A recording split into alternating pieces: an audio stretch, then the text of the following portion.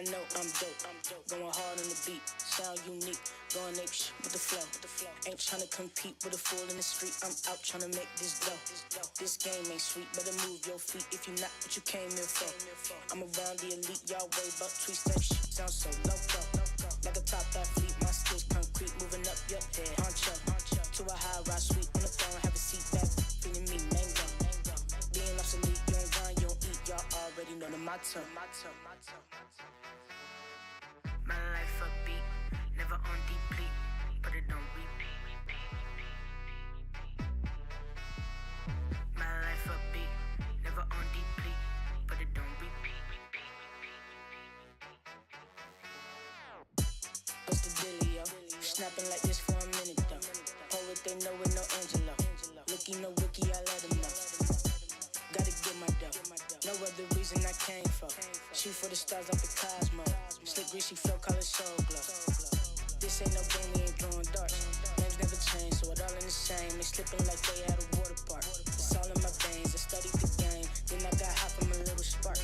Try to play chess, you got check of pieces. My thesis, you know you done from the start. My life upbeat, never on deplete, but it don't repeat. My life upbeat, never on deplete, but it don't repeat.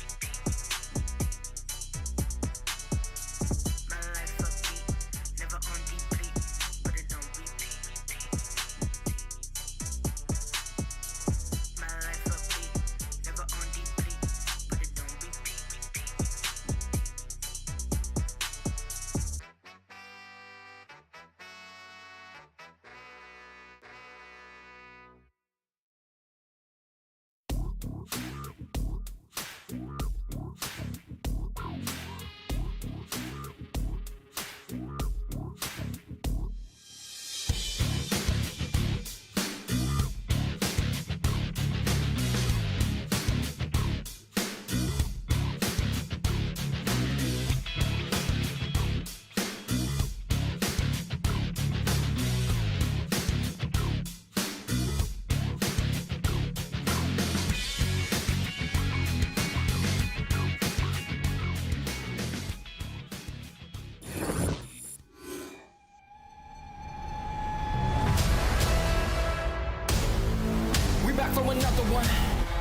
Another one, here we go.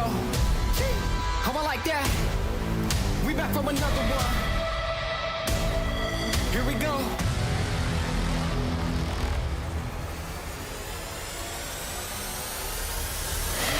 We back on the scene like we never left. Time to go put them back on the shelf. No, we do not need permission. We came in alone, now we leaving you by ourselves. Now nobody wanna play me. Everybody think I'm crazy. Guess I gotta live up to it. Nothing left to do it. Hear me out. Let's go. They know we done been there before. They know I done been there before. I think we gon' do it again. I think we gon' do it again. I'm ready to go for the win. Tell them let's do it again. Oh my God. Let's do it again. You know what we doing. Oh! Do it again. Another one. Let's win. Let's do it again. You know what we doing. Oh, I like that. Do it again. Tell them I'm here for another one. Yeah. Tell them let's do it again. Who you know got the power? How? To turn on the switch anytime that they want. We do. Who you know got the energy? I can take it that you know who don't. I'm on the move and better believe it. I got the city behind me. Yeah, they know I'm the man. They know we done been there before. I think we gon' do it again. Oh, I like that. I'm ready to go for the win. You're the one doing it.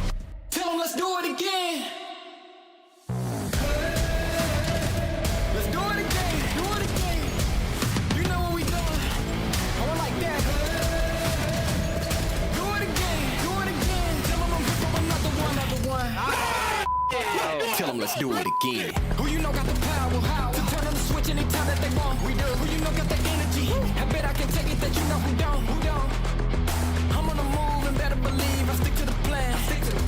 I got the city behind me, yeah, cause they know I'm the man. They know we done been there before. I think we gon'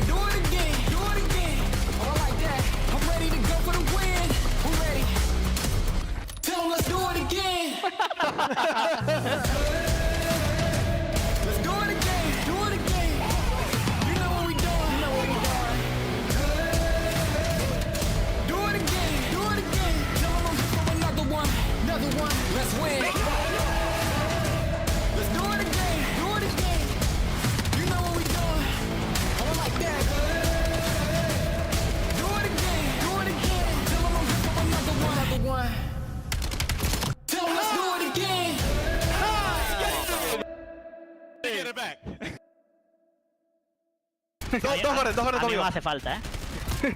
Tengo dos guardias. Apunta. Madre mía, no tiene la bola. Bueno, qué locura, bro. ¡Qué Demasiado locura, bro! Que no se puede perder. Fin, la liga está llena de gente mala. Metal for the interview. No. ¿Qué tenía que hacer?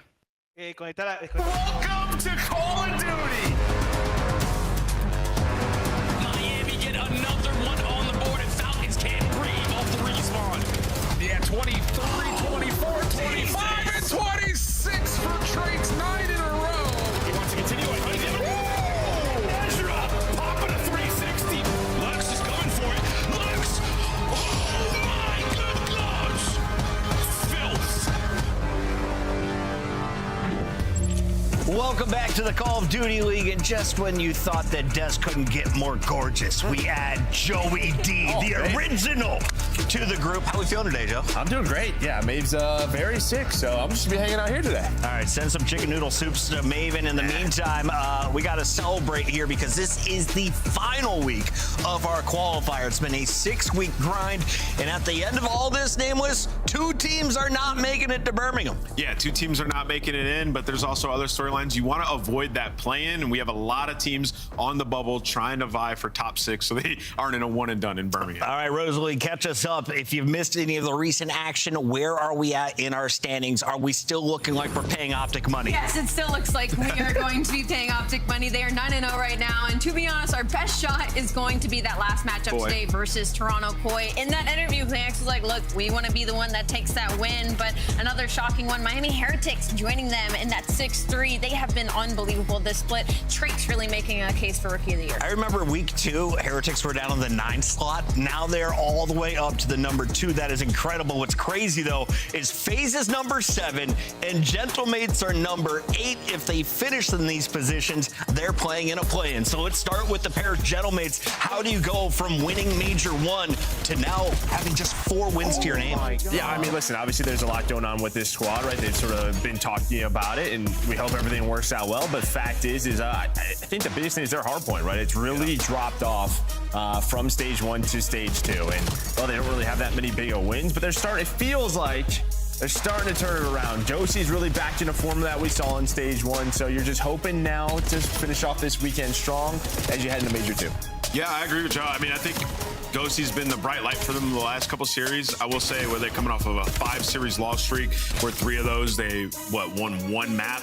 They had some fight in the Texas series. Again, that was due to Ghosty clutching up like back-to-back 1v3s. In the Boston series, he popped Takeover. So still a lot to be desired if you're a Gentlemates fan. They're nowhere near where they were in split 1, but today's match versus FaZe could rectify all. They play FaZe to start the day. I already know what Ali is going to choose in that pick-up. Ali, instead, let's take a look at the bracket, because this Gentlemate squad was the number 1 team at the end of Major 1. They start with the number 1 seed, but after all these qualifiers, they are currently in 8th. And 8 or 9 will play against Optic, and on the other side, 7 or 10 will play Miami. You almost would rather have the 7th seed here. Yeah, and I'd almost say, like, looking at this is a situation where it's like, I feel like we'd all love this bracket, because that means Paris Gentlemates has a really good chance of making it to that 8 team, and so does FaZe. But however, there's just no way for the bracket to end up like this. Those two are going to play each other. Things are going to move around, but I wouldn't hate it on day number 1. Let's take a look here at this FaZe squad. We got to keep the pre-show moving along. Nameless, break down the pink squad for me. Yeah, I was just going to say, whoever wins that match, as Ali mentioned, probably gets to the top 6 spot, which is why it's so important. And you think about this match for FaZe, when they played them, it was the elimination final, and that was the clutches, the back-to-back, 1v2, 1v3 that Neptune had, right? So a very different Gentlemates team. FaZe, on the other hand, what we saw, they had a huge bounce back. They had only 1 match last week. They had a week of practice leading into it. 0-4 pop Takeover, 3-0 in Carolina, who prior to that looked pretty good. Yeah, I think that's the thing, right? Some of their inconsistencies, a big part of that was 0-4, but he's really seemed to be in form. I think the big thing for them is their 2-3-5, right? Their overload, they were the number 1 overload team in stage 1, 3-6 throughout this stage. Yeah, if that gets better, can they get back to being the top 3 team? It's weird. It feels like they're forcing stuff in overload. And like when you look at it, like the stats back that up. Like they're bottom half league in possession percentage, but they're top 3 in runs. So they're literally, as soon as they get the ball, they're they're sending it, trying to score, and it's not working. So 3-6 in that game mode. If they're to get back to form, Joe is 100% right. They gotta win over. It's easier to get kills with your main weapon instead of the pistol. Fair enough. And the objective. Right. Just side note, Yeah. Dashy is the god of that. Let's talk about Vancouver, though, because they may be the biggest surprise going into Major 2, because if you watched at Major 1, they came in with the 12th seed. If we had the same rules as Major 2, they wouldn't even have attended that land. But here they are, Allie, on the other side of the bubble, the winning side. If it all ended today, they would be headed into Birmingham. Do they have a chance of locking that in with a win? I mean, yes, but They do. it's Vancouver Surge, right? So, like, the way you're looking at this is they'd have to put their best foot forward versus a team like Carolina, and then they have Riyadh Falcons to round things down for Vancouver Surge. The overload is the worst in the game, and if they have any net, like, their HP is the strongest that they've got just because they've got good strengths and breaking, and their ARs are playing incredibly well. But for me, when I look at Vancouver Surge, it doesn't feel like the teamwork has been there yet. Like, I like the players on paper. I think they've been doing okay in their roles, but this is one of those things where, with time, I don't know if it gets better. When I watch this team, it looks like I'm watching an AIDS series. Like, honestly. Yikes. They're 2-2 as a team. Like, it's Are you not saying getting rid of Rambo Ray was a bad move by the GMs? Yeah, probably. Well, and the entire rest of the squad, that probably helped. Oh, yeah, the other team that went to multiple grand But finals. just remember, like, they are 2-2. We've been pretty bleak about them, but it's just their search has been solid, 3-1 with Cap. So, like, they can play with the lower half of the league. But yeah, it's just too day-to-day for the Surge. The last years they were getting laughed at. Let's take a look here at the Surge. Where are they at in your standings? Well, they're currently in that 10th spot. They look to stay there and keep Boston and Cloud9 on the outside. The big question is, where will FaZe land? Where will the Gentlemates land? And will either be able to avoid Optic in the opening round? That will be our first match of the day, 7 versus 8, when we come back live here on the CDL.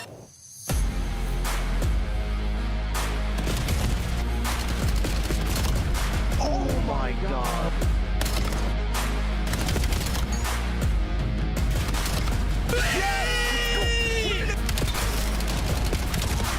Mine is shy.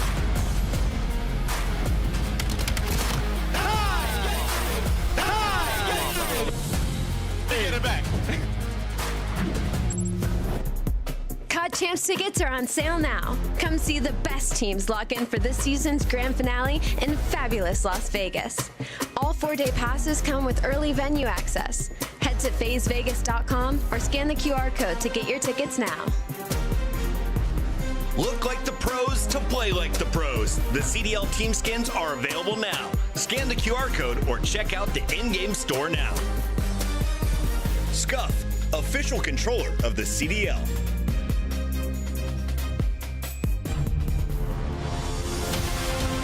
Let's find out who's built for the big save. The Heretics ready to dive in. Thanks, Tim. 4 and Snoopy. Come on, wipes them all.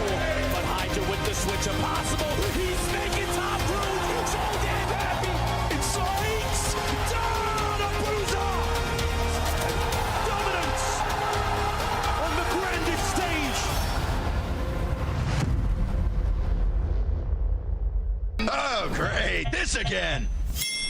Oh, they're gonna dig this. Enemies up in my sight. They better run for the night. They know when we show up, 'cause we load up and we pow, pow, pow. Finish the mission. Hoorah! Can I get some help? On the way. Look out, freak bag. Rising, they climbing, they guarantee we never stop. It's you and me against the world. Controlling the show, blow for blow. You cannot see me. I leave you exposed.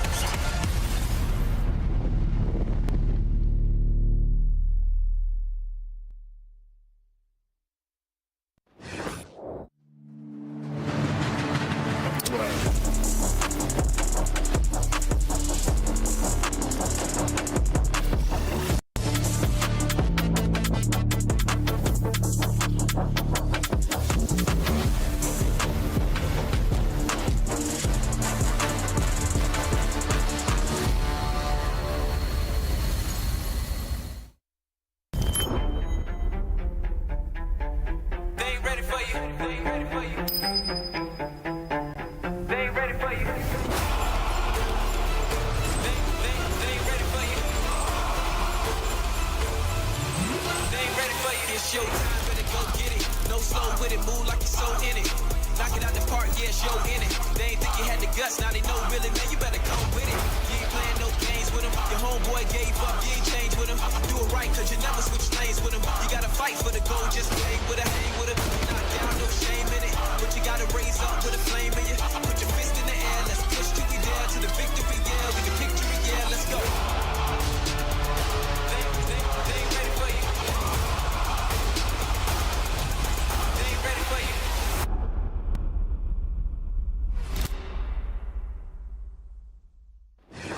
At COD Champs, the fun goes beyond your seat. Welcome to Vegas! If you're in the starter ranks, you gotta slide over to the iconic Vegas sign for a quick photo. Then drop into the playground made for adults. And then go swimming with sharks at the Shark Reef Aquarium. Now at the next level, full send the obstacles at Spy Ninja's Adventure Park. Then get active at Lake Las Vegas Water Sports. For the ultimate experience, take a helicopter tour of the Grand Canyon. Then jump off an 800-foot building at Sky Jump. And that's how you make your Champs weekend unforgettable. We're going to Vegas to celebrate the championships of Black Ops 7. You guys don't want to miss it. In fact, if you want to get in, scan that QR code. Buy your single-day ticket right now. And Allie, if you don't have money, no credit card, no problem. Our buddy Zuma is hooking the folks up after the show over on the flank. Yeah, over on the flank, he's giving away day passes, so make sure you check it out. You know, the watch parties are always something special. I believe they're going to be there as well, so you're going to want to see one of your favorites. I haven't seen Tommy in pink in quite a while. I bet he was great. That guy's gonna be pumping ads today. Double the ads today during the flight. Might as well. Just saying, if I get a Papa Zuma appearance in Birmingham, I will be so happy. That's my guy. Let's take a look at some of the big numbers. If you are a foreigner, you love the man on the left, the Belgian Stallion, a 1.04. Ant says is one of the best ARs in the game, going up against a guy who has similar statistic, and Dan Ghosty, who is in the running for MVP at Major 1. But a little bit in two different situations. I mean, for the side of Abuza, you saw the 1.3 in Search and Destroy. They're finding success. Where on the flip side, Gentlemates, Ghosty is trying to drag his team through some of these series, putting up the numbers that he's putting up. Joe, it's kind of crazy. If you remember the last time these two met, it was at Major 1. It was on a championship Sunday. FaZe was what, 5-1, 5-2 on Colossus Search and Destroy, and then Neptune caused chaos. Oh yeah, I mean Neptune had his plays, man. I mean we're always gonna be talking about it, but yeah, his historic sort of clutches got them into the final, which won them Major 1. And I mean FaZe, they're gonna remember that for all year because they matched up well online versus Optic, right? They were able to take them down. They're probably thinking if we were in that final, we had a very good chance to win it. But yeah, Paris, I mean, they're looking to bounce back here.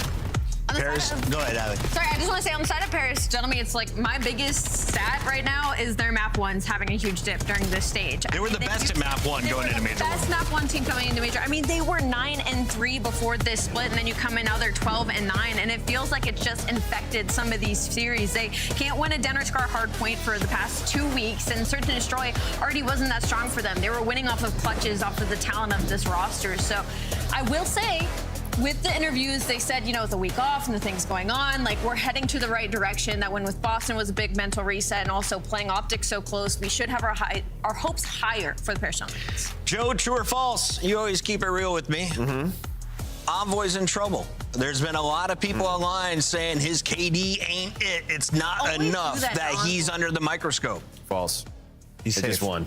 Yeah. He has been getting slammed, but no, he had a bounce back series, though. He did. And everything out of their camp has been nothing but absolute support for Envoy, and they did get a huge win that they needed. So I think in the Gentlemates' eyes, it's all about, like, we just need to get to LAN. That's what they're thinking right now. And this is the most important match to try to avoid that play-in. But yeah, to your guys' point, the hard point is just nowhere near the same. And I think it's actually level playing ground now versus FaZe. Same situation for FaZe. A lot of people are saying this is not the roster they thought they were building in the offseason, despite all the success from the Vancouver boys. Simp and Draza not in a championship match yet. They want to get back to their winning ways like they did last year.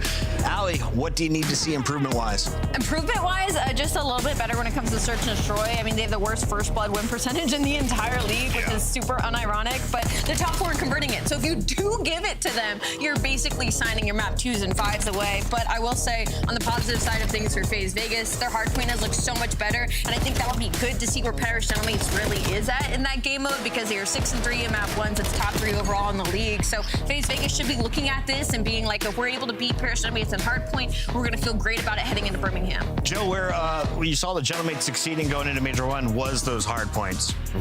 FaZe was pretty good at Overload, though. Yeah. Where are they at right now? Yeah, 3 and 6 throughout this stage. I mean, the spawn change, it hasn't been great for them. Yeah, so they're trying to adjust, trying to get back down the board, right? Going into the Major 1, we talked about them, sort of the pace. Everybody was in like top 5 scoring when it came to overload goals. Not the case here. And is there any reason that the spawn changes will negatively affect Vegas, or are they just kind of slow on catching up on the new meta? Yeah, I think it's just the constant pace, like how fast teams are going to be in your face. But I will say, in the match versus Carolina that we just saw, that was FaZe applying that pressure. Like 0-4 was in blue, going crazy. So as long as they can keep that pressure up, I think that was a story from that series. Went back, we rewatched the VOD on the podcast. Yeah, it kind of was, because they were on like a 5-loss spree in Overload up until that series. Yeah, and in both the respawns, it was just pace. Everybody playing together, swarming rotations. In Overload, when you do have your runs, everybody get there to assist your teammates. So clearly in the FaZe camp, they talked about the pace of this game, and they've adjusted. They looked real good in that series. Let's take a look at their standings. After making some adjustments, FaZe is back into your top 7. A win would put them into the top 6. The question is, where exactly would they lie? Gentlemates, on the other hand, how high can they climb? We've got 11 matches for every team, so 2 matches for each of these squads. It's a bad one to open things up. Yeah, I mean, listen, I think for both of these squads, they would love to avoid the play-in, but the fact is they're going to have the utmost confidence once they get to land, right? Playing whoever they have, right? Nobody's going to want to play them right out the get-go in winners round 1. So these two are just thinking, hopefully our form is great. Wherever we land, we'll take care of it there. The thing is, for Gentlemen, it's a big match. Their last match is LA Thieves, right? Yeah. So both of these are going to be difficult. For FaZe, if they were to win this, their final match is C9, so they can get the upset kings. Statistically, a guaranteed win, unless it goes to a second search and destroy. Asked some folks last week about it. In the meantime, it's time to take a look at your maps and modes. We've got your Scuff Best of 5 loading up right now, and you can see Scar, Raid, and Exposure are your first 3. We'll see a second Scar in Search and Destroy Game 5 and Den Map 4. Allie, why are you sad for your Gentlemates? They just must know something I don't. I literally wrote in my notes they couldn't win a Den or Scar hardpoint for up to 2 weeks. So either they fixed it, or I don't know, they're trying to translate scrims into series, but that, I don't know. I'll tell you one thing, they definitely didn't want to play Blackheart, so or Colossus in this series, it's a tough one, so they just kind of got put in a spot where it's like, just got to go toe-to-toe on the Scar and Den. The Gentle people were able to take Optic to a game number 5. They've played them tighter than anyone else so far in this qualifier. What do you see when you look at their hardpoint metrics? I think the basically sort of average margin, right, just sort of tells the story. Their team KD, they're not slaying well, particularly when they're playing these Scars. One thing they really talked about throughout stage 1 was Envoy was the difference maker for them, right? He would pull out that 3rd, 4th M15, and I mean, the way Dan and Zib talked about it was like, he's so good at this map, but he's been struggling there. So for map 1, keep your eye on Envoy. Keep your eyes on Envoy during the hard points as we keep our eyes on Rosalie's score. She continues to crush our pick'ems and catching up though. Go ahead, Rosalie, kick us off. I'm gonna go with Perish Gentlemen. Yeah, I got FaZe. They didn't even see it. It's okay. That's it's all right. They missed a point. It's fine. He's riding FaZe. We got Gentlemates Merc. Where are we going? I think with how they played versus Optic, I'm going to roll with the momentum. I'm going Paris.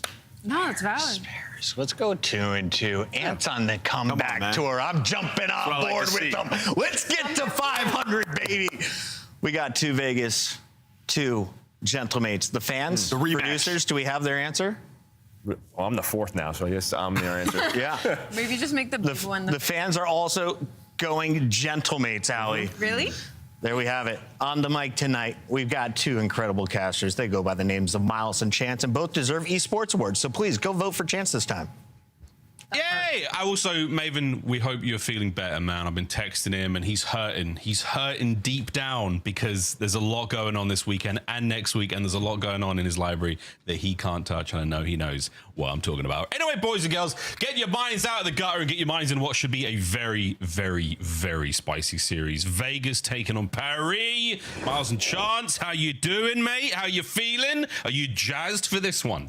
I'm very excited for the day. I mean, listen, the implications, the possibility to avoid the play-in bracket, make sure you send yourself to a double elimination tournament. You win this, you have fantastic odds. Losing this, well, might be administering some pain at the event. So 2 intense teams. 2 teams looking to get some chips, looking to go to the grand finals, but got to get past each other today in a scarred hard point to kick it off. Very excited for this battle because we got a lot of things to pay attention to for both of these teams. Yeah, there's a lot of stories going on here, and I think, again, the desk preamble, absolutely spot on. I just think that right now, it's anyone's map. Whatever version of these 2 squads we get today is all that matters. The window is wide open. The numbers have flown right out of it, and we are sending it to P1. The final battle between FaZe and the General Mates on the run up to Major 2. Let's go. And they're starting their opening break off right. Sib landing the nades. Envoy there for the follow-up inside a shop. And maybe not collecting a ton of time, but at least they're getting the map pressure that they're looking for, and that pressure going to continue. Of course, still collecting this time is we are really ahead of the game here for Paris. A lot of emphasis making sure they keep P2 under control. Now that's the low right-hand side of the mini-map for the newcomers at home. Lovely work there once again from the General Mate Sib. Looking for his second. Not an easy thing to do in this game to peel 2 players like that and a boozer. This duel will continue to go on until that Sib on top once again. Sim cleans up with that battle done. It is now a foot race, and whoa, what a burn from 04 on the P2. Yeah, and not the most efficient verse still there for Paris. They got a lot of kills. Sib had a 5-1 start, but not a ton of hill control. They do get these 3 kills though, so 04 might have kicked off the pizza rotation, but now he just gets hunted down, and Paris Shuttlemans, well, they strike right back. Abuza there for 2 in the feed, and no trophies on time. Good luck surviving through this. Here comes the march of the General Mates right on through. No trophies. Abuza with 2. Oh, on we go. Shots are great from Neptune to find himself a second man, but it's Simple Abuza in the feed once again. A nice 5 in a row for the mighty Belgian, and a lead change now for Vegas. Yeah, double pinch going through as well. Sib and Envoy working together. Time working out there for Sib duel. He's back 0-4 down, but good crossfire set up by FaZe, and they win the gunfights on the backside. Now in the front, Neptune last man standing. Well, Draza and Simp win their duo fights as well. So FaZe, teamwork on point. Scrap time looking good. Final 15. It's going to give them about a 30-point lead going into new. Yeah, great job there. Somebody threw a stun on the backside of that pinch by front blue, and that completely annihilated that whole play. Well, good stuff from the Paris General Mates on the rotation towards 3. Envoy's got himself over to plane heading Ghosty now on the reinforce. Again, we're giving Ghosty a lot of props for quite literally dragging the boys through, but right now 3 and 5. A little slow from our Spectral Assassin. Let's see if we can't get more on the board. Well, we're going to have an interesting mini-map on the board right now. Paris Gentlemen's holding down P3 in FaZe. A bunch of different looks they just threw at Paris for the breaks. None of them successful. Right now, the ARs for Paris are just locking it down. Holding firm over the mid-cut. Neptune's got a lot to deal with here. Great attack there from FaZe. Sim finds the second, but a 2-man hit once again through the middle of the map. But it's 04 and Sim, big pimp in their way on towards time, and that's the break. Yeah, good news, bad news situation for Bears. Bad news, lose the time. Good news, at least he got the spawns in rotation for news. Still don't want to give this time away, and Neptune has no interest in doing so. Already gets a 2-piece, and him and Ghosty there for the 3. So not only do Paris successfully flip the spawns, now as long as Sib is comfortable in the back, well, that'd be good for new. But this is quite literally a 1v1 for the rotation. Sib just doing everything he can to buy his teammates the time. And well, now 04, he was in between the entire squad. Taken down, and Paris are about to take the lead. Try to hit that Houdini that he wound up down and out. Good work on the front line. Goodness, Ghosty through the top. Here comes Draza now trying to pick up what he can on the backside of the hard point. Quick slide on round. The gunfights continue. Ghosty pulls out a miraculous pistol kill. No 2-piece row for left flank now Abuza. Phaser in. Yeah, and those FaZe arrows, they are swarming around this hill. Hey. Trying to do that dance going back and forth right now. And hey, back spawn secured. 3 kills in the feed. Ghosty, last man standing in Abuza. Very much on the hunt. So FaZe right now playing super heads up Call of Duty. Yeah, not bad also. FaZe, good heads up. Paris Gentlemen's looking for the rotation towards new and slightly behind. Let's go for a listen in. Yeah, I'm a shot scared. We're right. First 2 are right ticket, right ticket. Right ticket, Ticket and no ticket. Ticket. You're valid. Make sure you're valid. Make sure you're some shit. Running at the back. P2. Make sure right now. Alright, stay down, Jeff. I didn't make cut, okay? He went in 18. Really weak draws. He's already in time. One shot, close right. Really weak draws. I died to the top point. I'm taking her out to the back. Okay. We're good. One in the back. Alright. Deep 18 and Booza weak. You're right. He was top 18. Inner 18. I will. One mid cut. I bring up inner 18. From cut. No, I spawn close front. Under fire. Inner 18. And ticket. 04. Ticket. Flaky P2. P2 weak. Jump one shot on 18. Inner SWAT. Going dark. I need time. So dark. Yep. So dark. On time. Jack it. Lights Lights are top green. Top green. Top I'm fine. Time weak. Nice. Money out. Mid cut weak. All SWAT right now. We're good here, guys. What do we have? Yo, I should get that. Could be good at me. I don't see top G's. Middle somewhere. We're spawning back. Yeah. Yo, hold up, Booza then. All splitting gold, one somewhere, bro. It's gotta be G's. I got G's. I got him. Nice. I want to be inner 18. I'll give her. Yo, inner SWAT. Inner SWAT still. Challenge time. Challenge front. Outer SWAT. And nice. One deep on me. Deep left. Right. Deep left to Booza weak. I'm in control point. He's gonna be inner 18. Yo, I'm gonna ticket. Get in that ticket if you can. I'm in ticket for now. On time. Ivy right. Inner SWAT and outer SWAT. Their ticket then. Nice. On time.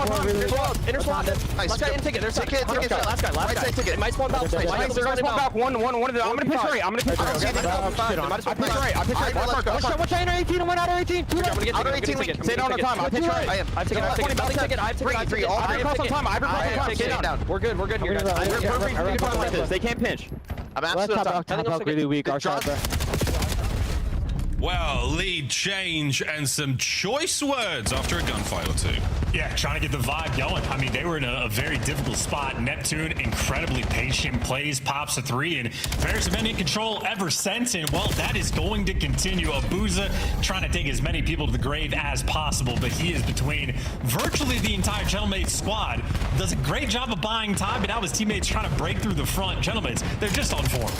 Yeah, they're holding fantastically. The lead starting to develop. 3 dead, though.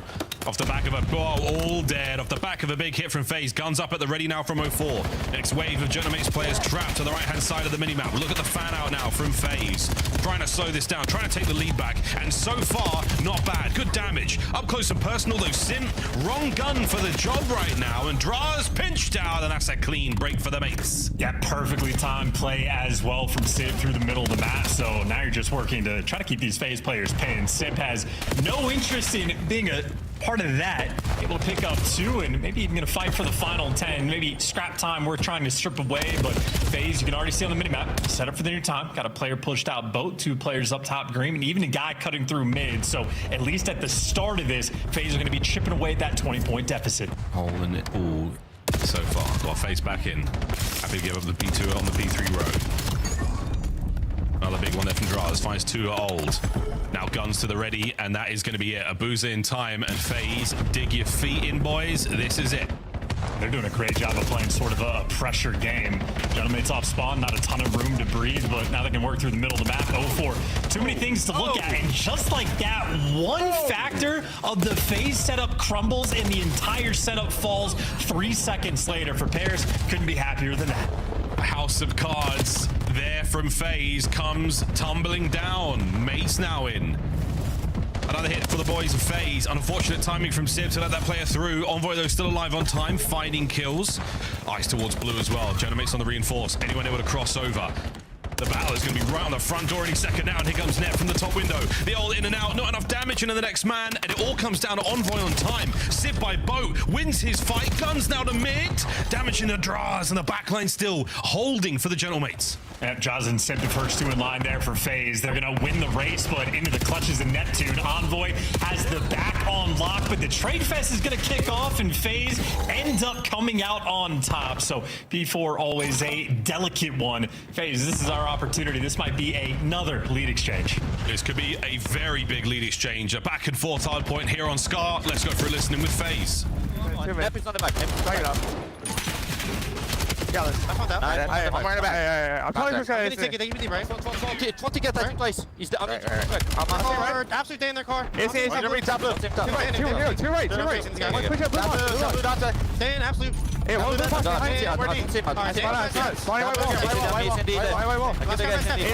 Yeah, SCD, last one. I'm back to one guy. He's fine. Yeah, I'm saying. I get time. They can be good. He's taking. One left, guys. He's running ticket. What's up, White wall. I can help you, Jordan. White wall. One was mid. Listen, if he's 2 mid, 1 front. 2 mid, both weak. Both be cut. Time. Nice. Hop. We get that. 2. I'm taking stay again. Top green. Top green. Hit the back. Top green. It's all you. Nice. One was two guys. That's top green. One front. I'm going front. Hey. I'll say mid. Top green. Both of me, both. Let's get together. We're gonna flip. I'm trying. I'm looking for this. Shoot.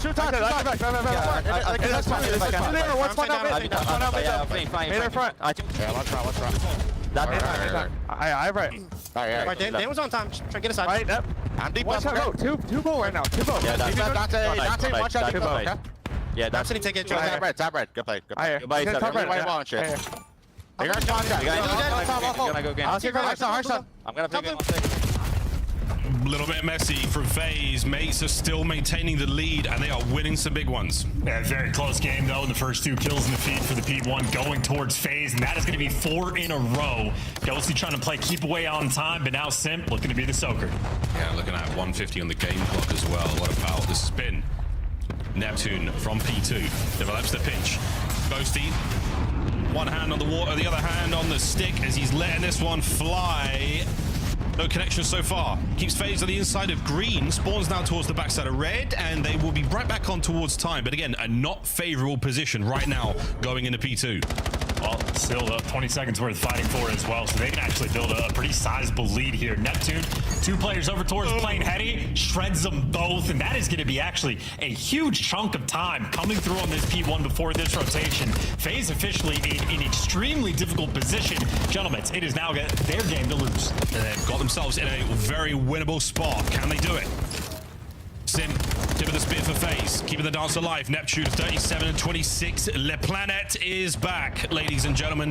P2's open for business. Last man left alive for FaZe, gunned and put to bed. This could be the final march of FaZe Vegas here on Scar, and Neptune once again. What a POV this is.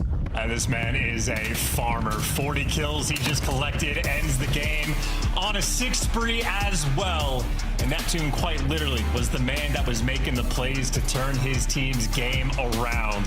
Things are getting tough. It's a P5 break. You get 4-man wipe, the comms go silent.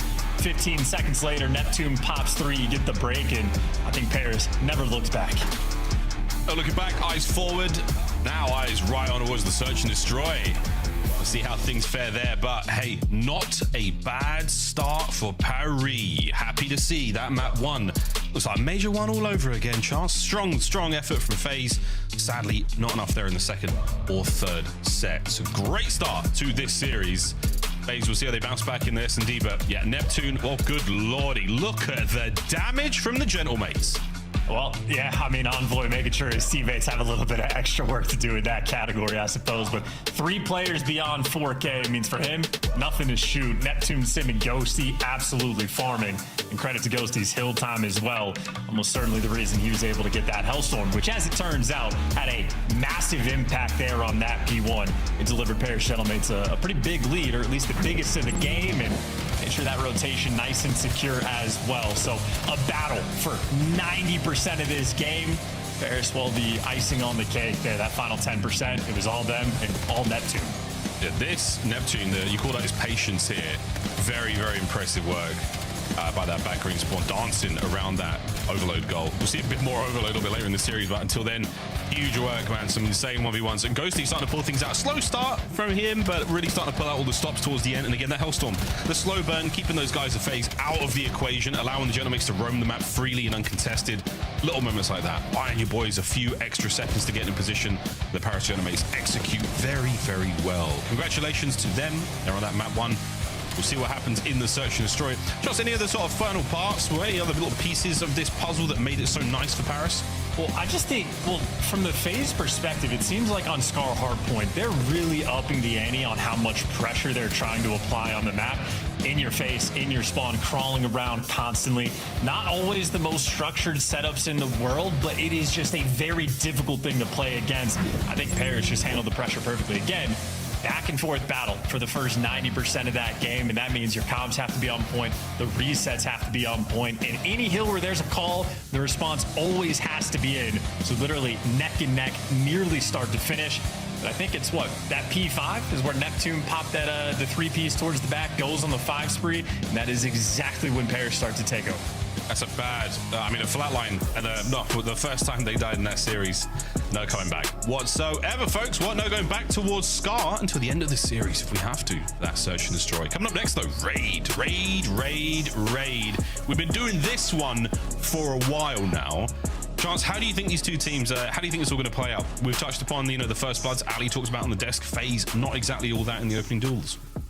Yeah, absolutely. And I think 0-4 has been the sort of biggest factor for FaZe in failing to get these first bloods. He's in a bit of new role. He's trying to get the bomb down. He's trying to do a lot of different things on the map, but nonetheless suffering in that category. Raid, though, is going to be an interesting example because, as you point out, very classic map. It's something that we're like, Simp won a championship on it, a world championship back in Cold War, but they're 0-2 on it. So they haven't played it a ton, not a lot of VOD. It has not been their favorite map at all. And meanwhile, Paris Gentlemen's 4-3 overall. Happy to spam it just a little bit more. So if you're just looking at the map records, you'd imagine advantage for Paris, but looking at the team of FaZe, it just seems like that's an unbelievable thing to say. Yeah, it really does. Again, with the standings going into Major 2, an unbelievable thing to see. Both of these teams on the edge of the bubble. They both know ball. They both know what's up. They both know how to get it into the hoop, get it over the line, get it into the goal, whatever the hell you want to do. We'll find out who's got the goods, though, on this game of Raid. Again, we're going to be pulling out all of the stops. Make or break, do or die. All the appropriate cliches being applied to a matchup of this caliber. Sid, I do believe I saw a big gun on his back, but we will see if that snipe's still in play. A hyper-aggressive opener there. I know indeed is the M15 smoke through mid. And what an opener now. A 3v2. Genomate's down a man. 0-4. He's getting frisky. Yeah, and him and Abuza gonna own the middle of the map. Draza, great intel on the man inside of Tiki. So they're missing Ghosty, but you take down Neptune, who is simply overwhelmed, and Ghosty, the disappearing aft. Well, he left his teammate to die. Opportunity, though, to test the clutch ability of him. Problem is, it's 1v3, bombs down to Tiki. This is an impossible situation.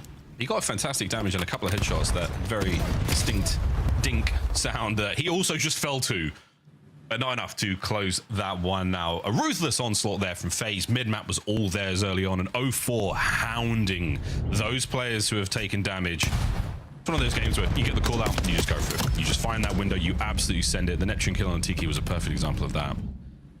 Abuza and Draz laying the groundwork with their ARs. Absolutely. And of course, that mid-map fight that you were seeing taking place is Envoy was on the receiving end. I think that is a main factor point here for FaZe. That is not a player you want to afford the time to let him get to work. Quicker you kill him in mid, the better. Now for FaZe on the attack, spreading the map, maybe feeling the round out or sending 0-4. We'll test the first bloods again. He's got it. He's got it. We figured it out, boys and girls. He was a problem, and now he is the problem.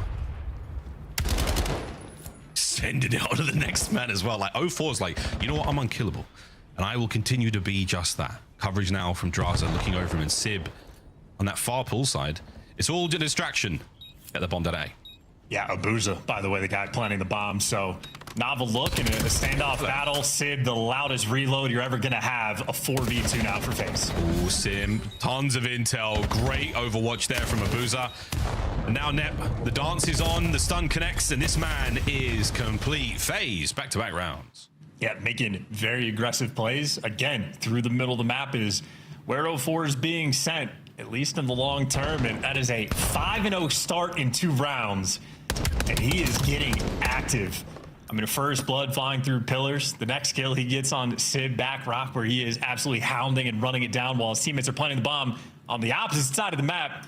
And he picks up Sib's AR and meets Neptune over by the van. 0-4, taking space and utilizing it very well.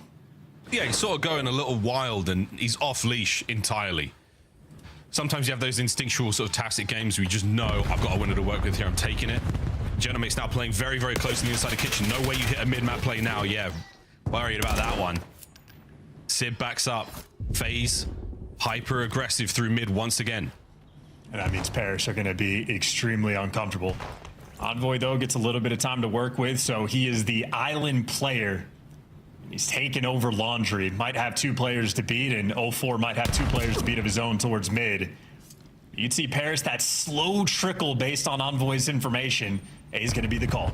I'm worried about, the 04, once again, living in mid. How many players can he catch on the crosshair? 1, maybe 2. Mute field in play. Timing. Oh, enough damage into the first, but coverage from Ghosty outstanding. Here comes Sim. Nothing but problems. An Envoy has just taken care of a teammate. Sim now makes it a 3v2 to the pistol. A problem in the form of Chrysler. And his teammates are there for it. FaZe, once again, keep a clean sheet here on Raid.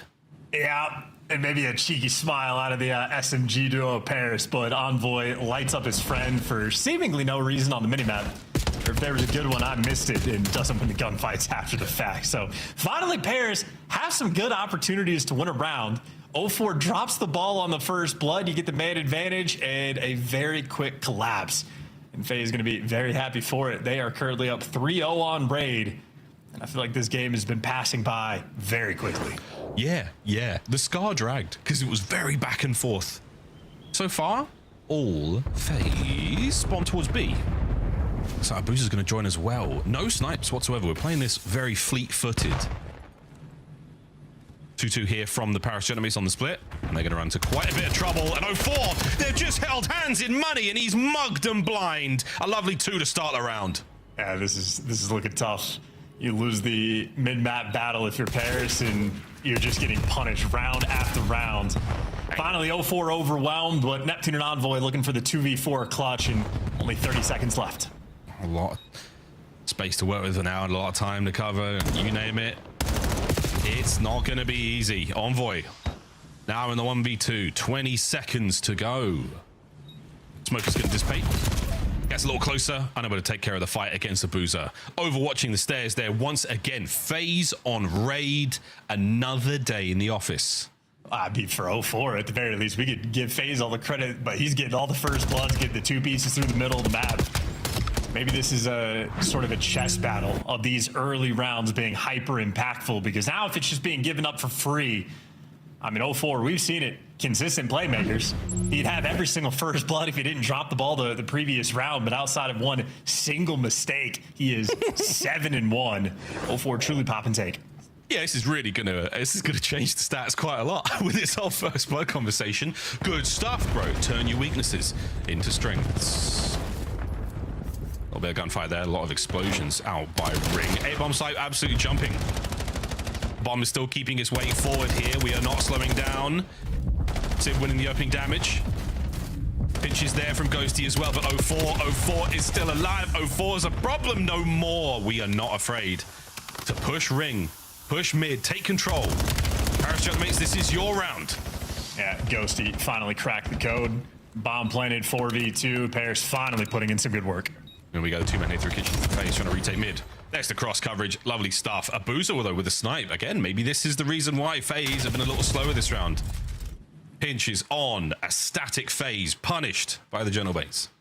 Yep, and I think Paris, like, you know, the previous round where Envoy's clearing the space, back Laundry, whole teams grouped up together, trying to work things as a unit.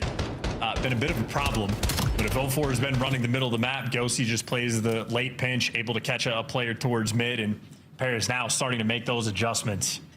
I think the focal point of even this next round, probably going to be that battle for mid again, because 04 has wasted no time. Any of these rounds, he's trying to take that space. I wonder, though, is he going to give that space up? Is he going to, you've trained, you've primed the Genomates to look for you there? Will 04 do something a little different this time around? The answer is absolutely not. He is in, and now he's over towards Ring. Spots the first man, gets out with no damage, but Simp covers him, takes care of that first. Yep, Sib looking at 04. Simp happy for that free first kill. And we've seen rounds where Abuza's going for the plants. Well, now 04 taking his turn. And once again, great information game. They know where everybody's at. 04 hunting down Ghosty. Got to be careful, though. You're doing this with the bomb, and Ghosty, well, at least gets traded out, and Draza secures it. You got a 2v2 where if you're Envoy running straight into mid, where once again, FaZe have just dominated that space. Really dominated it. Neptune's about to run into a pair here.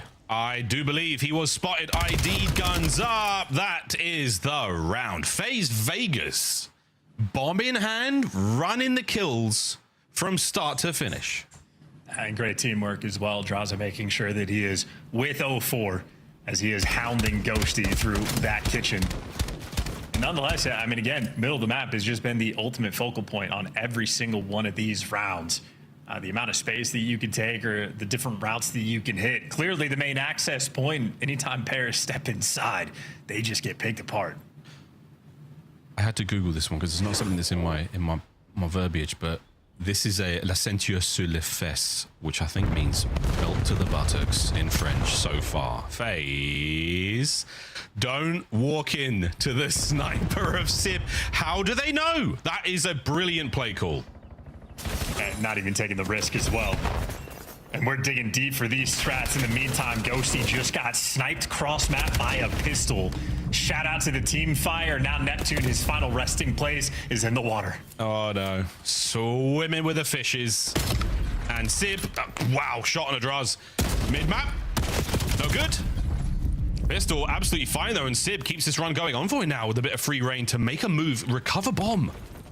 Sib is the man at large right now, and Envoy, an opportunity to make something very sneaky happen here. 04 on the scent. Will the timing pay off? No, Envoy still upstairs. Wait. He's been spotted. 04 knows. A delicate moment now. Timing. Not great. Last man. Sib. Oh, FaZe close it out. What an attempt. And the general mates left scratching their chins after that one. Yeah, dealing with the star power as well. They just gave so much respect to Sib in that round. Back down from the sniper off the rib. Did not chase him through bedroom when you had the intel of where he was down low. And Sib continued to get impressive kill after impressive kill, but Abuza there to close that door. This is the expectation. FaZe Vegas should be a team that are very clean on raid, and at least on that map here, they absolutely deliver. It was a ton of plays coming through 04 early on, more or less single-handedly won them maybe 3 or 4 rounds. The teammates obviously there to deliver. So FaZe Vegas, great S&D. That 0-2 record improved all the way to 1-2. Not too shabby. They're working on their homework. With Joe D called it 2-3-5 for FaZe. It's been so good. Exposure coming up after the break. We go to Overload Chance. Quick thoughts before we throw it. Well, it's the swing game mode for a reason. Between these two teams, with the way they're getting after it, with the way the maps are looking, I think whoever wins this wins the series. We will find out, boys and girls, when we come back from the break. Exposure Overload. Who will be the overlords out in the dusty sands? We'll find out after this.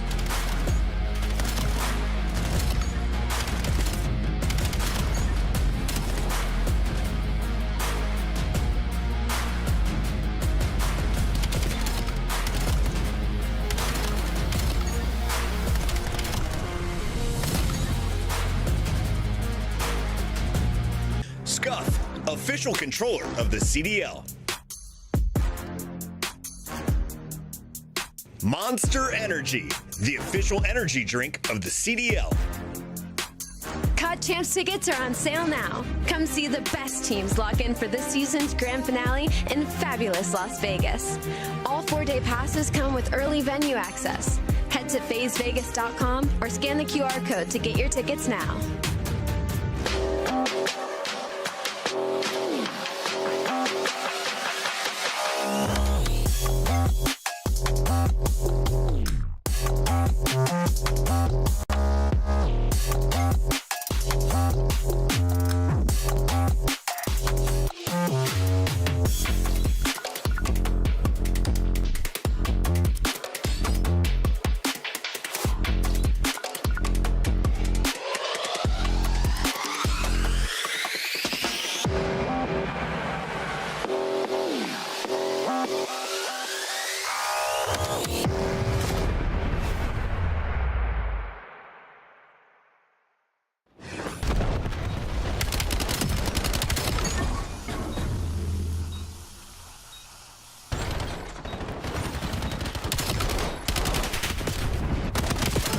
Challengers action, it has been good this year.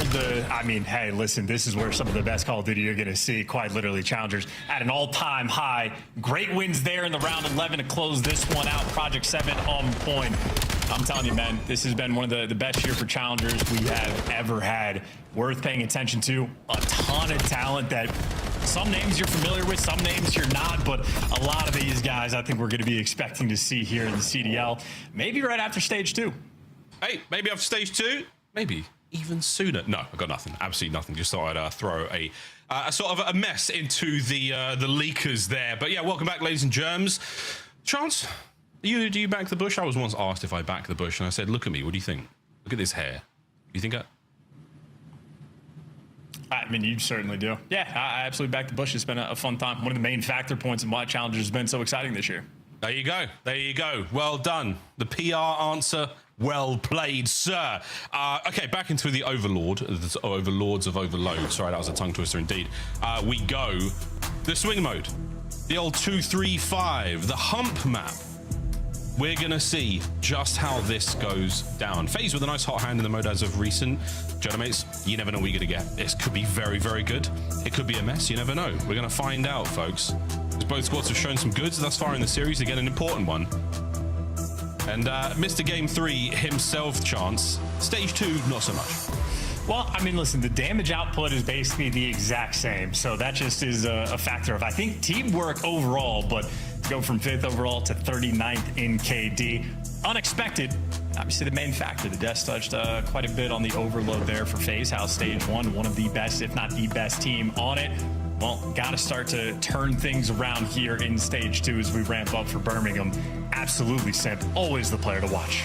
We'll keep a firm eye on the young phenom.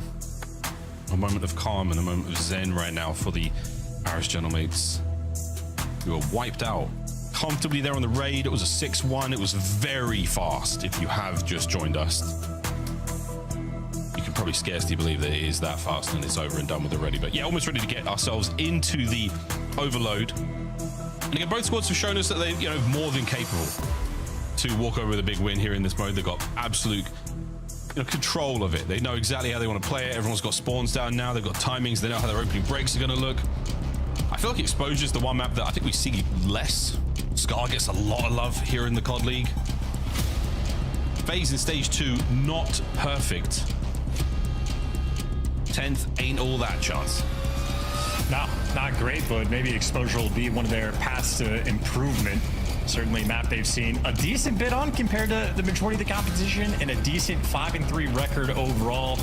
Comparatively for the Gentlemates, 3-6. So any team, especially these two squads, if you're hunting down for championships, got to improve the map pool. So Gentlemates, I think, happy to square up, but doing a little bit of testing here.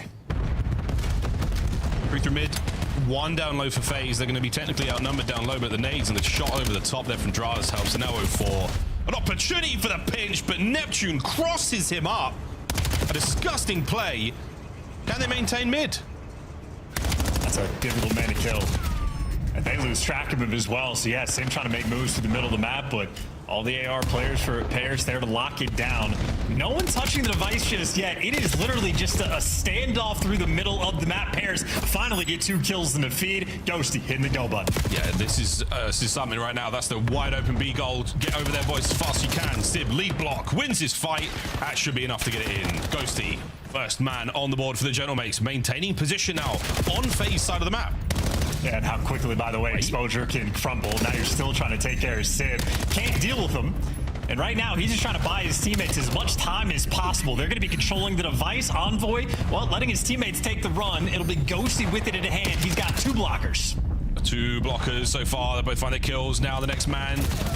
Anyone here from FaZe to slow this down? No. And I think they're going to call it. They're going to consolidate over on the bottom side of the map, regroup, and try to get the rally moving. First kill good. The man on the inside of spawn is going to be Sim. He's got 1 kill to get, and this should be a goal. I mean, yeah, kills already go this way. Yeah, look at how the new spawns in Overload are punishing to both of these teams. Even when you're trying to wrap back properly, the setups for the reset just too good. So that is 3 scores in a minute and a half, resetting back to mid where pairs have all the advantages in the world. And look at this Envoy already going back over towards the B goal. Looking to just create a little bit of an issue now. He's got an option for the Genomates to work with. Oh, another big window from Abuza on the 1v1. Cut down from mid now as well. Neptune trying to keep the play alive. Oh, and he's down. Last man is going to be Sib running the EMP. Pistol in hand. He's down, and that will be that. The play complete. And now FaZe on the attack towards B themselves.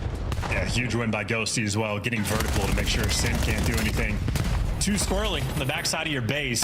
Now it's almost like a P2 break we have, where if you have tank control, it's going to be very difficult to kill.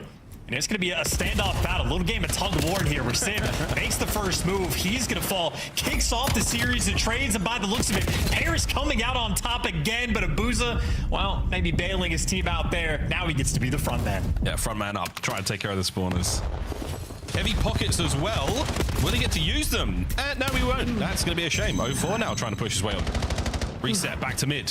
Heavy defensive pressure now from the mates over towards the B side of the map. You could get something going here, lads. Simps found himself over towards the bottom side of the tower. You might be able to get a move going. Big kills. It's going to be 3. Last man in mid right now. It's going to be Sib. Gets his kill. Draws now an opportunity to make a run. Which goal? No goal. Back to square one. Yeah, Sim maybe a little bit too ahead of the play. The kills were looking good, but you just had a clutch kill, I think, from Ghosty just to stop that device from getting moved. So the play from FaZe gets stuffed a little bit too quick, and that is something the Des touched on. So once again, tug-of-war battle. You're looking for this salvo over towards the middle of the map. Kills getting traded. Whoever comes out on top going to pick up the device, and by the looks of it, it'll be Paris again. Yeah, Paris, they are tugging so far. Net 13 and 7. Abuza doesn't even hit a bullet. Now the attack through long.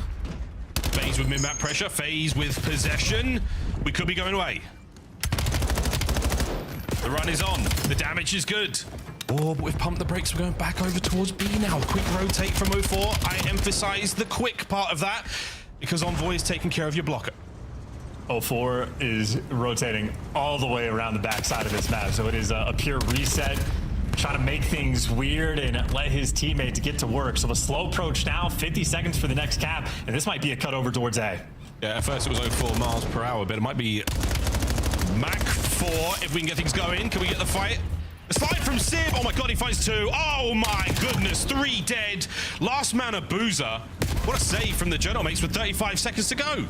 Yeah, the idea from FaZe was there, but the defensive response from Paris, 2 on point. The routes being taken off spawn. Clean and nice and secure. 25 seconds left for this final score, as you say. And right now, Sib is just playing the runaway game, doing what he can, but 20 seconds left. It should be the final play here for FaZe. It should be. Last chance. Equalized before the half. Draws, cut down, under a heligun fire. 0-4, 0-4, 2-piece. Oh, 2-piece into goal. What a play. Finally able to get it through in a 2-2 tie on the half. The first 3 scores came in the first minute and a half of the game. Then it felt like FaZe maybe not able to get the facilitation that they were looking for.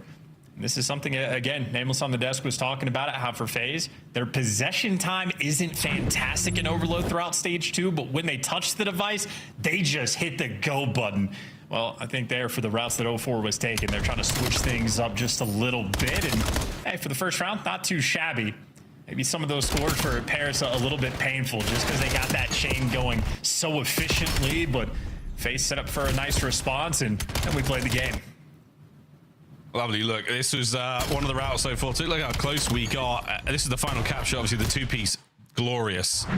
And Ghosty a little too slow off of spawn into the play there. But going into the second half at 2-2, again, Genomates are definitely maintaining possession. Their defense was astounding on that right-hand side of the map. Let's put them to the test on the left.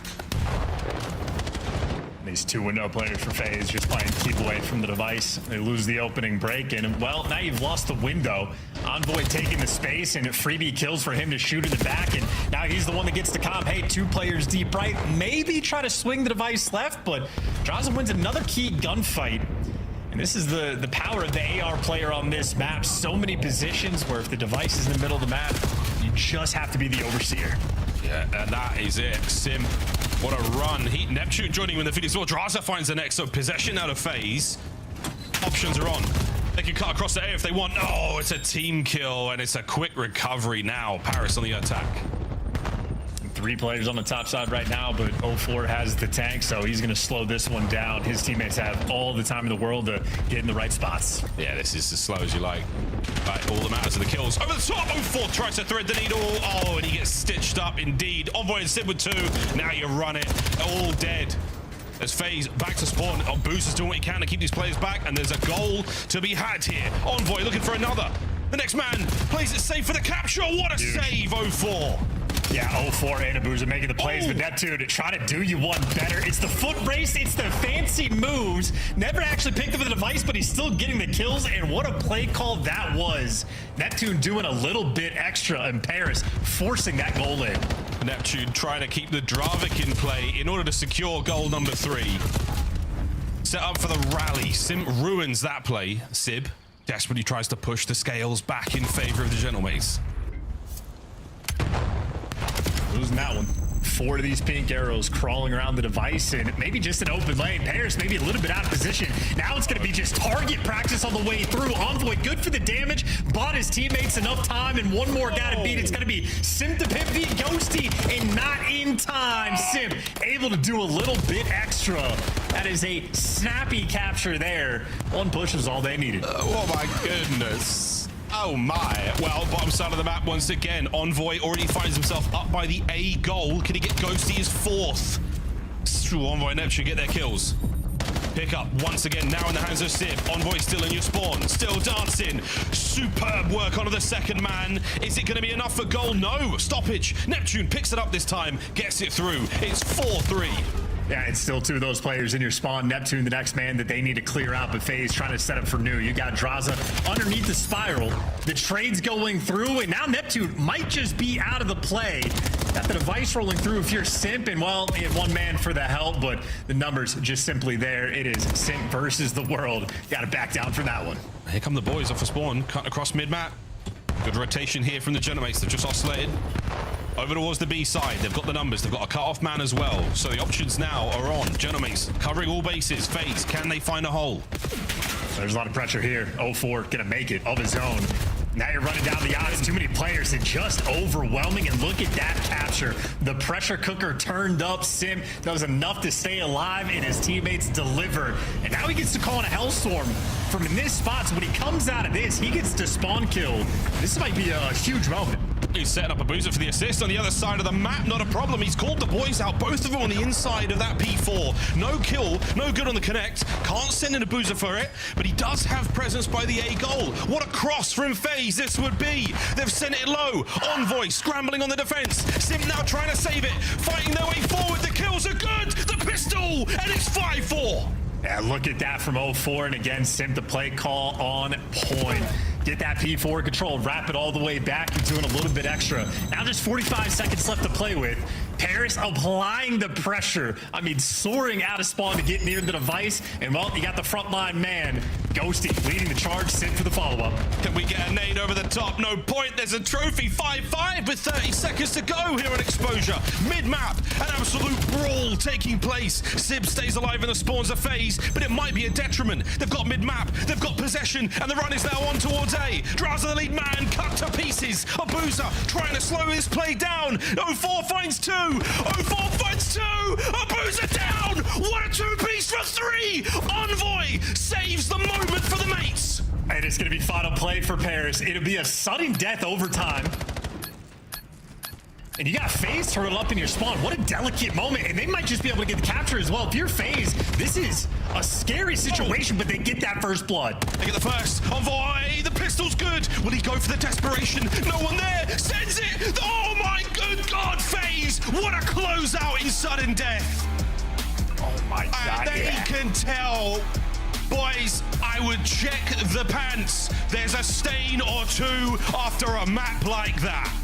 Dude, in the sudden death, OT just collects another victim, man. It is always so tricky to balance whether or not you want to pick up the device, where you have the presence or the pressure. Are you playing for the TDM? Are you playing for the score? Paris Gentlemates in those final moments trying to force it through, but the iron defense again from FaZe on point. That is a wild game of exposure overload. And I think maybe one of the fastest paced ones we have had all year. That is exhaustion both these teams are going to be dealing with. A bang out from both our squads. Generates with 3, possibly 4 spectacular saves when you're within 5 meters, a matter of feet of those goals. Really amazing stuff. Envoy's 3-piece towards the end, we'll get to that as well, but that was unreal. I mean, I was going to say that should have been the moment where FaZe was what they had a pure 4 versus 3. Sim was quite literally in Narnia having a conversation with Aslan, and then Envoy just bails you out so you get the opportunity for the redemption. But after the 3-piece, again, it's just such a tricky situation. You're worried about the potential 4th guy, so he picks up the device, but that just forces your hand in the overload, maybe to go for the score. And just such a delicate moment, man. And even in scrims, how often these situations really come about, but I mean, you're just forced to go over towards B, but FaZe 3 players there on the defensive end couldn't quite get past him. Look at this. 0-4. Envoy was so close to scoring this. The last man, look at that, folks. Unbelievable how close they came. While FaZe take the lead after a glorious game of Overload. I ought to make of the stats. I don't know. After the sudden death, it might not even matter. Especially for the way that like Paris were getting some of these scores of just quite literally getting one guy pushed out on the goal, forcing the spawn outs. And they had maybe 3 captures that were incredibly easy to get. Ultimately outslayed the opposition as well. I mean, Neptune +7, sit there for a +3, but even with a little bit extra slang, still FaZe get that dub. And clean and consistent work across the board. That is just a wild look. But here you go. Map advantage now, or series advantage rather, for FaZe. And the stakes are at a very high point right now. The winner of this likely is able to escape the play-in bracket and make sure you're in the top 6 and nice and secure. Obviously, tie breaks, a little bit weird. Depends on what Toronto does as well. There's a lot of working parts, but this is a series both of these teams are desperate to win, to avoid that one-and-done situation when they go to Birmingham. And right now, advantage FaZe. Damn, what a series so far. Yes, the play-in bracket's still in contest. A lot more games still to be played this weekend, but each one of these puzzle pieces, they're big ones. They're those big corner ones with loads of images on them. You can really tell where that's meant to go. These are the keystones of what could be an incredibly important moment. Well, as you said, Charles, advance to FaZe. Mates, now we'll go back to Den. Den, not a terrible place to be for any of these players right now. Of course, Ghosty seems to be the man on Den. When you need him the most, when you need him to come out and scare the ever-living hell out of a player, Ghosty is that man on this map. This is how map 1 went, and again, 250, 196 chance. Neptune, massive takeover. Ghosty, might be his turn here on Den. And Paris Shellmates maybe not comfortable being down 2-1 in the series, but they are very comfortable on this map, and happy to see it here for the map 4. I think the theme, at least in my mind, for this squad, P2 rotations. And maybe more importantly for FaZe, to not allow Paris to ever win a rotation in P2, because you mentioned Ghosty. It's a hill that when it pops, you will have 4 SMGs on the side of Paris crawling around the time. Incredibly difficult to deal with 4 cracked out players where the comms are on point, the trades are flowing, and obviously a team hyper aware of the spawns as well. FaZe, that is the key rotation to try to slow this team down, because on Den Hardpoint, Paris Shellmates might be the very best. Well, it could be. Recent form leaves a lot to be desired. But sometimes you just get right back into the swing of things, like riding a bike, or in this case, like contesting P1. Squaring up with a guy top window with a drop. You do it. You do it too. FaZe up. Paris technically win that opening salvo. And now guys like go forward, going on the window pinch as well. You see that Paris Arrow's actually reading this perfectly. Doesn't mean to win the gunfights, but hey, good for the trades. And Ghosty, they're good for 2. Keeping the P1 pressure at bay, and ultimately Paris gonna come out on top of this hill. But for FaZe, the name of the game is P2 rotation, which by the looks of it, they should have it. Well, it could turn on its head very quickly. Here come Paris. Or Genomics flying in. Neptune's going to get a little bit closer there towards the low left-hand side of the map, and it's going to force the members of FaZe to the inside. Ghosty gets his.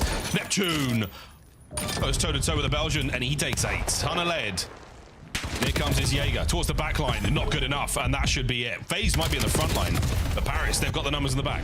Yeah, and they lose the rotation. So FaZe, you lose that P1 by about 30 seconds. Now you get bullied on the rotation, and now it is going to be Dravik central for Paris inside of this time. Couple in the feed. Once again, now space being purchased. Press on out. Get that pressure applied to FaZe on the attack towards the rooftops. Try to catch him on the jumps, and Sib doing just that. He and Neptune there in the feed, finding a lovely set of kills. Disgusting work here as Paris Genomates continue to be the denizens of Den. Yeah, this is absolute hell right now, too. Finally, a couple kills in the feed there for FaZe, and they're good for the break, but that's only for the final 15 seconds, and that means Draza, it's going to be him versus 3 for this rotation. Neptune already spotted him, has him in the corner, and unfortunately bounces off of a tree. I don't know if he meant to do that, but Neptune he can do no wrong. He absolutely meant to do that because his team still has the time. Yeah, he goes for a tricky 1v1 fight. He's a master of it. Now Ghosty, he and Sib bring their M15s to the P3 hold. Lining up everyone now from FaZe through mid. Great wall jumps, but even better teamwork. Ghosty for 2. Envoy finds the last. That's your P3. At target practice there for Ghosty, he delivers. Now you're, 4-man in Dojo? You're trying to break this through the front. It does not look like a fun endeavor for Envoy, though. Caught out the entire team. 0-4 giving you all the extra kills. And hey, why not break through the front if 0-4 is going to kill everybody? FaZe, finally, a little bit of momentum going their way. And they got a sweet 20 out of that one. But Envoy, sneaky, shoots his shot a little early. But hey, man, shoot. That's what they do. And now he's on a dance by Dragon. Schmovin indeed, but it is 0-4. It is outnumbered on the inside of the lobby. 2 of his teammates trying to make their way through the bomb site, through servers, through the armory, whatever the hell you want to call it. And now to the tree hard point. What an iconic spot on this map to throw it down. Paris Genomates are in. Early time theirs. Yeah, great reads from Ghosty as well. FaZe was in a ton of different positions for the break, and they just take care of absolutely everybody. So nice hold and nice way to kick things off. Ghosty hyper aware. Gets the AS&D control as well, so Neptune knows he just has to look out. Or Draza, though, she gets a little prone spot there to get some of these initial kills, but that is just step 1. Step 2 is the break, and they just cannot get past Ghosty. Undeniable on Den, a 13-4 start. Yeah, it's the Den. I mean, some players, they have those maps, you know? Whether it's like Lurks on Scar, whether it's Ghosty on Den, whether it's Hook on Black Ops 7, like you name it, man. Some players just got it. And it's one of those for Ghosty. 7 spree, looking for the 8th, but smart enough to get away with it. And he is going to hold on for the Hellstorm.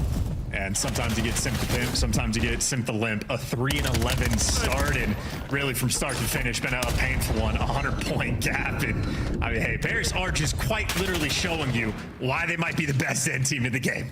Yeah, this is getting ugly. It's getting ugly. B1 once again. This time there's going to be a little bit of love there for FaZe, but an entire route taken there for the Paris Genomates, set up for success. Oh, you were looking for the flank, and my good God, not like this. Thank goodness. Please carry Ghost ends that insane spree. The 15-5 though, still looking very, very impressive at this point in time. And all the shenanigans, all the runaround we've got, this has been a great P1 out of FaZe. Yeah, best fill time they've gotten all game, and being a little bit nuisances, taking the pressure out, and they just won every single gunfight as well. So look at that beauty. Flip the spawn, set yourself up for the new rotation. They've got maybe 30, 35 seconds of this P1 time as well. I mean, this is the way to get back into the game. FaZe Vegas, this is their moment. Oh yeah, oh yeah. A couple of big ones in a row. FaZe should be good to take on this next wave of players. A little bit ambitious there from Dras to force the trade out the window, and it now opens up an avenue of attack for the Paris Genomates to make their way in. Couches about to blow wide open the back courtyard now. The gunfights are erupting, and Draza from spawn cannot make amends from the window play, and Abuza's down on time. The mates are in. Yeah, that is about a 10-second break there for Paris, and they go right back to their bread and butter. Now they're just trying to hold this P2. Good luck, lads. Bam. And job done there with a bit of a team nade. Go see another classic in the feed. 30 seconds to go here, so if you can take care of the last man here, if you can take care of that, there it is, you're going to get a good bit of time, but he buys enough of that to get his boys now through the front. So difficult to deal with the Paris Genomates on the rooftop attack, and now the assault continues. The backline of FaZe, as shaky as you like. Final 15, I'd be looking at P3 as well. Man, this is even with the team nade, they come right back. Envoy respawns and gets another couple kills to go his way. So P2, once again, a destructive effort, and now for FaZe, I mean, 2 players rotated over towards this new time. Both of these guys, though, trapped in tin. And the Twins will deliver, so draws there good for 2. And the words might be difficult, but the kills for Neptune are not. It is a dance battle over towards this new time. I've been flubbing around with Sib and Simp, but we won't be worrying about that right now. This is going to be Hellstorm in the back hip pocket of Ghosty, and target practice indeed. He wants that kill. He doesn't get it, drops a deny. He's 35 to go here on P3. And FaZe walk away with this time. You're feeling pretty solid. Again, Hellstorm would certainly hurt those efforts. But we might be hanging on. 04 finds a couple there. Ghosty gets his pair. Rotation over towards tree once again, and the Paris mates are in position. Yeah, Ghosty just doing the housekeeping. Make sure you keep the spawns on lock for this rotation. Traded away a lot of time, though, to make this happen, and FaZe now have a lot of time to actually take those spawns right back. So a beautifully orchestrated P3. Now you got Neptune on the back line, going to get overwhelmed by the entire team. And there you go, rotation won by FaZe. So as good as players have been all game, we've had maybe 1 or 2 key hills from FaZe just to keep things close. Now that they got to deal with the Hellstorm, and before they even deal with it, they just get overwhelmed. Yep. Paris, another bailout moment on Den. It's more one of those, it's a distraction, Hellstorm. It's more just to frighten those players, force them into a piece of cover that already has a gentle mate inside it. Well, Draws 04 find theirs on the smoke of the Hellstorm. As it clears, they've managed to break the hard point. Look at 30 seconds here. And was that an effective use? I'm not sure. By now, we're looking at a lovely run from FaZe. 25 to go. Yeah, just an ugly, I don't want this hill, you take it. No, I don't want this hill, you take it. And FaZe, maybe the ultimate beneficiaries of it. Little square up, though, for the final 15. And Paris, they couldn't even make it to the clutches of Sim. His teammates just have the perfect coverage and maybe an indication of how Sim's game has been going. Yes. Nonetheless, though, great hill once again for FaZe. Just to keep this one close, if they can finally win a rotation over towards P2, maybe FaZe will be able to win this map. Already we're in a slightly different setup. FaZe have got themselves, no love towards P1 just yet. A little bit of a contest, a little bit of help here from that mid-cut position. And Sim trying to get involved as much as possible. Huge hardpoint time. 9 and 20, a very uncharacteristic stat for the Phenom. Net flies forward, gets himself 2. Envoy picks up the 3rd man. The final one there on time is going to be cut down indeed. We're going to cross 200 points right now for the Gentlemates. We will get very close to the win. But right now, an awkward situation in the spawns and maybe a saving grace for P2. Well, Paris are great on P1 because they can handle it like this. They had a nice line set up, so they got players towards Broken, had players in the window, and kicking off the Trade Fest. Neptune is snappy, and they've been on the hill this entire time. So a P1 that has been nearly flawless, and honestly, might have just won Paris the game. They now have a massive lead and a massive advantage, and of course, we're going back to their home. Yeah, back to home, back to P2, and this map absolutely stinks of a game 5. P2's now open.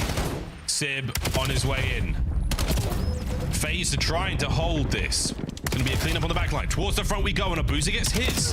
Now through couches. Sim lines up the first man. Damage dealt, gets himself in a position for the next, and so far, so good for FaZe. Yeah, Ghosty trying to slow the pace down. It's been a one-by-one process, and, well, a couple trades rolling through, but now the entire team is actually here for Paris to try to work something together. But maybe 3 men through the front. Abuza going to be happy for it. Another team kill on P2.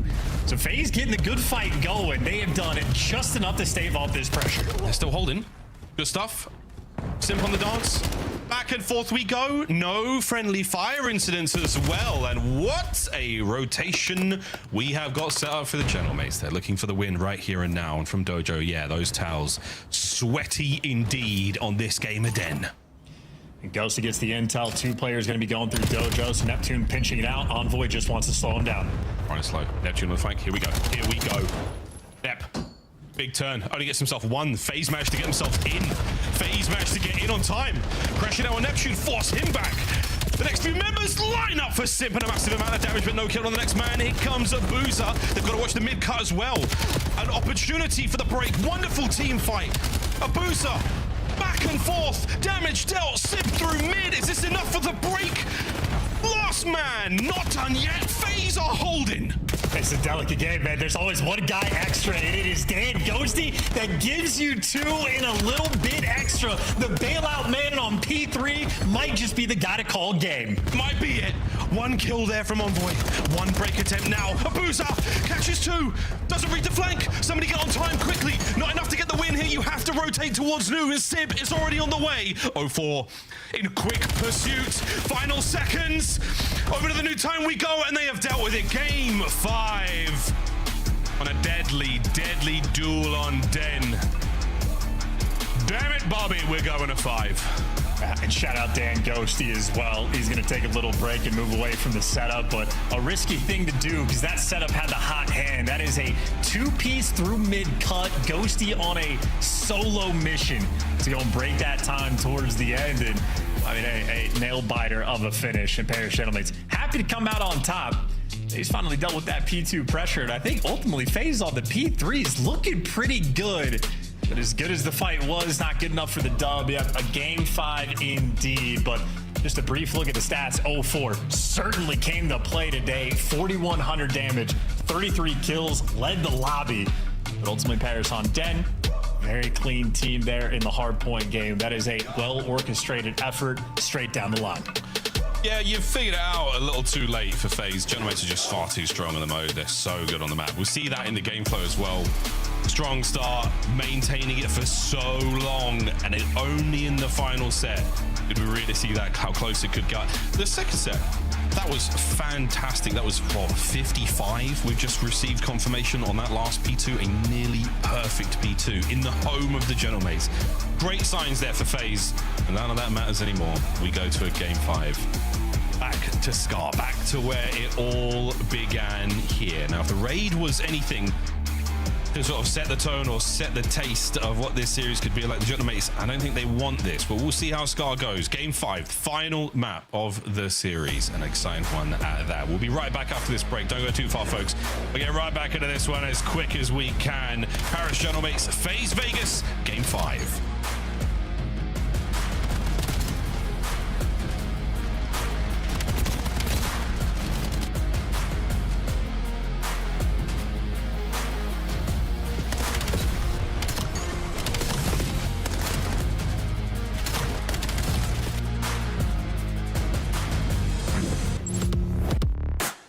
Black Ops 7 returns to the Esports World Cup in Riyadh this summer. Scan the QR code to be notified when tickets go live later this month. Start the season strong with the 2026 Call of Duty League Pack. Grab yourself the CDL operator by scanning the QR code on screen or check it out in the Call of Duty store in-game now. Scuff, official controller of the CDL.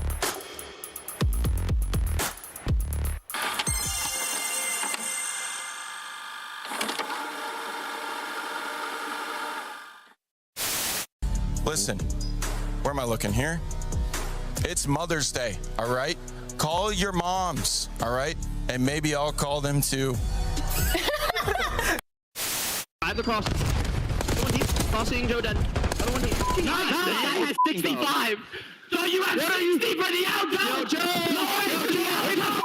Joe. What are you doing, Joe? That's so dog shit. Arriba izquierda. Buena, queda uno. Sí, dale, sí, debe. Sí, ese puede ser que pueda jugar mi espalda. Qué buena, escucha. Buena, súper, qué buena. Qué buena, niño. El otro, cerca del... El otro tiene que estar por el under, creo. Going alley. No en el Eli,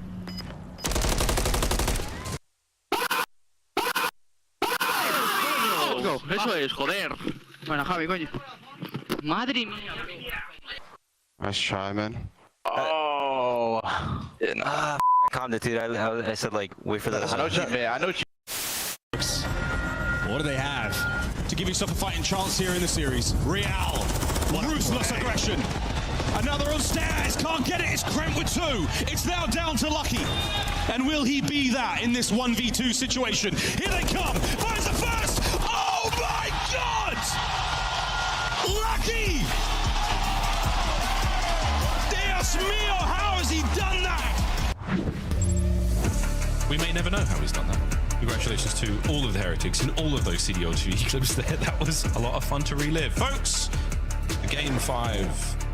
A Game 5 between FaZe Vegas and the Paris Gentle Martes. Let's do this. Game 5's chance. How are they going for these guys?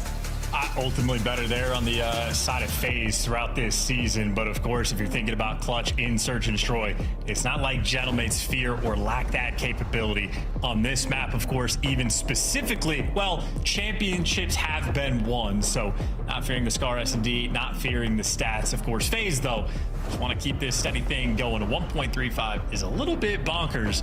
Of course, it seems like they're leveling up their S&D gameplay as well. In the map 204, absolutely getting active. These dizzy rascals, it's been as bonkers as it can be, and it's going to be bonkers in Birmingham next week. Our mates are getting the train up, everyone's got the hotel room set, it's going to be a party at DreamHack. It's also going to be strictly business at DreamHack because you want to get there in the bracket, not into the play-in. Can you do just that?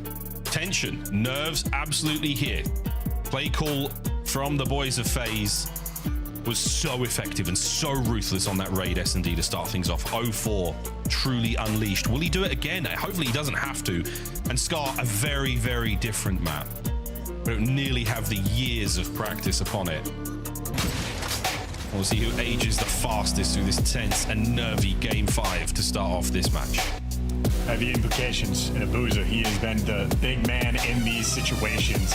A near 2.0 KD, win like your life is on the line. That is wonderful stats to see if you're a FaZe fan, but heavy implications for both of these squads. That sort of custom, we had not solidified yet, but bracket we showed off at the start of the broadcast. I mean, FaZe is in a situation now, if you end up in the play-in, even if you win that first match, you might have to deal with Optic in round 1, which is not fun for anybody. Heavy implications. You want to get this map win. Oh, we might start things off with, the assassin himself. Through the smoke. The tactical retreat there from the Gentlemates. They don't want none of that. Smokers die younger. And this time it's 0-4 and Draz. We've taken a dip early here in map number 1. And truly, you know what I'm saying? Yes. Cancer strategy, Miles, standing in the smoke. It does not work at all this year. And people will continue to try. I mean, I don't think you could be under any more gunfire if you tried. Like, there's a lot. The two players there by that bomb, which has been dropped in the middle of no man's land, is not necessarily going to be easy to recover. But we're doing it. Sid leading the charge. Stuns up one, gets himself forward. Coverage onto the next. Ghosty's eating a ton of lead. Doesn't want that. The Pimp finds himself a second before the trade arrives, and now Abuza. He gives you a fighting chance in this 2v1. Just not a lot of time. It has to go pick up that bomb. And that is just a diabolical setup as well. Two players in top green. Abuza gonna have to rip them both. Can he get out? He's got it. He's gone. He's got it. He's gone. He's out. The boys are checking, and they're going to be able to get eyes over towards it.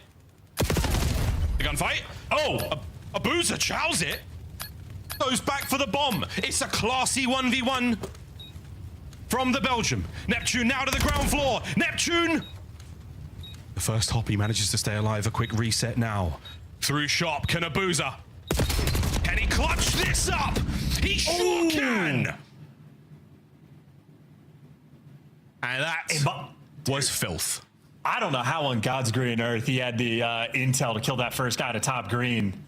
Unfortunately, not watching the guy in the 1v2 in a clutch situation and robbed Abuza of that moment, but he's happy for it in the game. That is wicked gunfights coming through. And that's with like 9 seconds left on the game clock, I believe, where he was in the 1v2. So Gentlemates, maybe way too much respect being paid there to Abuza, but obviously showing off why. No stranger to the clutches, especially not in a game 5. Abuza, big man in the lobby. Big man things out of Abuza. What a 2 that was. Well, back into the next round, we go the second. And a big work here from FaZe. A lot of the map spread. Oh, sugar.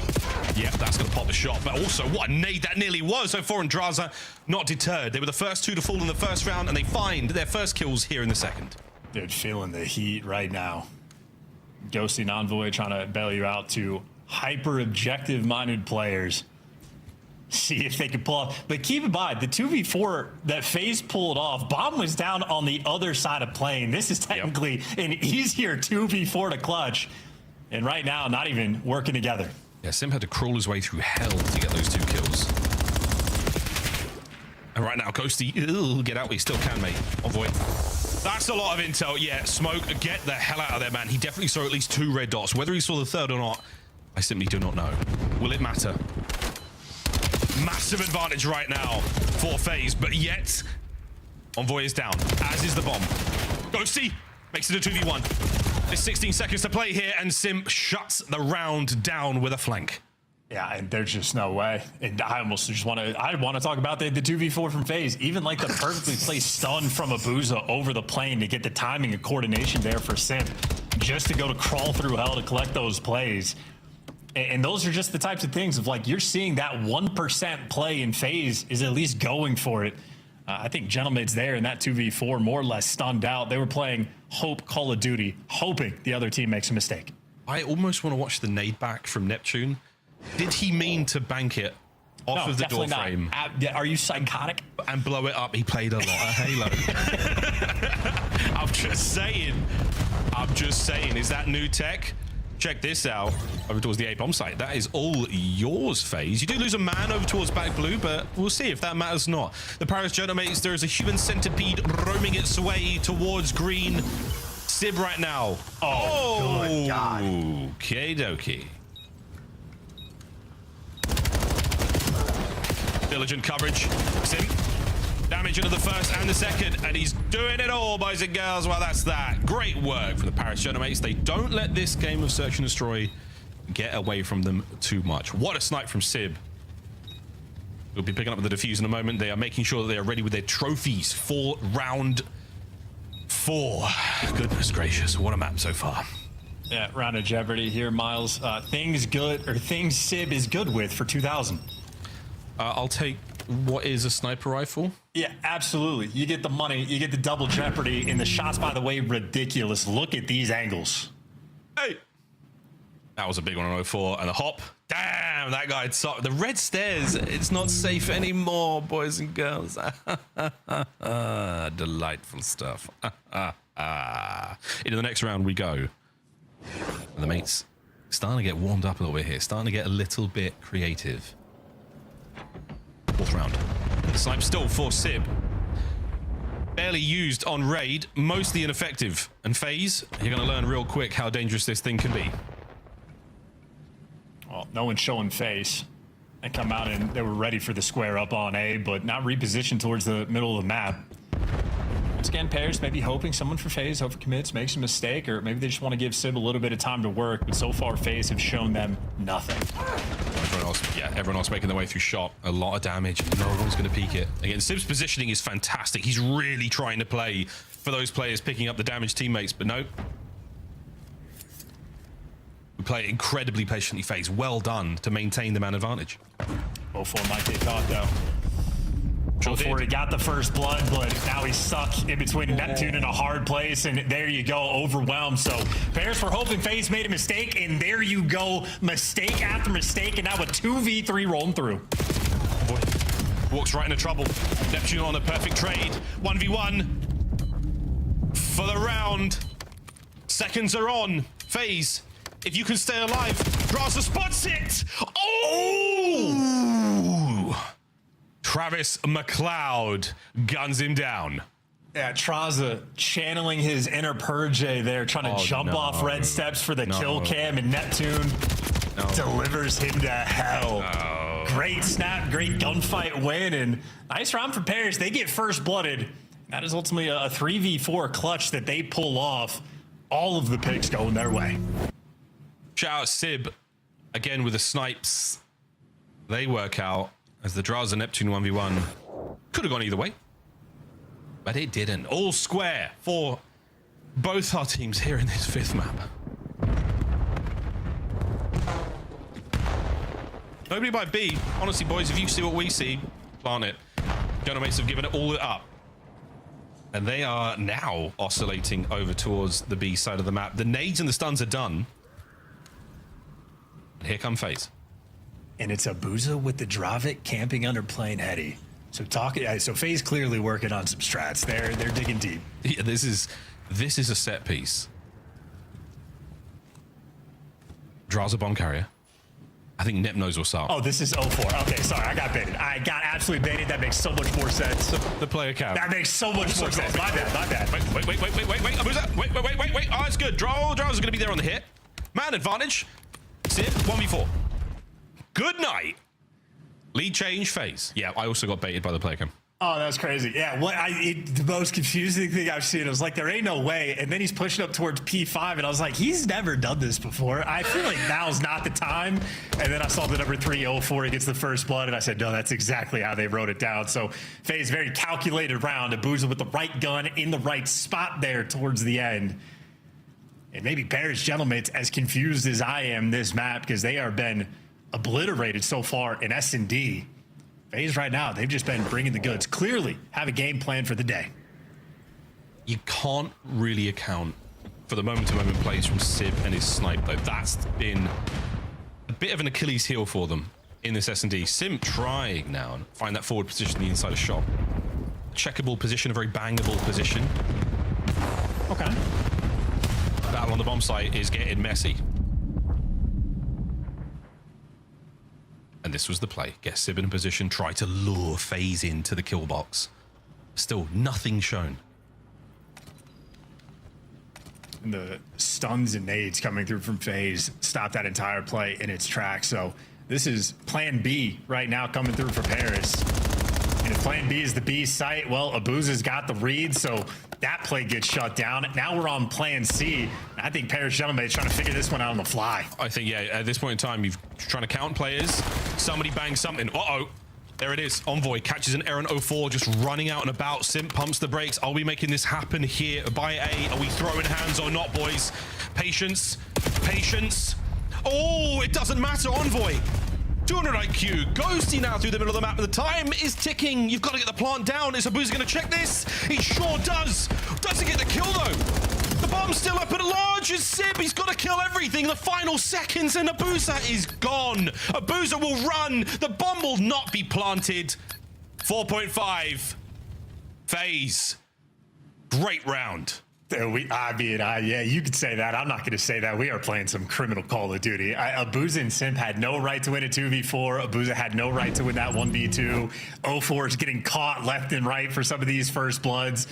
We're going for a super aggro plant spot here with 12 seconds left on the game clock, as if FaZe isn't going to check it. We are going for insane plays right now. And FaZe happy for it. 4-2 lead. All right, Boozer. He isn't take no nade. He's looking to take a head or two with this snipe. Great spot to be in. Simp there making his way forward under the coverage of this big bad Belgian sniper. Don't go in there, 04. I'm telling you, don't go in there. Yeah, you know. Don't go in there. They've got shop on lock. Sip out of position with the snipe for now. Don't go in, I'm telling you. There you go. Oh, good God. Oh, good God. What did I tell you? Go in there and get a first blood. Yeah, man, you called that one. 04 out here working for it, and they are not even shooting back. Nope. Picking them apart, and Sib not doing nothing there. Overwhelmed, and 04 breaks him down again. Nice little spots, man. He's gotten caught over aggressive maybe twice in this game, but when the getting is good, he is making the high impact plays. 04 has won his team many a round, and Abuza there just for the funsies. There for the final kill. He has been, I mean, this has been a great day of search and destroy for him. Poor Envoy. Why do you say me? Match point, FaZe Vegas. 5-2 here on Scar. And the magic that has got the Paris Gentlemen this far is starting to dissipate. We have peeked behind the curtain and we are seeing the tricks. An aggressive round, hyper aggressive over towards A. We have taken full control. FaZe on the flank as well. Sib, yeah, good ID. Simp though starts proceedings. Oh no, well, Sib's gonna pull one back, but it's still gonna be a 3v2. Backing all the way down, and look at where that bomb is. Paris have been in very difficult situations all game long. Oh, it's not good, is it? It's just not ideal. Sib good for 2. Now to 2v2. This was the magic you were looking for. He has conjured up 2 clean kills. Get out of his way. Let the man work. The Zaza duo now have closed ranks over by the bomb site. Draza, 2v1. This is for the ace to stay alive. Watch Sib at work. Gunned, red, and dealt with. No ace, no chance, and no win. There in the 5th and final map. FaZe walk away with game 5. Yeah, looking good in Search and Destroy as well. And for Paris, stunned. Likelihood of then ending up in the play-in bracket, well, they're going to be dancing with the devil over at Birmingham. We'll see how they can deliver, but FaZe deliver a Game 5 victory. Abuza continues to just have an absolutely ridiculous KD in the Game 5s. Started with a 1.86, and here he goes triple positive, but he was there for the ride. That is 4 first bloods for 0-4. Granted, one of them he traded away, but nonetheless, high impact plays. And frankly, it's just the 2v4 clutch from Abuza and Simp. Just the way they started this map. Clearly, ridiculous gameplay rolling through. And FaZe again, S&D, the 2-3-5, been a focal point for them. That's how they win. A dirty Neslo there in the series. Dirty. Well, not that dirty. I think the exposure, that was where it got filthy, man. That's where it got grimy, leaving that weird aftertaste, little bit of tannins around the side, full-bodied, sudden death. Yeah, really, really good series. Very exciting stuff. Super good Call of Duty. Shout out the desk. FaZe up. FaZe up, baby. Full-bodied. Talk about that hair. It's pretty good, Miles. Let's talk about this FaZe Vegas squad because, Joe, you said, holy moly, 3 rounds.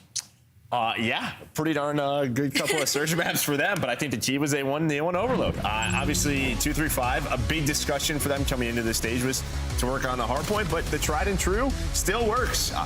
Able to do that 3 or 2-3-5. Again, they start off very slow in that map number 4, but you take this win all day for FaZe. Yeah, clearly FaZe saw something in VOD in Search that they felt like they could exploit because, Joe, we're sitting back here watching this, Ali as well, like, this was a weird Search to watch. Leash they was played, off of 0-4, right? Yes, Yeah, they played so aggressive. And I just want to reiterate to everybody watching, pro players included, how defense works in S&D. The bomb, you can let teams plant the bomb and play for a retake. I just want general mates to understand that because so many rounds, like this right here, watch this. When you're playing ranked, this is too easy. He's just walking through deli, finds a kill, another guy mid-cut. Think about the 2v4. You have 4 players alive. Simp kills Envoy, challenging through bottom plane the very first round of the game. You lose. You think you learn your lesson then. So General Mate's defense today just abysmal. And it's extremely disappointing because we were talking about it going into this and the fact that FaZe Vegas can't even get first bloods right now in the league overall in Search and Destroy, and you were just handing it to them for free. And I literally talked about it. If you're going to give them the first blood, it's FaZe Vegas. They're going to take capitalization on it. 4 first bloods out of 0-4. That's how we saw it. And so now it's like General Mate's Search and Destroy. It's still like, where is it at? It's nowhere. It's awful. Has Simp always had ink? I think so. Tattoos? All right, he's looking tough out there in the FaZe Vegas realm. We got Abuza joining us live, Simp's teammate on the other end of the side. He's got the AR out, and of course the sniper in the Game 5 is what had everyone in production oohing and ahhing. Abuza, you're such a joy to watch when it comes to Scar, but what is your favorite Search and Destroy map personally? Oh, that's a good question. Probably Scar, we'll say, yeah. Scar, but if it's not Scar, probably Raid. I love Raid, to be honest. Long Rangers, I like it. It was a big couple of wins for you guys now in a row, but today, well, I guess the last couple of weeks, you can see sort of the Search and Destroy, especially 0-4, just playing with such confidence. It feels like you guys really let him just sort of hit the go button recently. Has there been a conversation around that? Yeah, and he's also like playing like more confidence, like in general, so you can see it like instantly for sure. Like he's way better. Yeah, you know, piggybacking off of Joe's question, he's definitely playing more confident, but today was like over the top. I feel like you guys playing aggressive. Was that something you saw in VOD against him, like game specific, or is this just a playstyle overhaul that we're gonna see from Vegas going forward? I feel like the last couple of weeks we've been working like very hard on our S&D, like even in our point, but in S&D we put a lot of work for sure, and we are way better now. for sure. It looks like it. For sure. Abuza, going off of what everybody just said, we've all had to play everybody now. What has that kind of felt like during this split as a player's perspective to be able to kind of round robin all the teams? I think it's good. I just think for us it was a little bit like tough because we didn't play like at our best for sure for a couple of weeks. But I like the idea, to be honest. Playing everyone, I feel like it's cool, to be honest. When it comes time to watch you in Birmingham, who do you want to match up against in that opening round? Oh, I have no clue about like what's the bracket's gonna look, but I don't know. Like Miami, I will take a Miami for sure. Take a Miami matchup. Like yeah. I could see a little Abuza versus Super Snipe. That'd be a good one. Oh, that would be funny. Abuza, thank you very much. Congrats on the win, and I know everybody is excited to come watch you in Vegas at Champs. Thank you guys. Have a good one. That's Abuza. FaZe Vegas hosting Champs again in July. You guys can get your tickets now. In the meantime, take a look at our Scuff play of the game one more time. It's the Overload. The 2-3-5 has to come up clutch. How'd they do it, Joe? Well, I mean, it was a decision of Paris, right? So you sort of have this counter opportunity. Envoy goes massive with 3, but watch the clock, right? It's right around 10 seconds. You can see where the white arrows are on the map. So you're going to have a couple of players spawn up, and they're going to push top solar right away for the Paris side, right? You see where the 2 players spawn? They're both mid-tank.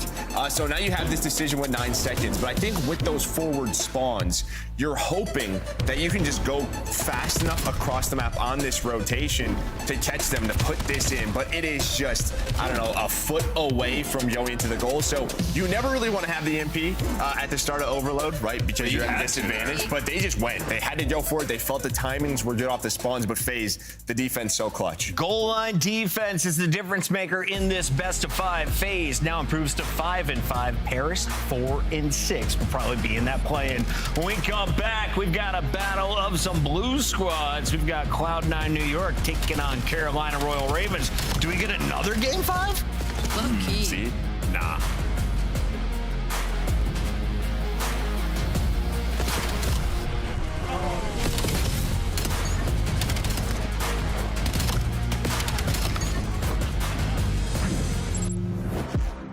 Major 3 is going to be a classic. 4 challenger teams are taking on the 12 pro teams, bringing non-stop action to the ATL. Get your tickets before they sell out at DreamHack.com/Atlanta.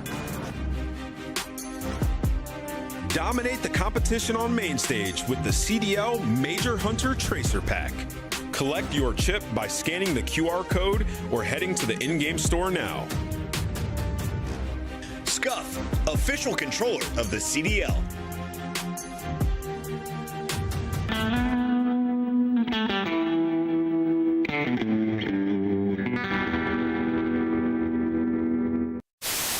Big GG. The guild took the hard hit. Oh, those roll for bears. Aw. Got the hard point. Hard point contested. Oh my god! Goodness. Oh no. Hello? Are we good? Hello? Show me the play again. Watch it again. You play that, it's in red. It's in red. It's red everywhere. It's red everywhere. Oh my god. We're just running at him. To forget about him and instead try to play for the quick retake up the middle inside. Well, he sees a lot of it, but not able to find any kills. So now Kleenex, he's really far away with the rival 9 at the moment. He's going to wait for Envoy to be the first one to move from the flank. Smoke is out. Envoy to check. No one's on the bomb, and Envoy holds his position a little while longer. Oh my! How does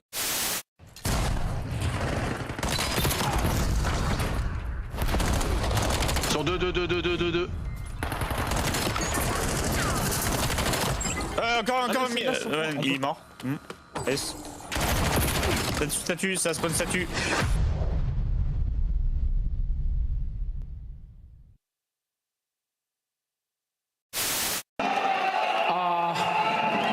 Don't stare really, Hydra, please. Holy.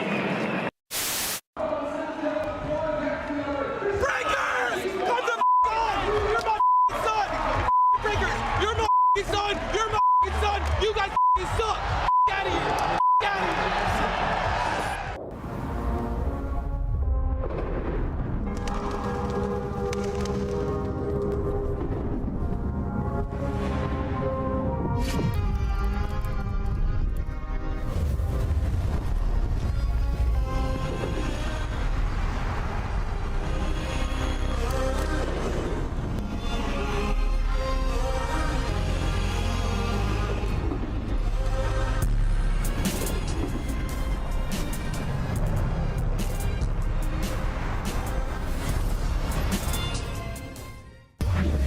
the final week of qualifiers before we head to Birmingham in the UK for major number 2. 2 teams will not make it there, and Cloud9 is looking like one of them unless they can pull off some late game wins. If you're Carolina, you're looking to avoid the play-in bracket. A top 6 will get you there. Before we get to that matchup, though, we have to talk about something I saw during the break. Can we replay this clip one more time? Because this, I believe, is from CDL Production 8s. This is our boy Carter, man. Listen, we've been playing 8s all the time. He's been turned. Chris, do you have any clips like this? This is a mouse and keyboard player who's just stabbing folks. In the future, how does the other half of the production team not get that done to them? I would say look at your mini map for one. That'd probably help. Shout out to my guy Carter on replays today. Also, welcome back to Nick after 2 months of touring. He is in the audio booth. With all that said, it's time to talk Call of Duty. Joe, we've got 2 blue teams. Let's talk about the Birds first. After adding Exceed, they went on a 6-0 run online. Where are they at right now in the Major 2 qualifier, though? I think right where we kind of expect them to be. They don't have any major wins. Maybe their biggest win is the 3 over G2 a couple of matches ago. The problem is, it's like, all right, can we build momentum off of that? Then they get slammed by FaZe, right? And this is kind of what we're looking for. Where is the growth? Really haven't seen that too much throughout this stage. The growth is in Lurks' 1v4 versus the world champions. True. All right, I'll take it. He's been great. I'm kind of going to echo Allie's point there, is that they're kind of a hard out. They're at around 500 in all the game modes, so we've seen more consistency from them, I'd say that.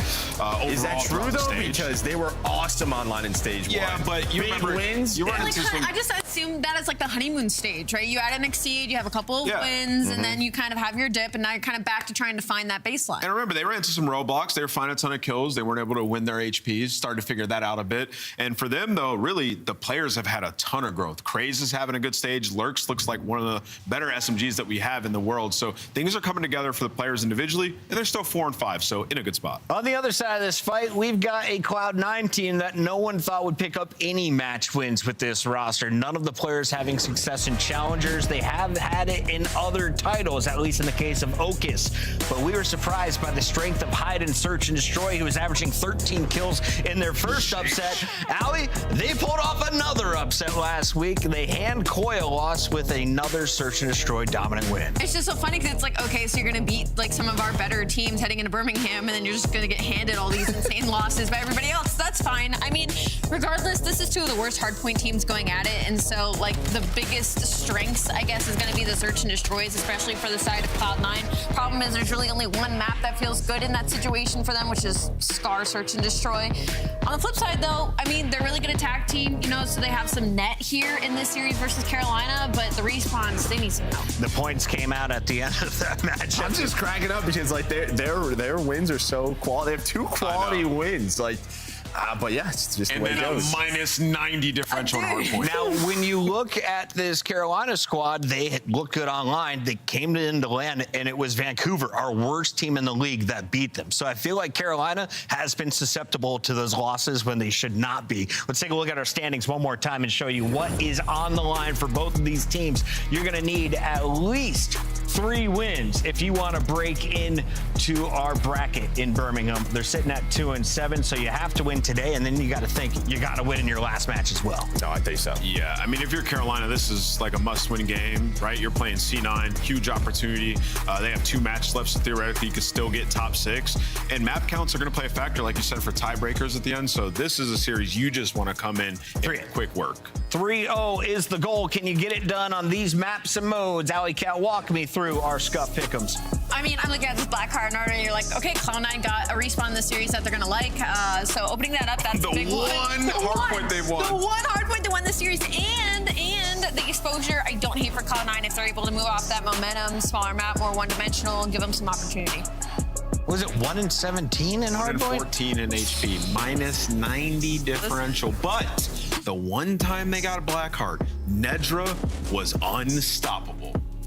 So you got that going for you. Are we biting on it? No, isn't this Carolina's best hardpoint? This bait looks they delicious. never get this. Yeah, they never get this. yeah, Carolina's just, they're so jolly right now. We have black heart map 1? Yeah, I'll take that. Yeah, Carolina's going to love the 3-in-1 exposure SMD. All right, how's my boy Nero looking? He's the X factor. Is he ready to take over, or is he asleep at the wheel? Lurks look locked in. It's time for our Scuff Pick'ems. Oh man, I'm feeling weird. Cloud9. Let's get it done. Okus with the sniper. Game 5 for the win. If this was like a top 4 team, I'd pick Cloud9, but it's not, so I'm going to go Carolina. Yeah, I think Lurks is still underrated. I got Carolina taking this. Rosalie? I'm going to stick with Carolina. You're not going to risk the lead. Miles and Chance, the fans too choose Carolina. Can Cloud9 get it done? Oh, 100%, Chris. I might take that audio clip of you saying I'm feeling weird and just use it for on the sampler. Every time I get a text message, I'm feeling weird. I'm feeling weird. Enjoy it. Excellent. And so will this series be. Yeah, right. Chat, are you feeling weird? If you're feeling weird, call the number below. No, I'm only kidding. I'm not a doctor. Chris definitely isn't a doctor. But we've got a prescription for you. And it's this series. Chance, take it away. I don't know what the sickness is, if this is the prescription, but if you like blue teams, boy, do I have a series for you. Now, if I'm being honest, I at this point, I got a bone to pick with Carolina. You got Exceed in interviews talking about how they're not actually a bad Colossus team. This was their opportunity to finally get a win. Like, they're 0-9 or 0-10 on that map.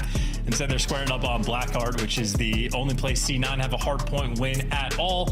Of course, the Deaths touch on it. Carolina, very happy to see Blackheart as well. But where the hard point is faltered, they just enjoy the small maps, or at least this one specifically. With this, yeah, we'll see how it goes. But yeah, this is definitely a Ravens map that they're going to be happy to see here. As Joey D said, a jolly Ravens. And it's a jolly holiday over towards Blackheart, over to a P1. What a security camera this is. Captured many a moment. A blunder, moments of triumph, and everything in between. Shots from Nejra into his 3rd in a row, right off rip. That's your time, C9. Yeah, great start. Picks up dub window as well, and good recognition that he jumped right over a player's head. He is getting very active. And of course, if you're pushing up towards P4, it's going to funnel the other players down towards the wall run side of the map. So Nejra just controlling the map for the moment. Yep. Extra kills going their way, and the strat was to bang through front. Of course, though, well, C9 dropped the ball. They don't actually block the spawns in time, and they pick it up a little bit too late. But hey, he got the trades. It was only one errant spawner. So this is, in effect, a perfect P1, and Nejra might get the Hellstorm. He's so close to it. And he's got himself a couple of players now making his way through that left lane, but he knows he wants to back up over, trying to take care of time because his teammates have spawned out for a second. So here we go. Bang, in the back pocket, 7-0. There's the Hellstorm. Give it number 8. Number 9 is there for you, son. This is a highlight moment from Nejra. Okay. Just jinxing players left and right today, Miles. It has not been a good day for the caster curses. Maybe a good time for Ravens to actually break through the hill time. No, they actually do pierce through the setup. And in spite of the bevy of stuns and nades going off, Lurks makes sure no one's shooting at him. So there you go. 3 down in the feed, and the bully ball on P2 commences. Bevy, what a lovely way to describe it. Good work from Lurks on the cross. Hyde will do just that and take care of business. Cast him down, but again, this setup from the Ravens has been great. Now, pressure towards the back. 1 over wall run. It's going to be Exceed, the only man up for his squad to assist the time. And here we go. C9 on contest. Are they able to close this one out? No, indeed. Craze finds 2. Lovely bit of work there on the scrap, and we will be going in the next hard point all even. Well, huge win by Lurks as well. Encouraged, trying to be sneaky for those back spawns. And now there's no sneakiness from C9. They are trying to run straight through the front, and they will be successful. That is 3 down in the feed. Back spawns be damned. Hydro Pump Arm, the name of this hill, and Craze, the sneaky man in between the roster. So sneaky. They just, I mean, the chances of them spotting him out was so low. A great opportunity to go nuts here. Finally brought down. C9 back in control. Lurks on the approach in. Nothing. Craze back at it again with them sneaky plays. A little bit of a stun action there. Nero's going to join him on the attack towards time contest. It should come to a swift close. Doesn't indeed. Another Hellstorm to play with on the other side of the board now for the Ravens, should they wish. But again, C9. Good stuff so far here on Blackheart. It's been a wild looking minimap, man. Back spawns be damned. You got set up around the new time. You got Nejra pushed up. You got 2 players watching the full pinch as well. So C9 an opportunity here to try to run the score up. But as he moves the front line, everybody begins to scatter, and Craze manages to hop straight through the front wall hop uncontested. And now that was a rotation where C9 had everybody in position. And as the hill pops, it's the other team in time. There you go. It'd be like that sometimes. And now the lead has changed. Lurks dancing. And a lovely clean set of kills. The Ravens starting to get in the updraft. Let's go for a listen in. I need white crate. Okay. I'm just looking out. I'm looking out. What should be white crate? Yeah, I got it. Defense dead. Back. High dead. One shot at time. One shot at time. Well, they're both one shot. They're both one shot. I have left. That's good shit. I detonate your L. I detonate your L. I'm in now right now. One shot. Encourage. I got the bag. I needed it. I needed it. Nice. L, weak. I'm gonna need it. I'm gonna need it. Back to. L dead. Last guy's one. L dead. I have go. I got one mid, guys. I'm staying on wall. Make sure you hard back. Yo, make sure you get in the... One more in front of me, wall. I'm staying on. I'm playing my legs. Oh, I got it. I'm hard blocking. I got it. I'm roving. I got right. I got all right. I have a streak as well. I'm making front. I only have mid. They can go through square. Hide front, guys. They streak. Run at them, Logan. Encourage it. Front hide, just holding. I dead. Nice. I'm in P2, guys. One on you. Mid. Okay. They're gonna be right. Be right. They spawned up. I spawned here. Keep right. I can hold square. I can get time. Nothing square. I get time. Hold on. Nothing square still. Front. Mid. Okis mid. Back right. P3. Dead. Nice. Good shit, bro. I'm gonna need my front. Wall. He's weak. I broke. Oh shit. I cannot spawn probably. Close front. Okis. Yep, okay. I didn't hit him. One bullet close. He's making it. Nice, good shit. I'm in here, guys. He's on me. Close. Encourage. I'm in. Never mind. They're still spawning in front of me. I'm pushing out from P2. I'm pushing out from P2. Heard. I'm laying down load up right now. He's on me ult. He spawned up. Load up, guys. Hide. He's gonna jump into dub. Hide. He's at P2 side. Wall. He's gonna be in dub. One shot, literally one HP. One more. They're doing dub. He's outer side time. Hard challenge. Encourage. I'm pushing around. Give me time. I'm going wall. I'm playing with you though. Lurks is making a montage. The question is, what song does he use? That's a fantastic question, honestly. It's got to be intense because he has one of the most locked-in player cams I've seen. Genuinely plays like he's got the intensity of a surgeon, Miles. He's ready for it. Everything. Aphex Twin, come to daddy. There's the song. Google it at your peril, folks. 3 dead, though, for C9. They're going to get themselves in time once again. The P1s were treating Nezra very well in the first set, and now in the second at 21-14. Another spree he's on. His boys are absolutely ripping the Ravens, wing from wing, limb from limb, until Craze gets going. I mean, on P1 specifically, yes, absolutely. C9 have been on top form. On the rotation, though, it is a wild dance battle for Craze. Comes out on top, and the Hellstorm is going to confirm what you already knew. Everybody's inside of P2. He's able to get one, and now Okis and Encourage entirely trapped and gunned down in short order. Clean and efficient use there of the Hellstorm. Good enough to get you to time. Stack up, slide the door, take care of the trophy. All bases covered. Well, counterattack now on for the Ravens. Craze on a bit of a flank. Can he find one? He's got a second. No, but his teammates are there. Last man Encourage. On the back, gets a bit of damage into Lurks. It was nice, but it was not enough. Ravens on time again. Yeah, and shame they're making Lurks get the old scrap time. I want that man to get out and fly. He's got 26 kills, and again, incredibly turned POV. So, been a lot of fun to watch, but now C9 trying to trap these players in and set themselves up on a rotation, but unsuccessful with the first category. You were just bullying your way through. So much so that Nezra got to be careful about the spawn. Able to spawn in, but right to a Hellstorm. 60-point lead. This might be the dagger. Yeah, perfect spot to call it in as well. The chances of a trophy being on time, quite good, but no trophy. One man in the back, one man on spawn, and hide. Oh, he digs in. Good trades from Lurks, and that's on time for the Ravens. Yeah, made it right back to his new home. Exceed, get enough time to get the kills. Lurks on time, actually manages to finish that one off. And I mean, one player left on the back line. Yeah, just getting picked apart.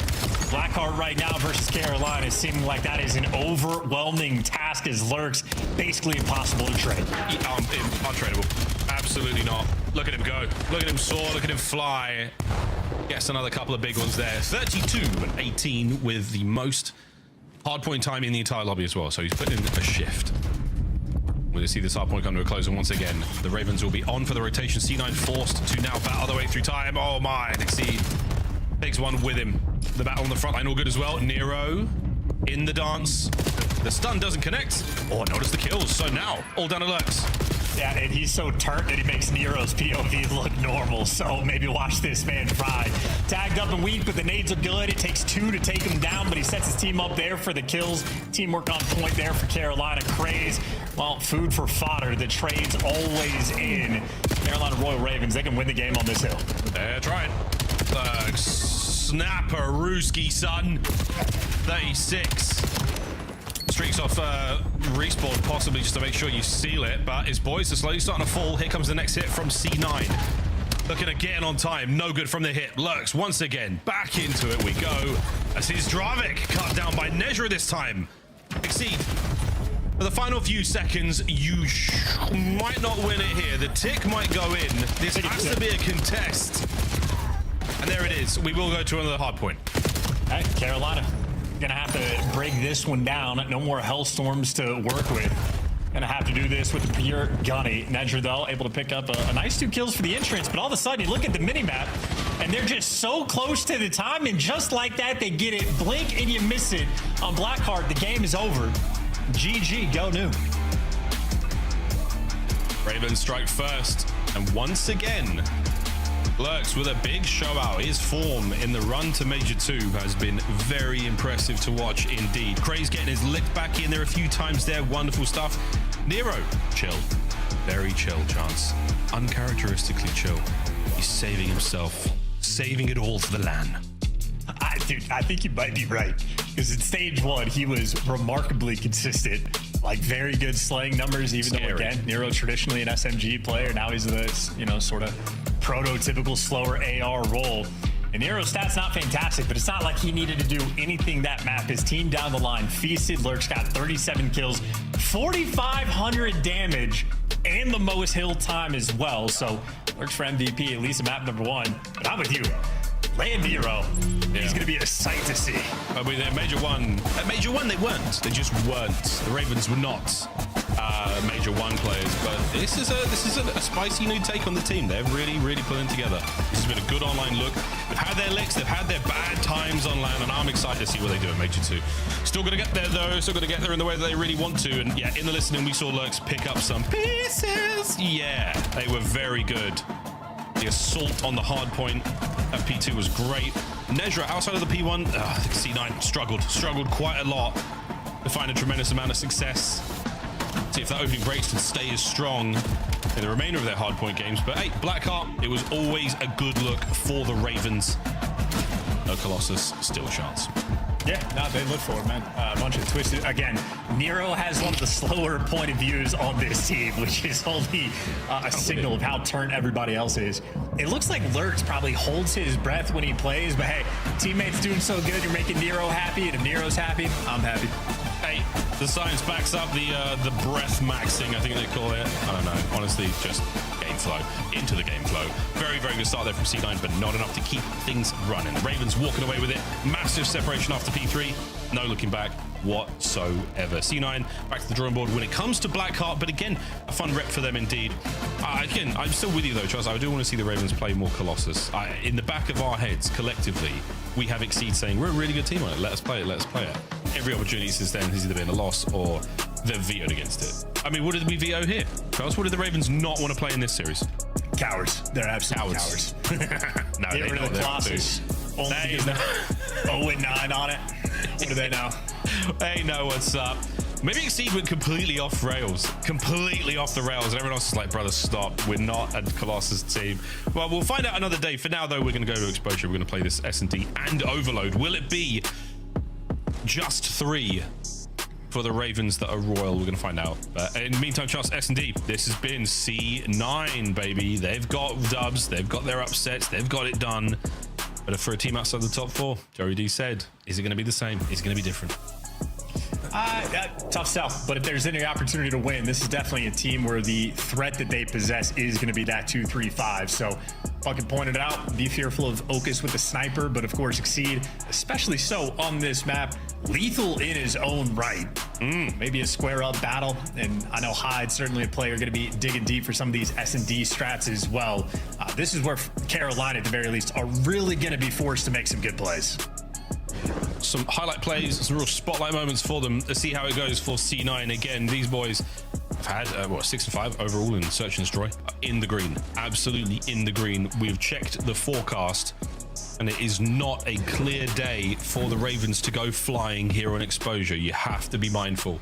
C9 have done it before, and they'll do it again. Still though, I think a confident squad, as they should be. Cloud9, no easy victories. You have to give it your all. Exceed in stage 2, he has been absolutely giving it his all. That's 60% in the opening duels. Again, a lot of that off the back of Snipe's chance. 30 of them already. 30! Yeah, very high production. And now it's a COD kid getting to snipe against a Fortnite guy, but that guy has been bringing some lethal threats to it. So just a fun battle, but you lose this one, you lose street cred, you know? As we know, folks, street cred, more valuable than anything. It is not dictated by any market. And there's the glimmer of a snipe. Oh, but it is the explosion of a nade that finds the first blood. Beautiful first blood, and you saw that sort of man advantage situation percentage there for C9. Not too shabby in the 4v3s, good on the retakes as well. So already gonna have to cook and get to work, and lurks with the bomb. Hello. Made it all the way in, doesn't check the default corner, and Nero good for the trades. And Nero has a traffic in hand, so you could clutch this. Oh, he's not going to though. He has been spotted out. Lovely setup here from C9. They're expecting the aggressive push there from the Ravens. An easy read, and now to Exceed. Do we do indeed believe that Exceed could clutch? No need. Round's over. Working on this internal rhyme scheme before going on to round number 2. Solid stuff there out of C9. Great first blood for the nade, and nobody makes a mistake. We are turtled up inside a window. We are playing some tight, cruddy corners, and absolutely pays off for them. Hyde, good for 2 in the round. Opening nades was really the difference. The spots were good over by the solar panels on the defensive side. Didn't even have to see the snipe really get played out there. One on the other side of the board though, Exceed. Will he be sniping on this defensive round? Good chances, obviously, given the track record they've got. Focus. He's up. Oh, and the timing is just unfortunate. He doesn't see those players as they descend now bottom ring. They are coming for him. And Craze and Lurks chasing that first blood down. Oh, this is, wow, what an insane looking bit of map for this round. Now you got Oka standing in between a couple players. Craze on the hunt, able to get the kill, 3v2. And on the crosses, Exceed spots out at least both the players there for the information. But a 2v3 clutch opportunity. They're not actually going for the bomb plant. C9, they're playing for the kills. They're playing for the kills. Netra buys a little bit of space, gets Craze back down. Is this enough to get the snipes up, get the damage forward? Hyde and Netra still working the back. Ravens have closed ranks. Trying to see if anybody on Carolina is going to overcommit and make a mistake.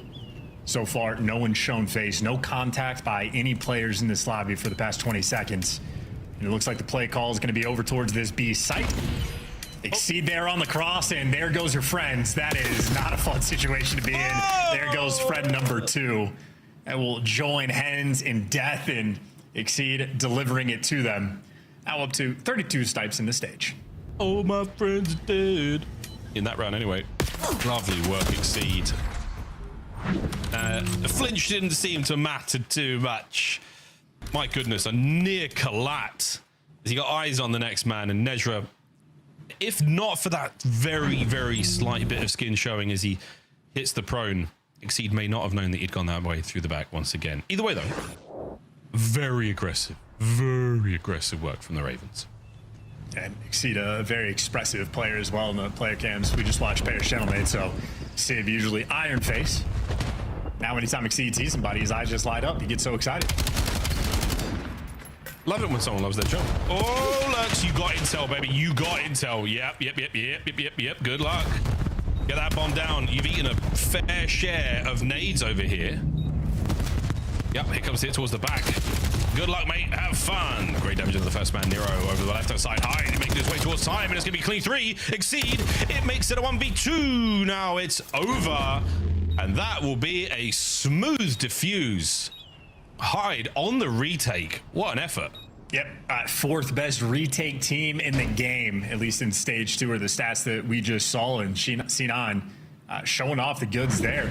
Everybody grouped up together, nobody getting picked, and You saw Lurks, he's getting squirrely over here, but it's Hyde that gets the kill. Oak is there for the help, but it is just team chow after team chow after team chow.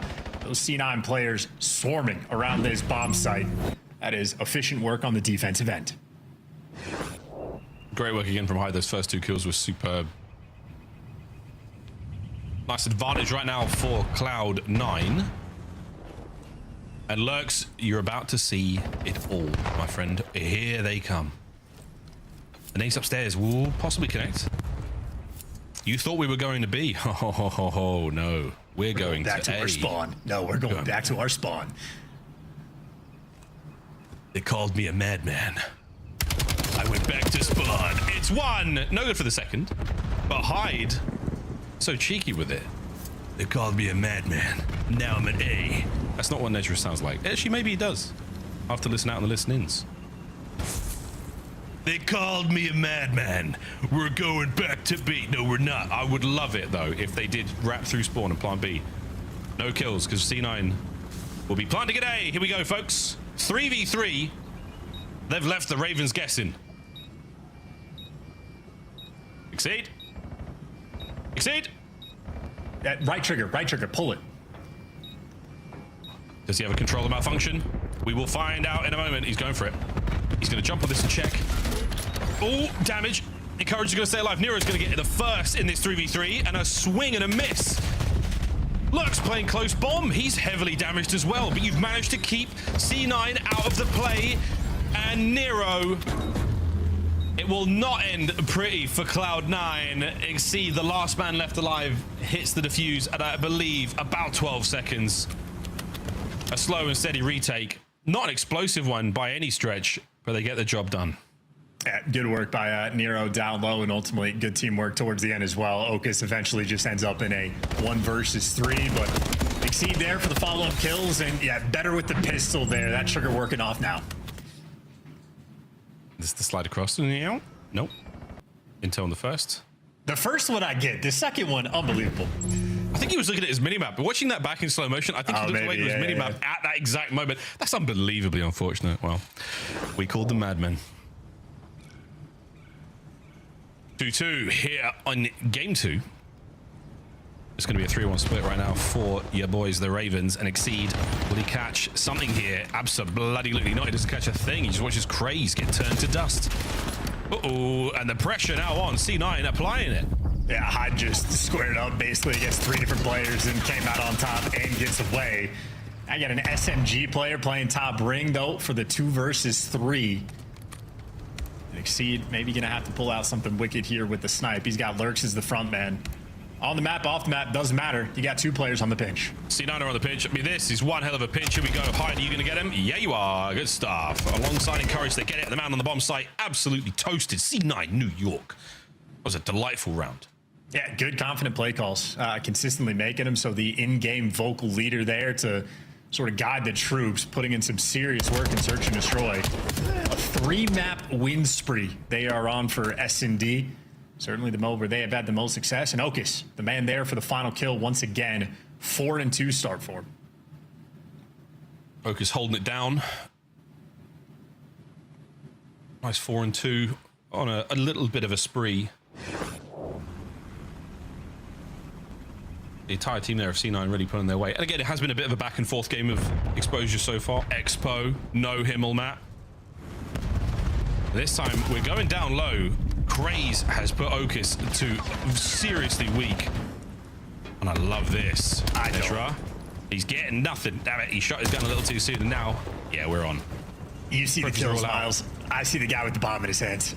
Just go plant that bad boy. Just go plant it. It's okay. You have the complete bomb site control. This is what it's like in ranked play as well. Okus, good work now to take care of Exceed. The damage was dealt on the next player, and now you've pulled the Ravens back just a little. You've lost the man on the bomb. A little bit, a moment of stepping on one another's toes. Now it's a 3v3.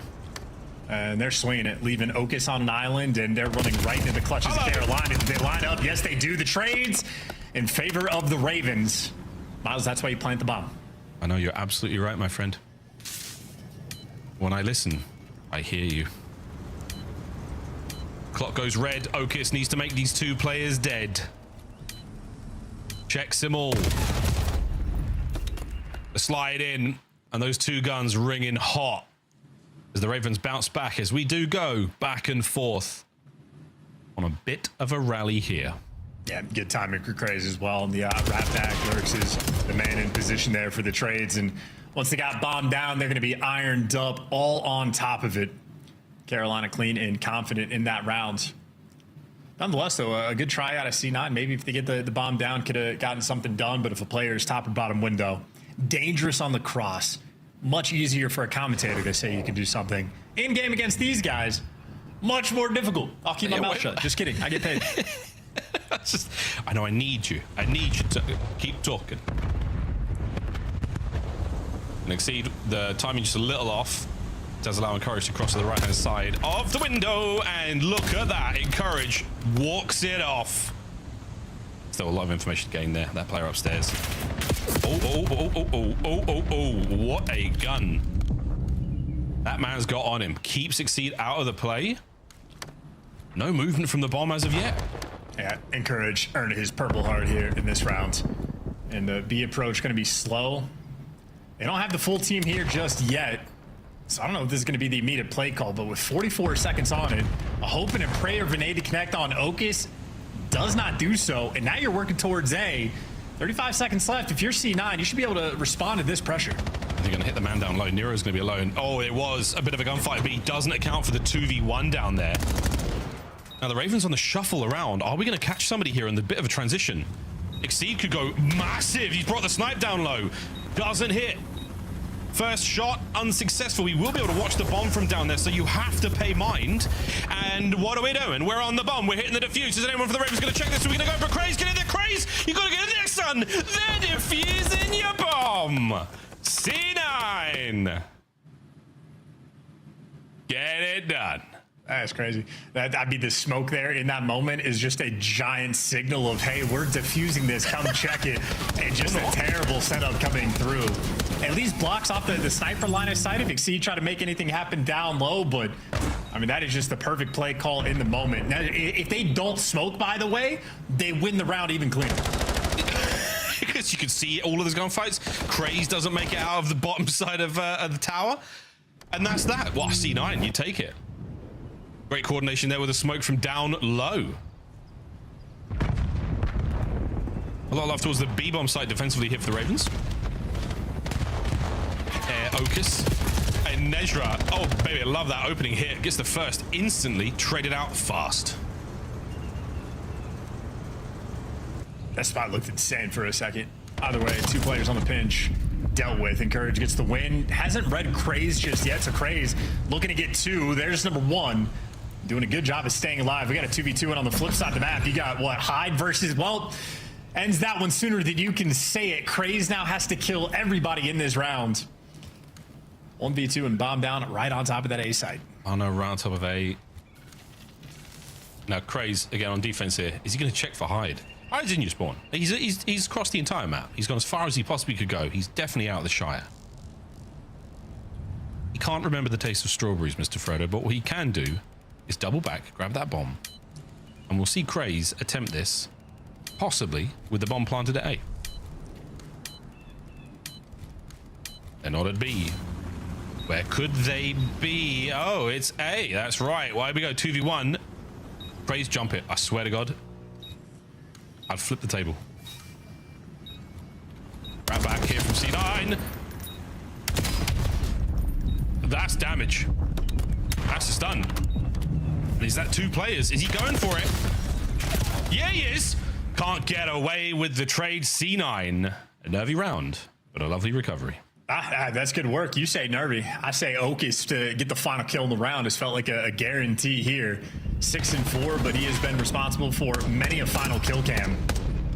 And good enough for the trade. So great work there in the 2v1 setup. And once again, Hyde, I'm pretty sure, has been the vocal leader at S&D for the squad. If he is alive for these mid-round adjustments, very quick on these play calls. And this is a very dangerous team in Search and Destroy, a round away from their 4th S&D win in a row. All the highlights have mostly been found here on Exposure as well, so Ravens wanted the smoke. Square up towards B is on the cards here. No snipe from Exceed this round. We'll see if it yields any different results. Oh, these shots over the top. Crazy's dead. Smoke takes care of the players there from the top plat. Still C9 members in position here. Chance on the post plant. Yeah, the retakes have been clean, but a man down going to be a tough sell. Patience. Will not be found here by Nezra. Oh, the hit. Lurks gets away with his life. Encouraged, not in position for the trade, and Lurks might have just done it. No good from Hyde. Slight moment of disconnect there from C9, and they are punished in hand. Ravens, they find another. Yeah, just needed that extra man there for the retakes. Okus standing like a tower with the sniper. The entire team coming his way. Nades and stuns landing behind him.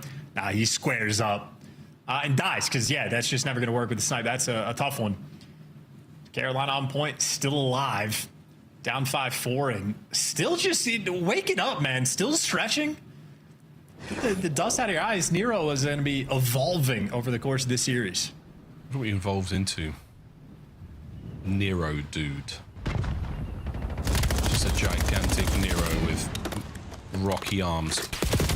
A single round is going to separate them right now. We're looking at round 11. Okus will just about get away with his life. Pulls the sniper out of play. There's no follow through on the Ravens there. I mean, maybe this is the experience of playing against Hyde. Look at those arrows on the Ravens. 4-man hard clearing out every facet of their base just in case someone got behind them. So, hey, they're trying hard now, doing their homework. They got a 4v3 advantage, but they've given up the entirety of the map. Good enough from Nedger to get the bomb down in a cheeky corner that gets red because they have checked everything to make sure Hyde can't do nothing funny. Well, Schrodinger's Hyde, they found him and they destroyed him alongside a lovely two-piece there from Exceed. Lurks gets to defuse a little bit closer to his Hellstorm. At round 11 now, the Ravens have pulled these ones back. Few on the trot. We'll see if Nero can wake himself up for these final moments. Here we go. Yeah, great shots as well. Nice to see the trigger working and no reason to look at your mini-map there. All guns ahead. So clean shots, but again, just doing the homework. Made a hyper-aggressive play through the middle of the map to get the first blood and make sure Hyde doesn't do anything sneaky for the finality of it. But hey, C9 on the attack. Final round. We're going for it. We're going for it. The stuns connect on everyone now, and Snezra sends it forward. Okus over the top. What a ridiculous round. Nero, 1v2, and they're dancing with him. He will get away with his life, and he will live to fight another day. Encourage gets the bomb down as well, and Nero now moving with tremendous pace. The damage into Encourage, but the post-plant position not ideal. Can he make it a 1v1?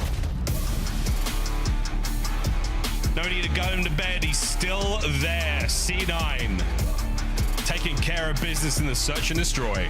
Yeah, old school strats as well, man. Round 11, 4-hit mid. Screw it. We'll just be the better team. And in that round, hey, they earned it. Nero not even really trying there in the 1v2. Carolina left stunned on exposure. That's a fun way to end it, too. You love to see it. Good COD being played, at least in S&D. At least in S&D. Wow, GG's, folks. Hyde, what a great map. Again, causing nothing but problems there for the Ravens. And a ridiculous play call. Everyone go long, throw a stun over the top. I mean, he hit every player with that thing. Every single one of those members of the backside, all stunned up. Concussion heard round the world as round 11 goes the way of C9 New York. Ravens, we managed to walk away with a convincing win there in the first map. The C9.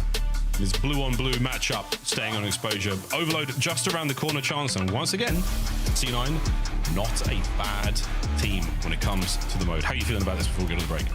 They get the win. Incredibly dangerous. Even the Scar, like their hard point hasn't been great. They're 0-6 on the map, but they played it enough that I'm starting to feel like they'll eventually get one through. So I think Carolina dropped the ball in that round 11. I'm starting to feel a little bit of the heat for them. Nerves are on, folks. We're going to go to a quick break. When we come back, another game of Overload here, tied up 1-1 at the half. Who walks away with the lead in the series? We'll find out after this.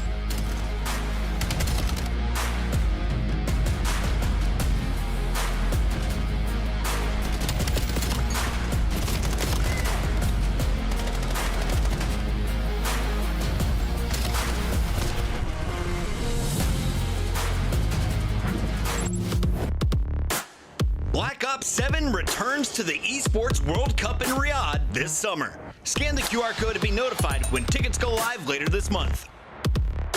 Start the season strong with the 2026 Call of Duty League Pack. Grab yourself the CDL operator by scanning the QR code on screen or check it out in the Call of Duty store in-game now. Scuff, official controller of the CDL.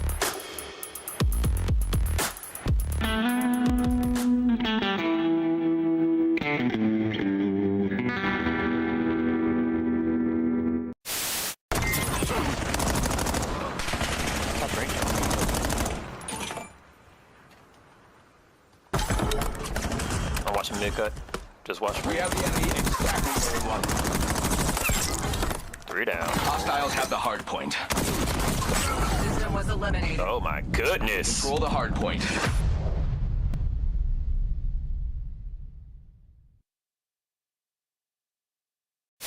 We were hearing you. Good grenade. Oh, you just ice skated on him. Yo, that was a skateboard move right there.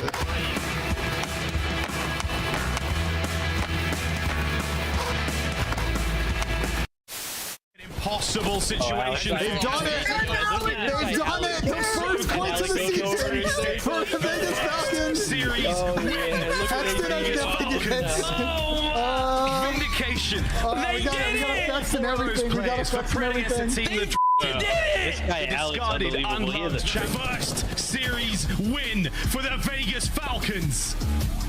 Vindication. For all 4 of those I can't believe it. Oh my God. Unloved champions across the board. They have only done it. I'm buying one. Frosty dead. I'm in their spawn. There's gonna be another one on me. I'm pressuring. What's Rook's J? One's on me. That's two. Right, nice. Let's find the shit. Yo, come B, come. Or you go. We have it. You guys are good. They're gonna spawn dead. My God, Caesar. Okay, Frank, I'm just trying to throw them everything. Just get all 4. Oh my God. That was dirty. Just no, I was working pigs, bro. I was working pigs. Welcome back, ladies and gentlemen. For one dream hack to the next, Major 3 single-day tickets are on sale. You can still get the 3-day tickets, but the singles are also up for grabs right now. Scan the QR code on screen if you can. Otherwise, get the old Google, folks. We will see you in Atlanta, Georgia, May 15th to 17th. The Pro-Am taking place there as well. Get to watch some of the challenges. Got up against your favorite pro teams and see how they look. Sort of more mid-season. We typically do the Pro-Ams at the start of the season where no one quite has a grasp of the game yet. Everyone's good. No one's great. Now, we'll see how things go. Chance, what do you think of that mid-season sort of Pro-Am vibe? Always a fun time. Really good opportunity for a lot of players to make a name for themselves. And I think the entirety of like maybe the middle section of the year we're having is a lot of fun. I've really enjoyed the stage 2, everybody playing one another. Great for stats, which I'm a big fan of. And it certainly turned into some spiciness as well, including C9 pulling off some upsets, which they might pull off another one here. Another one here on the way. Overload will stay on exposure for this map number 3. Good news though for the Ravens is Exceed. He is a superb goal scorer, tied for first. The +2s and the +3s. Very, very good work when it comes to running those EMPs home. Yeah, and 41% as well for the team is a fun stat. The multi-goal maps is a very fun stat. So Exceed and Carolina getting fantastic production. So it's always nice to know who's going to be the device runner on your team, who's going to be the main man getting in the action.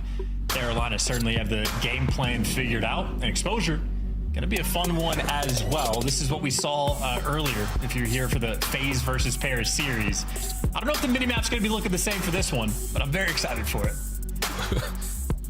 An entirely different beast. Again, Nero questions as to whether or not he is lucid right now.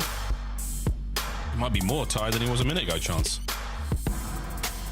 You know, we're gassing him up, like excited to see him on land, but I'm salty about the way he played that 1v2 towards the end.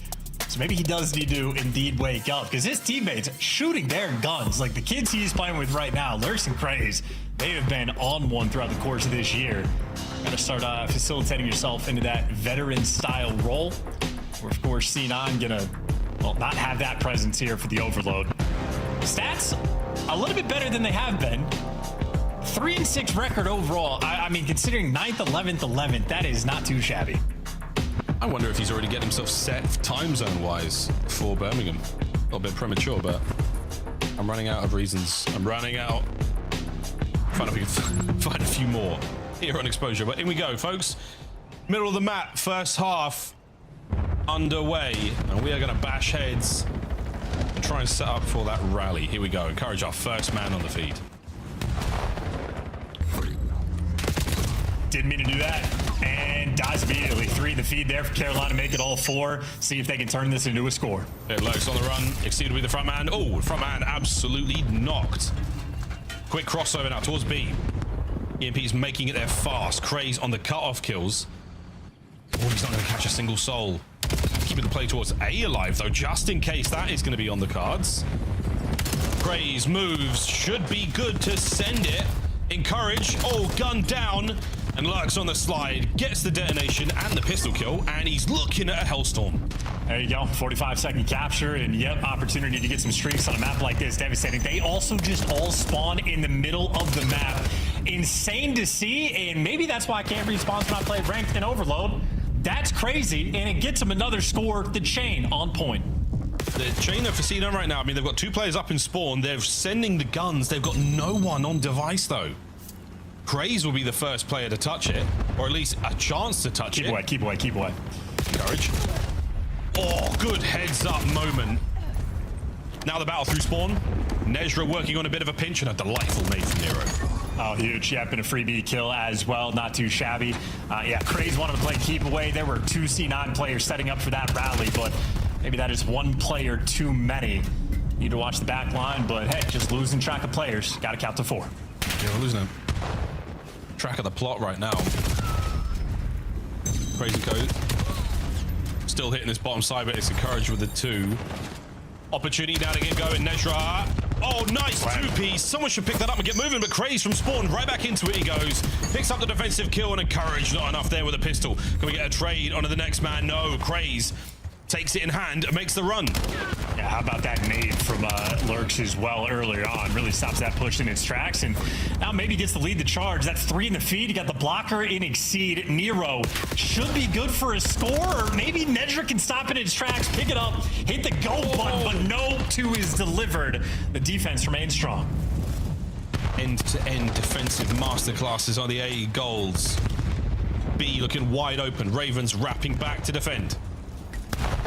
And all 4 players here as well. Maybe a late game rotation, encourage in position up towards that A zone. What direction you want to go? Well, you got to kill over towards B, make it 2. Now you hit the go button. This should be a cap. It should, but wait, Nero, wait, another goal line stop. Nezra off the backboard. Into the first we go. Gets on the board, keeps the kills going, but you have to now take mid-map once again and Exceed getting lost by Ring. And how about this life from Nedra? He started off in his own spawn for 2, made it to the enemy spawn, and well, that is where his grave will be set. Reset towards the middle of the map as well. Nice knife kill there from Hyde. C9 players doing a good job. The nuisances behind enemy lines. Yeah, very, very annoying play right now. Can they string this into a semblance of control? A couple more kills would be great. They're waiting for the next players in line to make their way forward so we can get at least a run on the objective. Couple of kills from Lurks. He has completely cut the legs out of this play. Nezra's timing incredibly unfortunate. Over to B, the EMP goes right into the hands of Exceed. Right to a capture as well, because for C9, nobody's home. Hit the go button, don't die to any nades, and yep, that's a capture. 3-1 Ravens. Yeah, an easy 3. Very happy situation to find themselves in. Now, they're getting slayed out here. They're trying to play for the rally, and it looks like it's going well. It nearly was going great. Lurks left alive in spawn. Again, still making a case for that Hellstorm. Good kills, 12 and 8 overall. No possession, though. And we're swinging this over towards A. For Ravens for the moment, nobody home. Nice cleanup kill on Okus to bottom window, and that might be good enough for the defensive stop. Great work there out of Carolina. Huge pickups because they nearly got juked out of their shoes. And once again, you do manage to take care of Lurks, so Hellstorm's off the menu right now. They are sold out. Right back from the Ravens. Strong possession of the final 30 seconds, and we're playing slow towards the top side of B. Nero, a big 2. The 3rd man through the mid-cut might be an issue to deal with. Still maintaining possession, looking for the 4th. Oh, missed the opportunity to hit the go button, but you still get to stay stagnant in this position, or maybe rotate it over towards A. That nade kill could be a dagger. But what direction are you trying to go? They're cutting it in through P4 and swinging out right in. Nobody's home. Hyde is mid-cut. but the actual place where you score is towards your spawn. That is a clean round from Carolina, a 4-1 advantage. Hey, lovely stuff. We managed to close out that first half a few moments earlier than it would have otherwise. The third capture was the real steal, though, from the Ravens. 1, 2, and 4, a lot more calculated. And the final route taken there by Exceed, again, very strong. Heads-up play, playing the positional advantage that they've got across the map. The Ravens not afraid to get into the spawn of C9 and cause nothing but chaos. Yeah, good swings as well that they're having, but I mean, I think ultimately just a couple gifts over towards that B portal. Paying off for him, and nice facilitation towards the end. Carolina, well, not breaking a sweat here on the exposure control. No. Oh, overload. Oh, happens to the best of us. No good at the stuns here from Lurks, but he dances his way over shots into Hyde. A very different look from the S&D. Map ago. Encourage. Evicted from the top window. It took a couple of players to get the job done, and now a dance. A 1v1 moment right now, and Okis walking away with the wins here for a time. Still no one with the possession here in the second. Yeah, and obviously Carolina, you just get to play the keep away game. Slower you keep this pace, the better. More time gets burned, the stronger your advantage actually gets. So no reason for Craze to make a move towards the device. He is in the perfect position. C9 certainly on the back foot right now, not only in spawn, in the score line. Let's go for a quick listen in. Are they, where are they? One's up big. He's on my mid. I found one top. Close. Crossing left. Nice. Zig, weak. Zig, missing one. We're still missing one. Yeah, he's probably left. He's probably left. Running it with you. He probably ran past us. Yo, no, he's spawned out right. Crazy dead. Nice, good job. I'm running back up. Gotcha. I'll try to pick up your mid. Pinching left. Yo, he's. Oh, he's one more there. Only one. You're in a one. I'll go left on you. Nice. I got it. Nice. Go right. Under ring. Under ring still. I'm staying your tank. I'm outside under solar, bro. Weak, Lurk. Copy the tank. Richard, come here, con. Nice, two dead. Enter solar dead. Nice, con. Left. Outer right. Or no. They spawned. Get out. Get one more topic C. I'll hold your con. Heard you. I'm going left. Yo, triple left. Already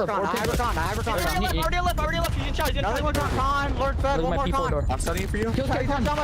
Kills get con and go right. I got you, dude. I'm trying to look for him. I don't see him. P4 next? P4. I ran past him. I'm dead. Okay, yo. They're all four on the right. I think they're all four on the right. Okay, I'm just trying to cut off. There's two of them. Nice. Fly. He's slinking you guys. Run it. Go left. Tell him. Oh, shit. They're all right. I'll give you ring cross. Have your ring cross. I'm bringing out left. One's gonna be out left. One's gonna be left. Good. Nice, good job. Come back, I'm dead. Yo, back wing, exceed. He's going top ring. Yo, top ring. Can you come back right? Yeah, I'm coming back. Wait, we can probably bully this. I'm taking it right. I'm going back to left. Nice. You would need to go right. There are already two left. I'm up top ring right now, bro. I'm totally low. I'm going top ring. I'm gonna try to challenge these guys. We gotta help high. I'm dead. He's pinching P5. Top ring. You're alone. Top ring. One shot. Zero. One P5. Black. Nothing else. One's top ring, and one's going long. They're gonna be up right. Top ring. Yeah, I heard you could be close. Go around with me. I think there's one long dead. Go around with me. Yeah, I'm down. Unfortunate moments their chance, and definitely annoying moments to deal with. Nero, oh, ladies and gentlemen, he just dives through a couple of players, finds the fifth. Yeah, it's painful. Overload, I think, has a very high skill expression, especially as a team. Everybody's got to be on the same page at all times. Got to be dialed in and snappy on the play calls. Did not get that, so Carolina up 5-2, minute and a half left to play, and we are very close to impossible for C9 to win. Close, but not quite there yet. We're battling down low. Nedra gets his. Tactical retreat right now from the Ravens. Back to the next phase line to play with here. Great damage again. Praise cuts one down through mid. Pistol still up. You've got the numbers on the back line. Unfortunate timing from Exceed, and they should be able to get this one home unless Lurks can stop it. And the answer is yes, he can. Alongside Nero there, Ravens might have just saved it all. Yeah, GG go. No, gonna park the bus, and again, just the 10 seconds for the device reset. Not enough time for C9 to work with, and exposure. Yeah, a fun map, I'd say, for Carolina to be able to play here and overload. A lot of scores that they were just able to steal away, and Now it's just the painful moments for C9. It is the desperation of trying to fly into your opponent's spawn. Yeah, very, very difficult to do. All the guns will be at the ready there for the Ravens, and congratulations to them in taking the lead here in our series. C9, not quite enough. A couple of big saves, but their attacks are looking a little lost at times. The Ravens able to take advantage of that. Many opportunities given to them. 5-2 the final score. We will not be breaking this setup that the Ravens have. As close as they are to one another, it will not be happening. 2-1, the score in our series. I've never seen that part of exposure before. Well done, Josh. And a good collective side there for Carolina. Hit the reset, fix your controllers, and get ready to bang one out on the Scar hardpoint. But taking care of business, C9 is a very lethal 2-3-5 threat. You call that pressure there in the overload, and you are feeling now very comfortable in the series. Scar hardpoint's where we're going to be going to post the breakdown, but ultimately just a lot of sort of easy captures coming through from Carolina. Maybe one good chain thrown up in the mix as well, but just a couple times where not the right spots there on the defensive setups, or when C9 was in the right spots on the defensive setups, a player on Carolina just slipped through in between three of them and gets the cap before you fall. Just about. Well, there we go, folks. Looking at the stats, nothing remarkable, nothing too tremendous to call out there. Exceed with the 2 caps certainly helps things off. As we look across the highlights, a lot of great saves, very good saves. A couple of those captures there from the Ravens, at least 3 of them, absolutely stolen out from underneath C9 New York. Yeah, Exhibit A. Now the moment of success there for Nedra. Nedra, by the way, shot 44% for accuracy. I think it was JP that showed the breakdown of how, back in the day, some of the best players in the game were shooting 25, 26%. Oh, how the times have changed. Oh, yeah. Well, a lot's changed. Exceed an absolute steal there. And Okis, thank God for the shots. He makes it 4-2. But, yeah, with 250 here, you're watching that clock burn down rapidly. And this was the most unfortunate turn there from C9 New York. This should have been 3-4. But, again, bit of confusion, bit of back and forth there. And a hesitation there with the EMP device absolutely cost them. Turned into an immediate goal, and that 2-5. The death knell for C9 on exposure. And listen to a very interesting one as well, because Overload really shows off how different guys on the map might see the vision differently than anybody else. It's not necessarily the guy with the ball or the device that can make these play calls or see what's open. Every one of the players on your team has to have a high concept idea of what they want to go on, and yeah, C9 just certainly did not have that. A little bit too turned in game, but exposure, Overload, a separator of good teams, bad teams, and Scar hardpoint might do the exact same thing. C9 love it. Get it nearly every single series they play, but unfortunately for them, an 0-6 record on the map. Maybe hard work pays off. Maybe the grind. They're, losing is learning. They've been learning quite a bit. They've been learning quite a bit. They have to now deal with the mighty Lurks, though. We've seen Lurks sort of slight statistical bump when it comes to playing on this map. He's one of those players, one of those maps, one of those modes. We should be seeing him run amok and have himself a good time here against Cloud9. But again, Cloud9 with the reps, we'll see what they've done, see how much they've learned, if they can survive the onslaught of this mighty Ravens squad online. That Scar hardpoint coming up in a moment, but as far as looking back to the map 1, the first hardpoint chance, a lot of love once again. Nezra, those P1s were super solid, but Lurks all map long at 250 to 135 scoreline. Yeah, keep in mind, Nedra, the very hot start, gets a Hellstorm early on as well, had maybe 24 kills when the next highest in the lobby, Lurks, is just a little bit behind him. But as you say, start to finish, man, was a menace on the map. I think the only time he takes a moment to breathe is that 2 seconds where he gets killed, leans back, and then gets right back into the mix. Lurks is locked in, and Nedra trying to check himself back into the map 4. I think after a loss like that, it's starting to wear you down just a smidge, just a little bit, just to scoosh back into that gamer posture. Nero's asleep. He's out. That's it, guys. He's done. No, he's back. Well done, Nero. Wakey. Eggs and bakey. Here on Scar. Get at the market. Or the shop. Or the deli. Or ticket, as the gentle mates like to call it. Lurk so far, a positive 21 and a 1.4. He's having a whale of a time. Looking great. Plus the 1-1 is not too shabby at all. And as you stated, one of the best in the game on this map specifically, at least statistically so. So gotta be on the lookout here for him for the map number 4. Here's C9 just dialing some of these rotations. Again, plenty of experience on it. They're starting off the good side spawn as well. See if they can cook something up. A must win for both of our squads in the campaign towards Birmingham in these final hours of qualification. And Nedra once again starting things off right. No two-piece there for Lurks, but a bit of time going the way of the Ravens and not enough. C9 are back in. Yep, C9, not only are they winning the opening break, getting the time, but you had 3 players trying to pitch around P2 to flip these spawns. And that's the name of the game here for Carolina. Really want to flip the spawns, and they will be successful. Praise and Exceed, nice work. Get their teammate is spawned right there with them. So maybe a 10-point lead for C9 off the break, but already been handled. Ravens happy for the spot they're in. Yeah, technically, you should be able to make all of this back on the opening hit from P2, but thus far, not looking perfect. C9 reinforce the new hard point. Craze and Exceed on their fight forward now. Got to watch out for Nejra, who's managed to slip on in behind Blue. And Courage just sent it to the clouds.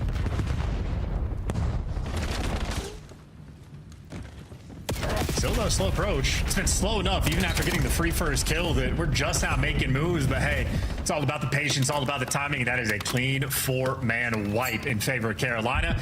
Gonna take the lead on this hill. The question is, how far can he run it up? Exceed is so distant away from the time. A great distraction game getting played, and he gets the extra kill. Yeah, if you're C9, you are nowhere near this P2. Oh, the nade landed as well. Exceed, 4 spree right now. Damage on the man in mid. Yeah, Exceed behind enemy lines, having a great time there with C9. Rotation over towards New is going to be technically won by C9 New York again. They didn't really get too close to P2. They've been stuck on that side of the map now for some time. See how well they're dug in out by no man's land. Good God, Craze. The shots are on point. Oh, Craze. He's looking for another here. Difficult gunfights to win. Yeah, he's the purveyor, and he is still putting the pressure on, backing these players down, and his teammates now getting all the kills. So one of the most difficult ways to break into this time. Crazy Carolina is successful for a grand total of 2 seconds. Yeah, C9, they just take it right back. Taking it right back. Good damage. The Courage way up top. Back on the Craze. Another 3 dead. Lurks walks away with a constellation kill, but a solid 25 remaining seconds there. C9 should be able to hold on to this. Lurks playing for those on the transition towards Blue through the middle of the map, but so far no one there. And a dodgy spawn from Okis. He'll happily take that. Huge. That's massive work for C9. Yeah, flip the spawn perfectly, get a huge chunk of time there on the P3. In fact, they do take the lead. Now you got 1 man. As long as you block these back spawns, yeah, you are free and clear here for Nedra. And now all 3 players actually really want to block those back spawns. C9 really trying to do the little things right. Yes, the reps you've got. Encourage 7 spree. Hellstorm. Oh, Hyde runs out through the front. Thank God Craze kills everyone, including a teammate, to slow down the attack now towards Blue. Outright. Encourage. Can he get any more of this life? Keep the spree alive. He's cooking. Oh, no way. 1 more bullet and Nero. The spree ended. But the hard point holds still. Oh, for a second longer. Ravens are in. Yeah, it took him 30 seconds to make that break, and the spawn doesn't even give it to him. Okis spawns right behind him, even with the back pressure. Nutty stuff, but hey, I guess if you don't block it appropriately, the game will make sure you're stuck there. And now maybe, unfortunately for C9, if they're going to end up stuck here, this is not where you want to be. 10 seconds left of the old time, and if they're not winning the initial gunfights, it means you're spawning out at old. This is going to be Carolina's opportunity to get right back in the game. It's about a 15-point deficit. They are free and clear on this new time, outside of that whole Hellstorm thing. Well, this might not cause that much damage, but it's going to force those players in inside. Can you cross the ground fast enough now, though? That's the question for C9. Through the window, threads it right on the Nero, and here comes the attack. Yeah, not the safe space to play in there towards green. So going to spawn up right towards the back, but C9 can sort of save off this pressure. Got to be good to go. And while Nedra doing what he can, a couple trades go through. A 1v1 for time, but Okis a little too slow. Now everybody's going to be off of respawn, but they're still winning the gunfights. C9 out here playing bully ball. Yeah, we're playing whack at Okis. Oh, Hyde, that's a stinger. Lurk somehow pulling out the magic there, and an unfortunate team kill on time. This hard point has not been terribly handy for either team. C9 a desperate throw of bodies in on towards it to get Craze off. Good luck, lads. Lurks throwing absolute Hail Marys. Yeah, explosive finish there to the first set of rotations, and it's C9 with a 10-point advantage. Not too shabby, but we go back over towards P1 where Carolina, once again, is so much pressure they're putting on this side of the map so they can make sure they maintain these spawns. It's Nero on the Super Soaker position. Getting pruny. Looking like what Bucket said. Lurks. Oh, good lordy. Trades there from Exceeding, and perfect work here from the Ravens, looking to get the lead back in their hands or in their claws. With a bit cut now, the attack from C9 is on, and they're trying to get that pressure on towards time. And Lurks, technically the front runner is 17 and 12. He has yet to really get it going. See if he can pop off. There's a nice little moment for him. Extra 2 kills, a 4-man wipe in the spawn trap, completely set up. Yeah, he's in position now. This is the spot. Lurks, that's what you wanted. Next you can Craze to the right-hand side of the map. Oh, the shots into Nezra. Live to fight another day before being traded wonderfully by Nero there, who keeps the play going. Coverage is on. Exceed catches him up. And again, a 5 now for Lurks. He has not stopped this production. And 3 for Exceed and Nero. Yeah, it's also 9 out of the last 10 kills in the lobby of Ben for Carolina. They were down 10 seconds going into the P1. They have turned this into a now 40-point lead where they are still getting every single kill. Maybe 14 of the last 16 have gone their way. Multiple players potentially getting streaked out. Exceed with the skewer, not the Hellstorm, but hey, his teammate's still getting that time. Who's doing right now? C9.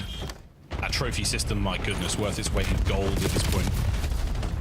C9 in, good break. That is all 4 down. A clean set of kills, and Encourage now successfully blocking the spawns. Final 20 seconds, though, you do want to get over there. Doing the right thing at the wrong time occasionally happens here. Netra's spree continues as well. Exceed on the back, and P3 will be the Ravens. For how long? Well, they picked up top green, so that's going to put the pressure on. They also give up top green immediately, so going to be free and clear for Ravens on this new time. Nero going to be the man on it, but now Nero might get overwhelmed. The Courage picks up 2, and this is the hill the last go around where Courage started off his 8 spree, so maybe C9 just dialed in to the Plain Hill. Oh my goodness. Lines up the first few, and again, you're keeping these boys out of the play. You're keeping the Ravens back. Maybe up now, bust wide open. 2 dead immediately. Try to hold on high. Try to hold on over the top with the wonderful shots and a good centering, but not enough to stop that onslaught of players there for the Ravens. They've swooped in, and they have picked that hard point clean. Yeah, struck right back. Loses the shot control, but hey, you pushed out Boat. Opening up that spawn for P5 in case there's ever the opportunity to get it, but nonetheless, just making sure you keep that lead flowing. A 40-point lead that they might turn into a 60-point lead, and at a certain point, Hyde needs to start backing up for this new time. Those Ravens players all through the top side of the map. The spawns have been flipped.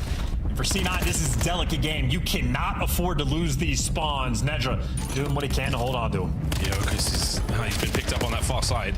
He will rejoin the boys in this next respawn. They haven't got eyes on Lurks just yet. A snap from Lurks on the bottom side of the map. Netra taken down through tank. Oh, Nero and Exceed are in, and that should be enough to muscle your way through. Hyde has to go huge. Oh, you're losing the spawns. Everybody through P2. C9 officially playing the flood game. This is not a fun situation.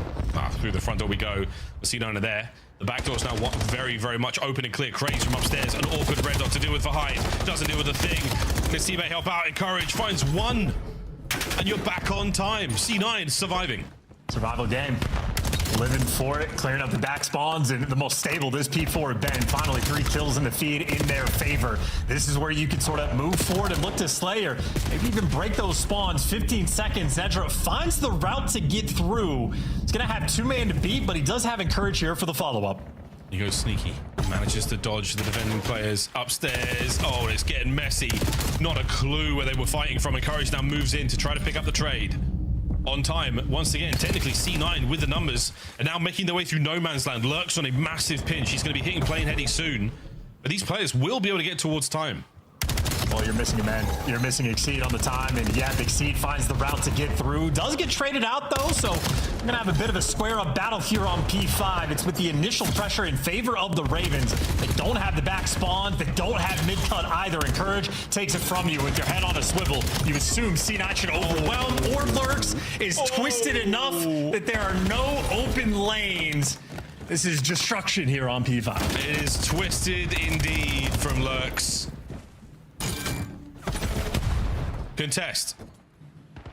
C9 just keeping it difficult, keeping it awkward. P1 is all set up and ready to rock and roll right now for the Ravens.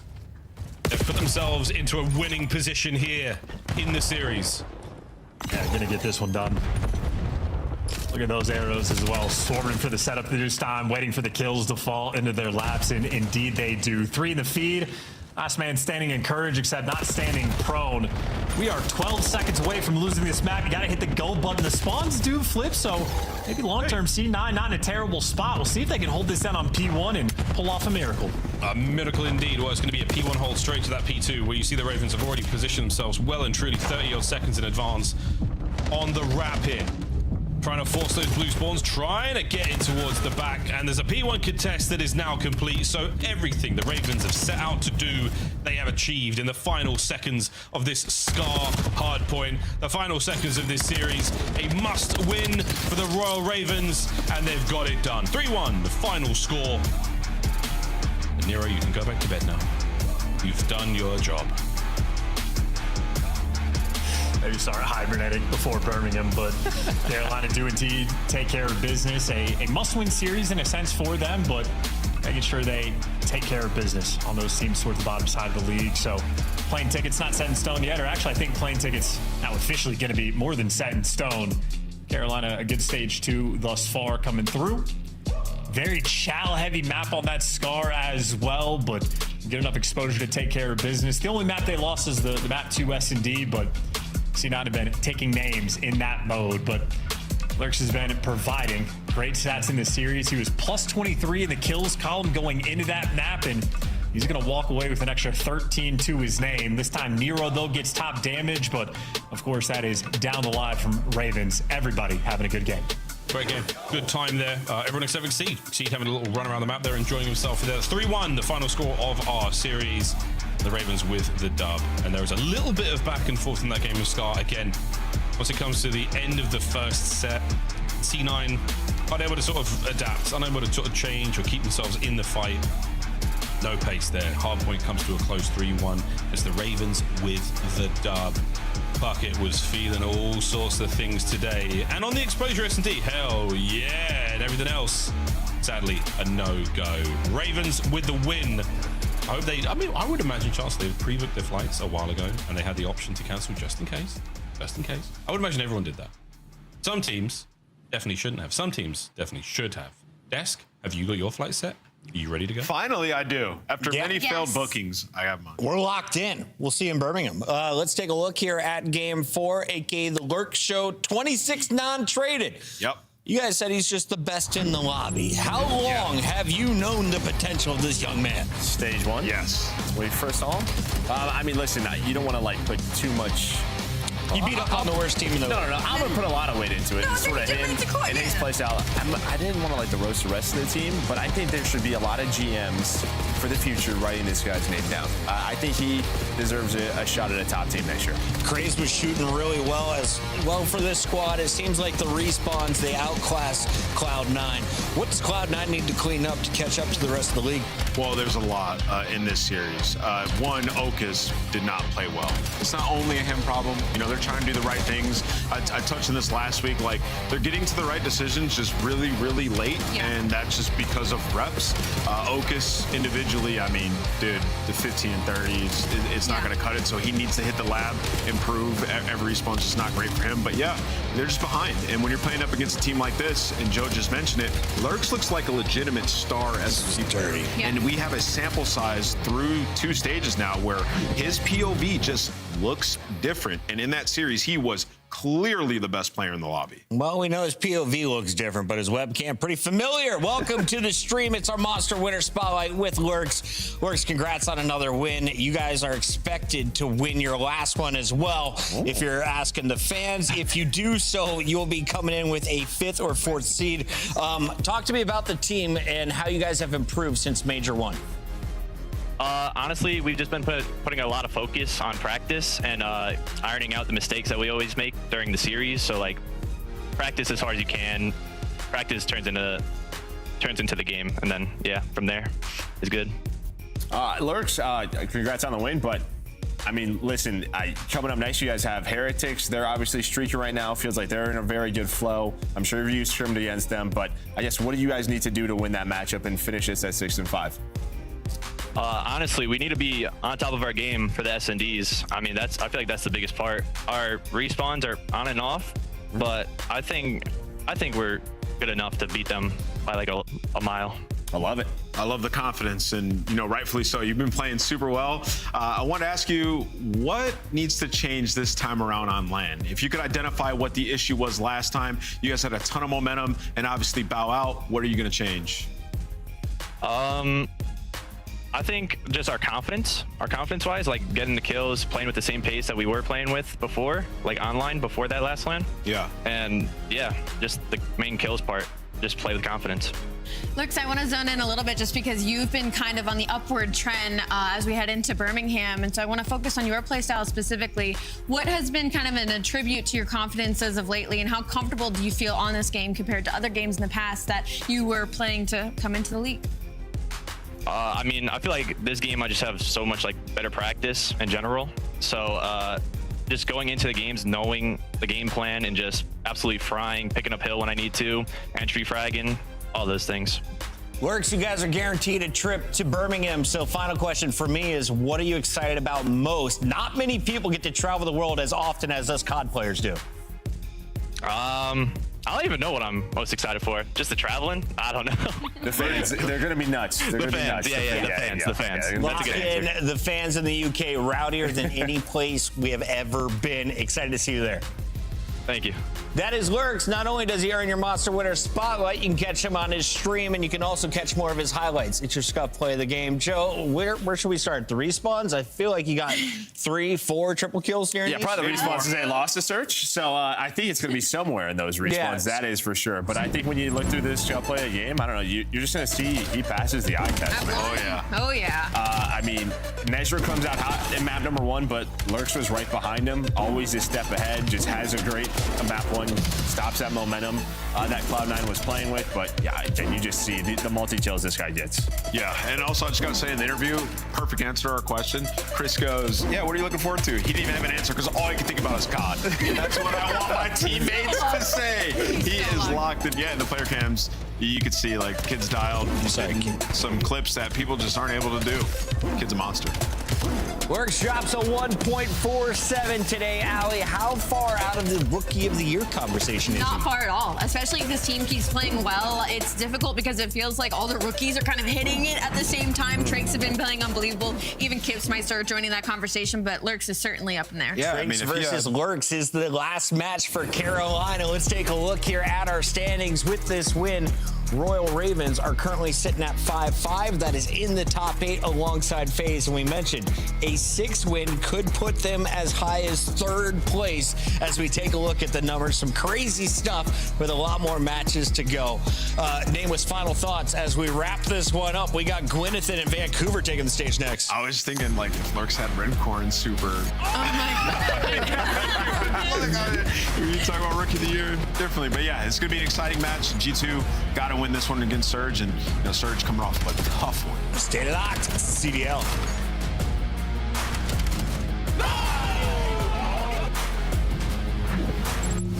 COD Champs tickets are on sale now. Come see the best teams lock in for this season's grand finale in fabulous Las Vegas. All 4-day passes come with early venue access. Head to FazeVegas.com or scan the QR code to get your tickets now. Look like the pros to play like the pros. The CDL team skins are available now. Scan the QR code or check out the in-game store now. Scuff, official controller of the CDL.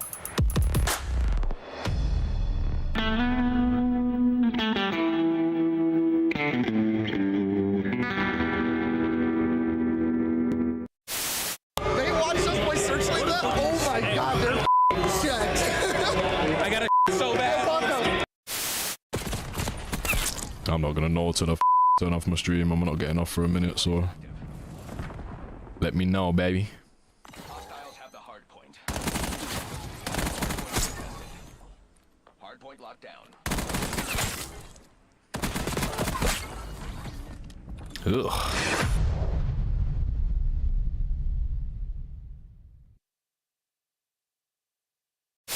Played him. Wait, hold on. Was he the greatest sniper of this? Oh my god. He was hella good. It all comes down to this.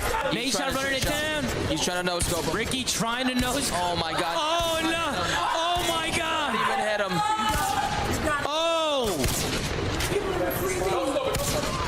GG. God, he got f***ing slammed. And it's face banks. Oh my god.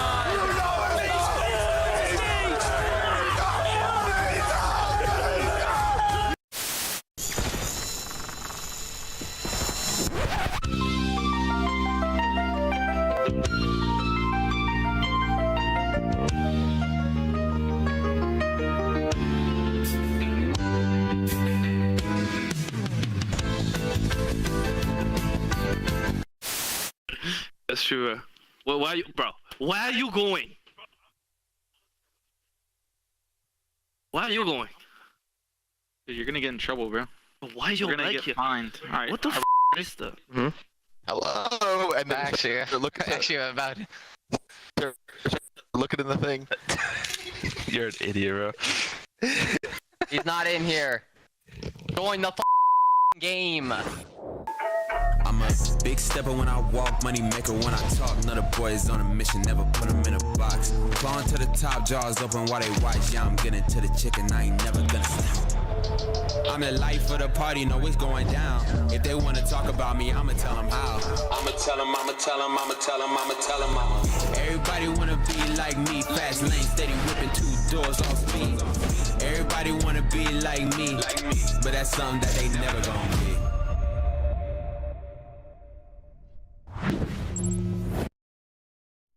To zoning with G2 Minnesota. Kremp had a breakout start on Colossus. I've seen Estriel have some great games. Skies has taken over some search and destroys, and Mamba has had some pop-off performances as a rookie. Let's take a look here at the squad that is the favorites first, because Minnesota, they have a potential to finish 7-4 here. It's kind of crazy knowing that you have to play every team in the league. They've got 5 wins already. No, they do. I mean, they're playing well. I mean, in a way, kind of expected, right? Coming off of the top 4 after Major 1, I think we just knew they were for real. The sub duo has been so consistent throughout the year, but really, I feel like the ARs are stepping up, right? We're seeing moments from Skies, but Mama continues to get better. As much of a curse as I end up seeming to be for G2 Minnesota, and I'm sorry for the pick'ems later just in case.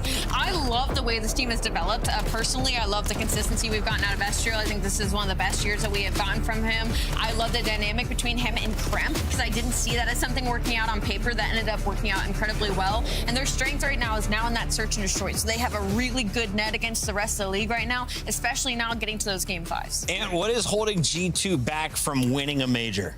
Holding them back from winning a major. I mean, consistency. Yeah, consistency, you could say, because you come out and you play a team like Carolina, you get 3-0'd, and that to me came down to the map vetoes and the situation they're in, because it's like the Colossus and the Blackheart thing, and they got forced to play Scar. And you're in a situation where your Scar's not that good, so probably need one more hardpoint map. And then also with the Search and Destroy, they do a lot of the macro really, really well, like you talked about with the post plant and the first bloods. But their foundation's really good. When you're not finding those bloods, they're beatable in S&D, as we saw in the last 2 searches that they've had. So, yeah, they're a really good team, just consistency overall. On the other side, Vancouver Surge has a lot more things to fix before they win a major. Merc, let's dive in, though, on their strengths.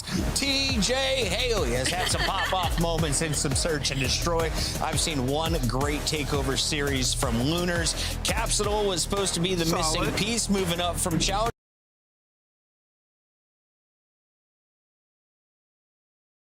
At right now, because if we ended all of the qualifiers, they would be locked in for Birmingham already. Yeah, I mean, obviously a win here for them, they get a play-in bracket berth, right? So they'll have that best of 5 on land, but I think the big thing to talk about, it's like, yes, there's searches there, but yeah, they're last right now in Overload. 1-8, map number 3. they gotta get this figured out. Which is crazy because TJ used to be such a sick uplink player. Well, he's You're still thinking it's Chris, similar objective. Wait. Let me interrupt here because TJ is still playing good in Overload. So it's just his teammates letting him down. Yeah, I watched the last series. He's like the only guy that's trying to manipulate the ball. He had their solo score in the last one. So for them though, yeah, it just looks like an H team. Like even when I just said solo score on a Teej, like that's how they play. It's like a free for all. I don't know if they have direction on this roster, and that's why they are super up and down. The one thing though, Surge has been solid with Cap 3-1. Surge has been okay. I think for Vancouver Surge, it's a big disconnect between the SMGs and the ARs. Like I feel like Gwen and Lunars have kind of found their flow together a little bit. We're still kind of waiting for Cap and TJ to be on the same page, and that's why you're getting like these moments and these hard points and these S&Ds where it's like, okay, maybe we've got something, and then it kind of all falls apart when push comes to shove. Time for our maps and modes brought to you by Scuff Gaming. Let's take a look here at your best of 5 series, and I have a feeling it could finish before we get to Raid. We've got Blackheart, Exposure, Den, and Scar. Ali, you've been crunching the numbers. How happy is G2 with what we got at the first half of the series? I think G2 is feeling great. I think they're happy to have that Den overload. And when I look at that Exposure, I feel like it's the only map for Surge to have some opportunity to throughout the entirety of this layout, but they just don't really have a map pool to work with in the first place. I think G2, they love Den Overload, and then their Scar Hardpoint, that's normally when they choose in a map number 1 if they have the option to. But so the fact that, all right, we get this, we got Blackheart, they're feeling good. Does Gwyn flex to an SMG on Blackheart? Do you stick on the AR? Mm-hmm. Yes, pull the sub out, please. The more Gwyn with the sub, the better things are going to be. That'll help their pace. Or just put Gwyn in the hill, and it doesn't really matter the gun. It's time for our Scuff Pick'ems. Do we continue to go negative, chat? I think we shall today. Oh, no way. Gwynathan Takeover Series. I mean, listen, G2 does have some really slow starts sometimes. I think Vancouver, they're going to lock into the play-in bracket. Yeah, I'm not going to do that. I'm doing G2. Yeah, I'm good, yeah. I'm sorry in advance, Minnesota. I'm gonna go with G2. Okay. Every time I pick them, they lose. I'm sorry. I was making sure that I got G2 as well. There's a little G2 disrespect from Chris. The fans are also going G2. It's just disrespect from me, guys. We got Miles and Chance who are having a triple header day. Give it up for your casters. You're doing great. Sorry, guys. So, Joe, did you give it to him? I don't know. Because poor Clint is sick, guys. If you just joined us, Maven is unwell, but he will be back probably tomorrow. Yeah. You better, Clint. Chance, another spicy series. Not as spicy. I mean, there's like 2 out of 4 chilies just because G2 are already looking pretty good. Enough to get the taste buds going, though, certainly going to wake you up. And if that doesn't, Blackheart certainly will. I know we were sort of talking about how G2 has some slow starts as well. I know in my mind, Capsule is a guy I would be fearful on to play this map against him. And of course, though, on the side of Vancouver, with the expectations we have for them in Overload, Overload's not going to go great. This is a map I feel like they're really going to want to win, take full advantage of any slow start possible from G2, start the series off right. Like Gwynathan, be that super soaker. Gwyneth Paltrow, Gwynathan, Gwynny the Pooh. Let's rock and roll, ladies and gentlemen, into the drill. Who's going to get drilled today from this alternate angle? It looks like Vancouver have been drilled. Yeah, wow. Talk about a bad opening break. You flip spawns the wrong direction, you lose out on the time, and this guy's already... I mean, it's 2-0. If I'm him, I'm thinking about a Hellstorm. Hell yeah, that early. I'm thinking about Hellstorm for me right now. Let's get it. The lovely red of G2 Minnesota cutting down players all over the place. It's going to be Estriel now looking towards the back door. TJ gets an egg on his face. Now towards P2 again we go, and Estriel's in a 1-2. No, only one. He's out. Sky's down as well. No Hellstorm for he, no Hellstorm for Yo. And finally, an opportunity for Surge to get some points on the board. That is a 30-second deficit they're going to be working on for the rotation. Estriel, with no help behind him, needs to wait for the teammates before you start making the move, and doing a great job of it. A ton of nades, a ton of stuns and whatnot coming out of the Vancouver players. For no connection, spawns are going to get weird to assume you could overwhelm eventually Lunars. Last man standing has 2 more men to beat, and that might not be too many men, or maybe it is. There you go. Takes 2 to the grave, but G2, break is in. Yeah, G2, we're in. Oh, we're dancing. Estriel. Get it done. Still rocking 3 in a row. And the nades and everything are singing. And he pushes out for the next. Sky's there for it as well. So G2, lovely P2. 30 seconds to go. Yeah, no slow start at all. Great opening break, and they have successfully broken P2 and probably good for these final 20 seconds as well. Good little solo chow, and nobody watching the top lane. Kremp gets good timing on Lunars, and Vancouver Surge, they're going to have no idea he's behind them. Nah. Talking about that P1 drill. There's another drilling that could happen here. Kremp still in the back. T's trying to sniff him out. Careful where you stick your nose. Whoa, 4 dead. I take it all back. Oh, they got the spawns. I was going to say, Kremp hit the go button at the absolute worst possible time. TJ, veteran plays to stun check the back. How about that awareness? DJ Halley, very few like him. Many love him, though. He's still helping the boys out on time. Shots in from Skies. Mr. Bueno, lovely work. That's Capsule. Oh, gets involved. TJ on the trades. One more man to deal with there for G2 on time. And a good 30 seconds to be had here. Over the top goes Gwyn. Tej. Oh, into the freaking fire. We fly, boys. Well played. But Mama comes out on top. And this is a 1v1. Oh, for the time. But now, Capsule, as it is a continued bang out. What is this? The Bocage. The bloody Bocage of BO7. Whatever it is, it's a 50-point lead there for G2 and Gwyn already spawning out across the map. So one good break here, and it will be devastating for this game.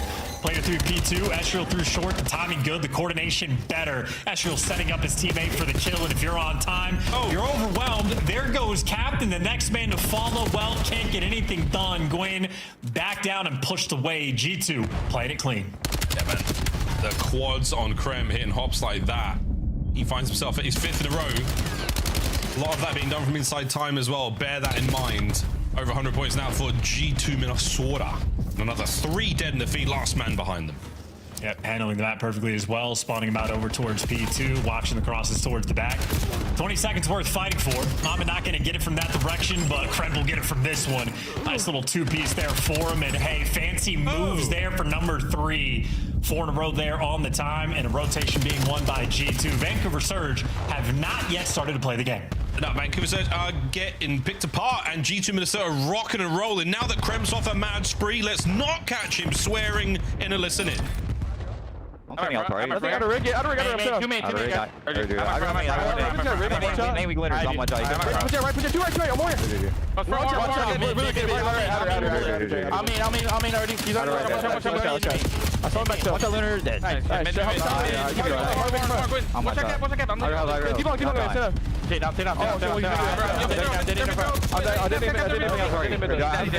I remain. Main. Watch out, cap. I mean. Right. Front. Two main door. Both ones. One shot. Let's go.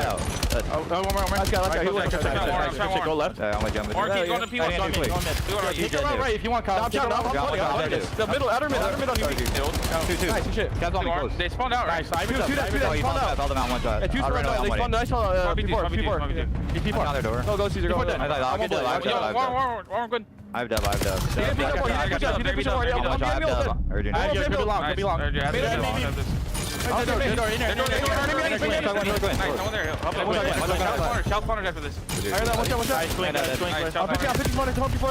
Inner, we can hit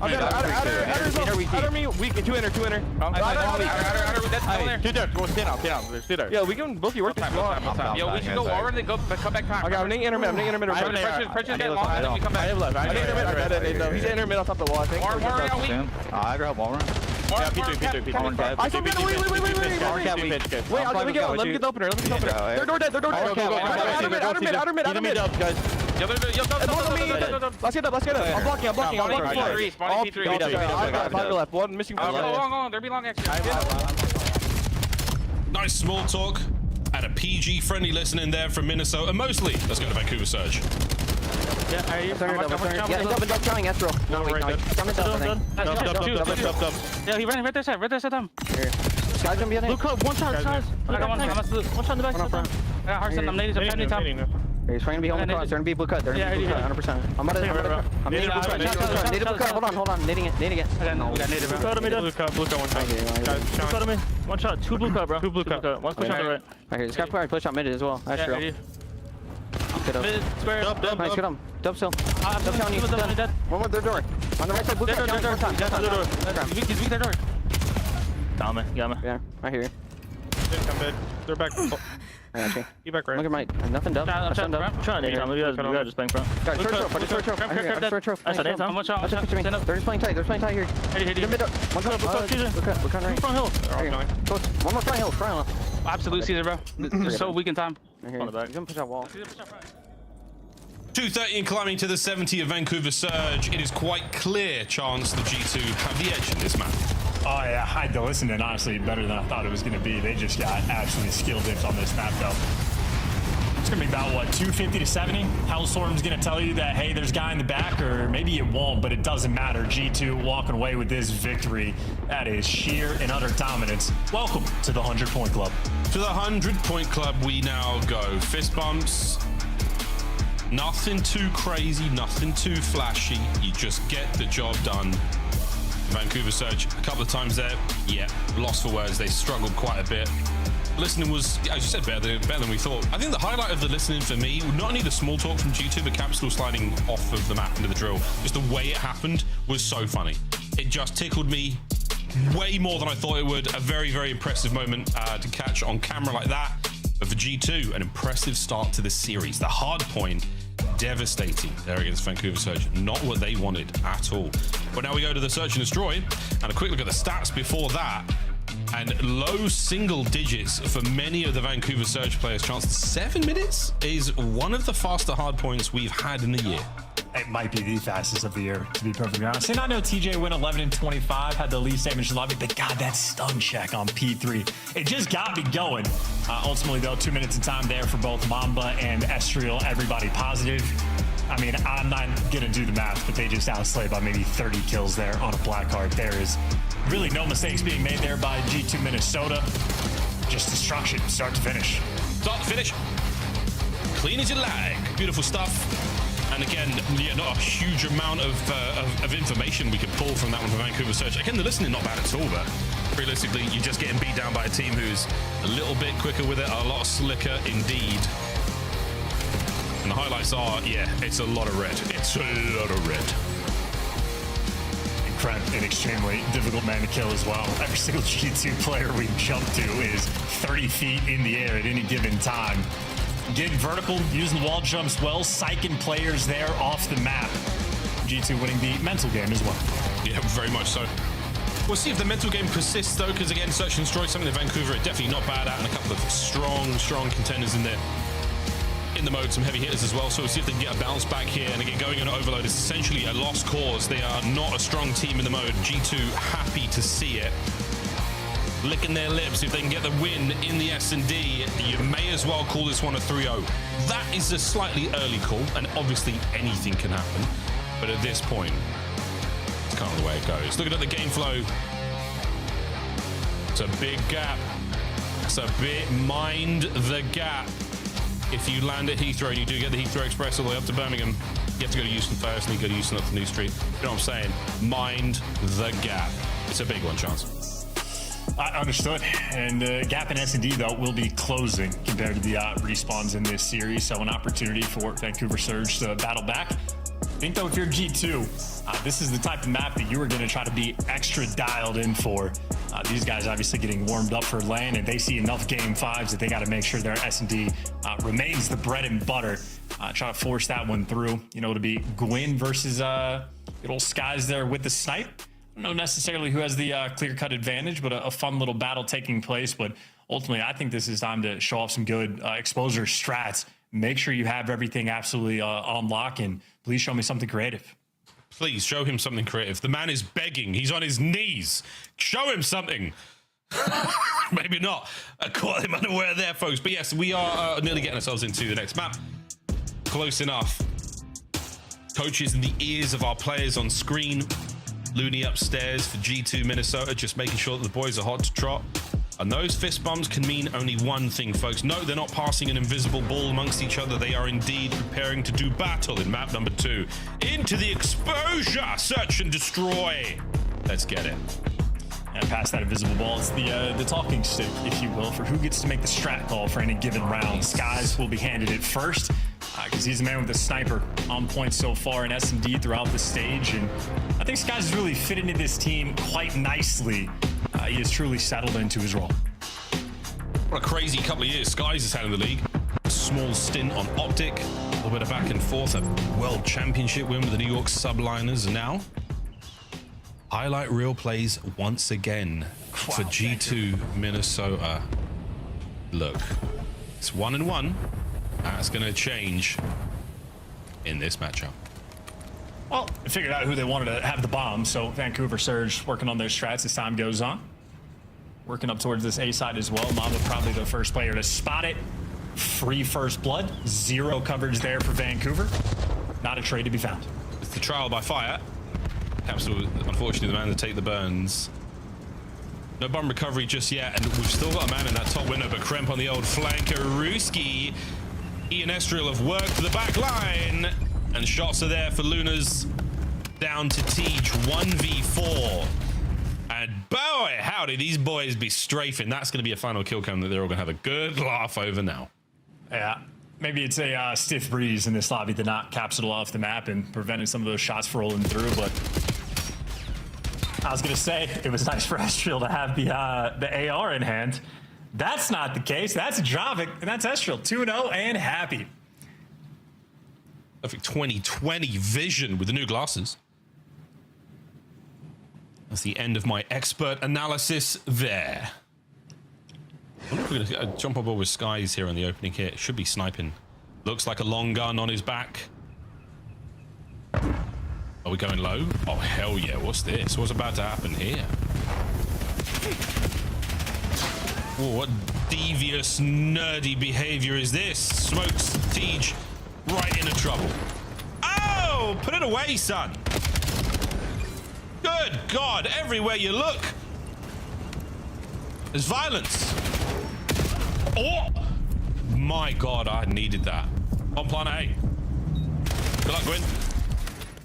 Skies getting it done. It's a weird update to the Full House theme song there, Miles, but G2. No twins there in this one. Might have gotten first blooded, but they traded it out straight away. Everybody doing their job. Feet up, nice and comfortable here for Minnesota. Strictly business for Skies. Slightly perplexed. I quite enjoyed the opening nade strat and that smoke towards what some people call the Benjay box. I don't know why they call it the Benjay box. It's the sort of black box, not the one that the bomb site is, but the one on the ring side of the map. Why do they call it the Benjay? I will never know. I'm not going to ask, Ben. I don't care. Round 3. That's crazy. All right, good job. To the B-bomb site we now go, and a lot being shown here. Estriel has just let that capsule just walk right up. That's unfortunate timing, enough to get the bomb down now. And it's game on. That was just knives out, staring at the opposition. I mean, it worked. Again, he has scared players off the map, so Estriel trying to out-aura people. Now, though, Krem's position is known, and you're a man down. It's a viable strat, and he has been caught out here. 2v3, 1v3, gone. Vancouver Surge on the board. Yeah, okay.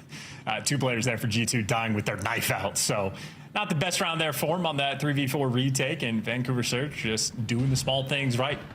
Get the bomb down, hit a nice little one pump, show off the hip fire of the M15 there for the final kill, and good damage output for Lunars in the round as well.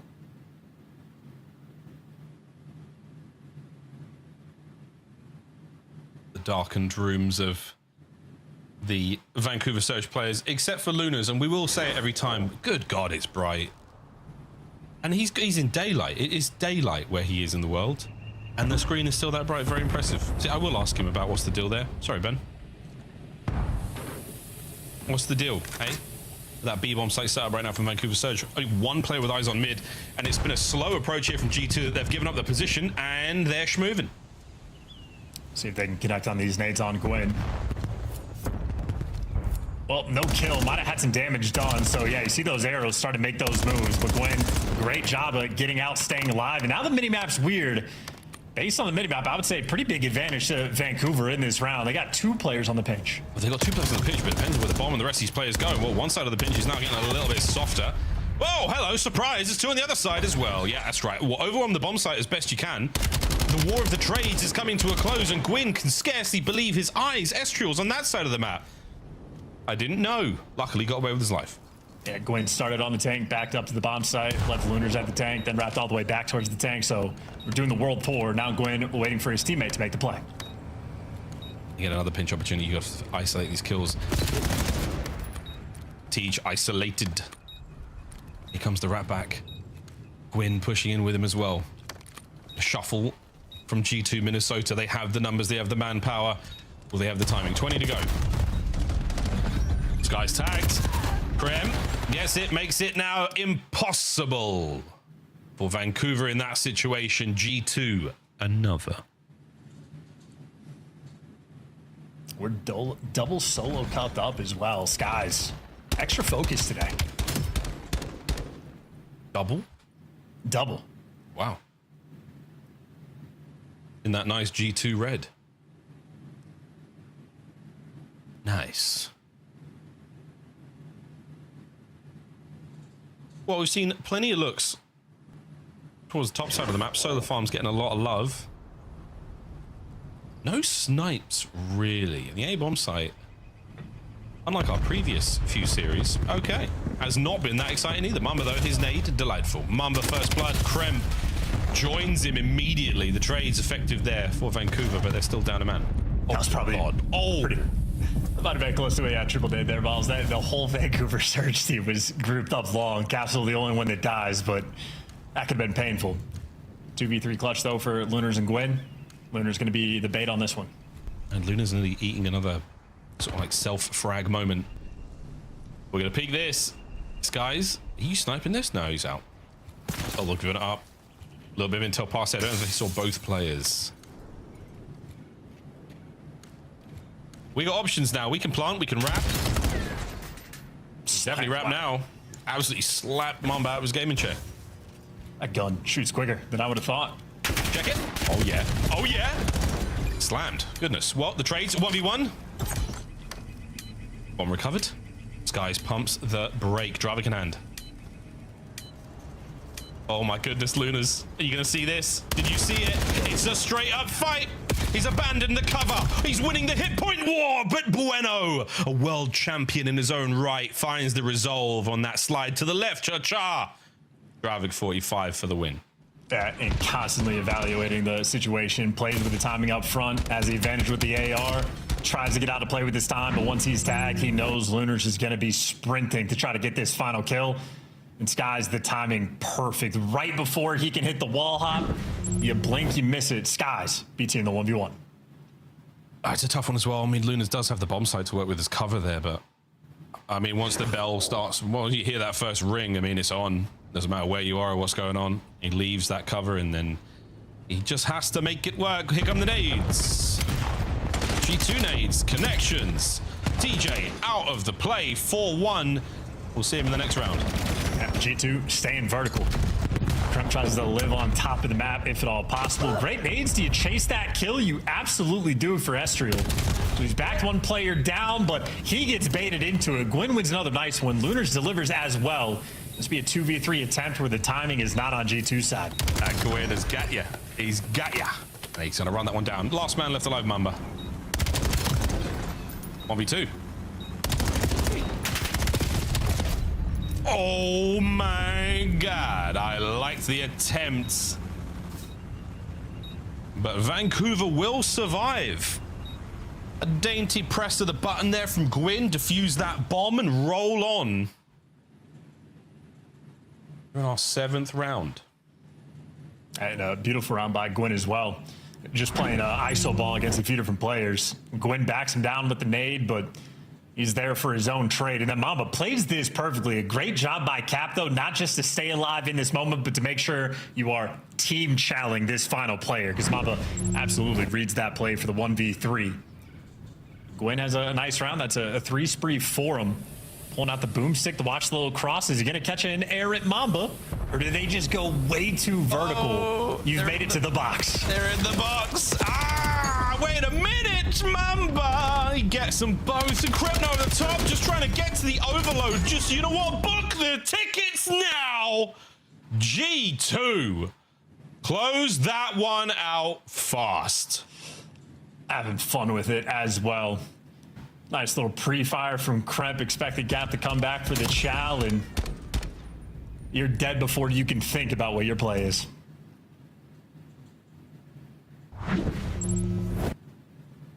Nice. Kremp's POV.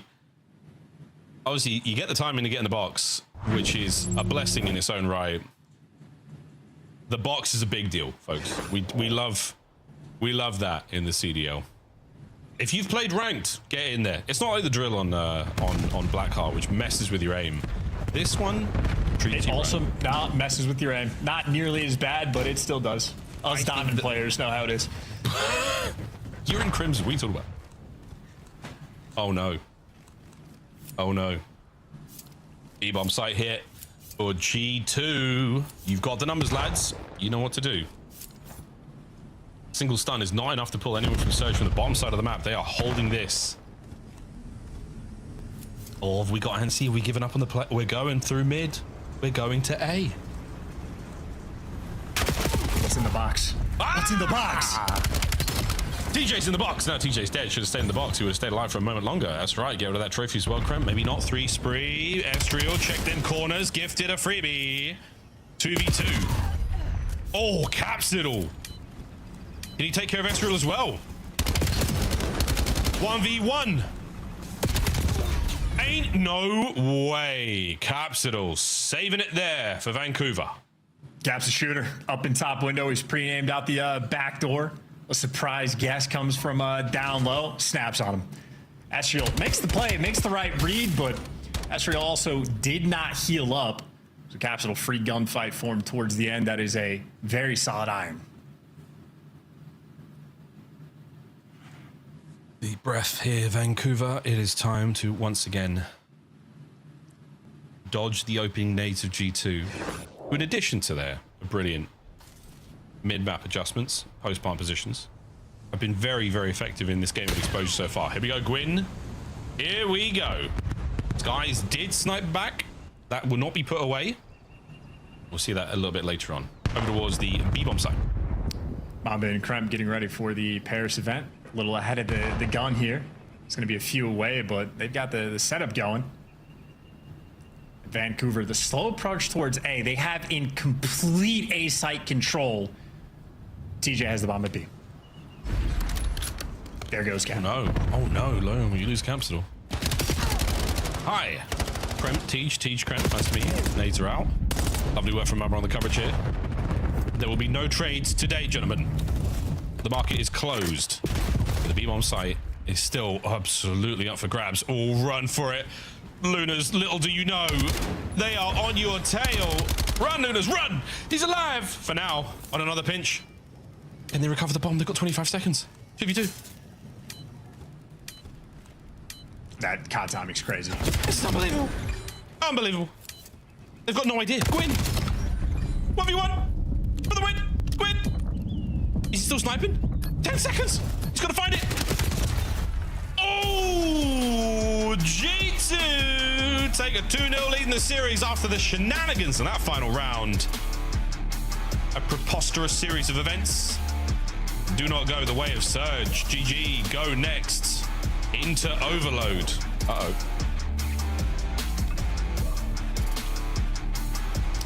And Overload certainly not the best look there for Vancouver Surge. So G2, their feet up, they're happy, big smile on their face, expecting at this point a 3-0 victory. Taking care of business there in the S&D. Mamba throws up a overall pretty nice game. 8 kills, solid. 4 first bloods, very, very nice. Couple nades kill as well for Minnesota. So yeah, the opening breaks, the strats there clearly on point. Just like the respawn, all 4 players positive. Everything they want to go right absolutely does go right. They got the bombs down when they wanted, got the clutches when they needed to. They got Kremp in the box. And yeah, a comfortable, easy win there against Vancouver Surge. Kremp in the box, not a fast food joint I would hit up, but I will go to Den Overload though, as we will see if this could be a 3-0. And right now, yeah, on paper, it's absolutely a 3-0. I think there might be something about, I mean, just the defeated nature of Vancouver Surge right now. They are struggling very much in all of the game modes, and this one statistically their worst. We'll find out what those boys are made of after this break. Vancouver Surge G2 Minnesota right after this.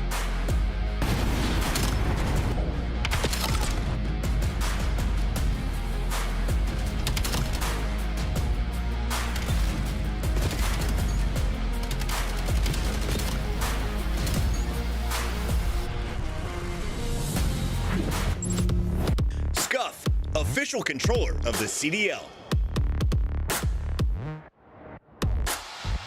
Monster Energy, the official energy drink of the CDL. COD Champs tickets are on sale now. Come see the best teams lock in for this season's grand finale in fabulous Las Vegas. All 4-day passes come with early venue access. Head to FazeVegas.com or scan the QR code to get your tickets now.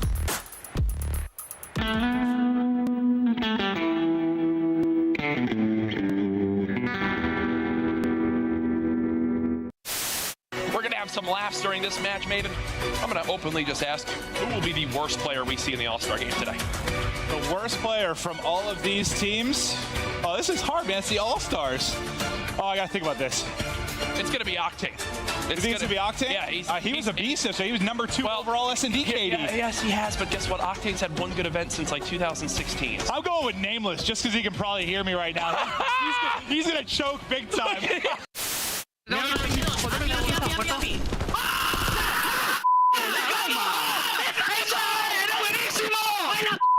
¡Vamos, Oscar! ¡Vamos!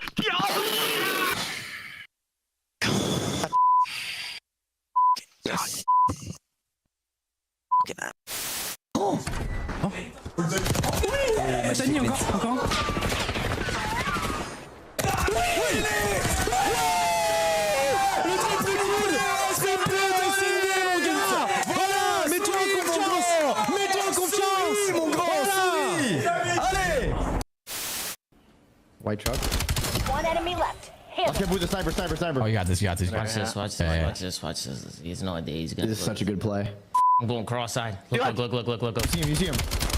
I'm so much better. You can't teach that. You can't teach that. That's what you call 200 IQ right there. That's what you call 200 IQ. Only a veteran would make that play. Only a veteran, baby. Good play. Welcome back, ladies and gentlemen. You can't teach that. You can't. It's unteachable. I'd love to see Zuma try to teach that to anyone on the planet. He might do in an upcoming content series. I'll teach the stallions a thing or two. Here we go, though, folks, into map number 3. Mr. Ashworth, where do you sit on this one? For Zuma's teaching ability or for Vancouver Surge's ability in Overload? What are we going for here? We'll go with the teaching ability first, and then we'll talk about...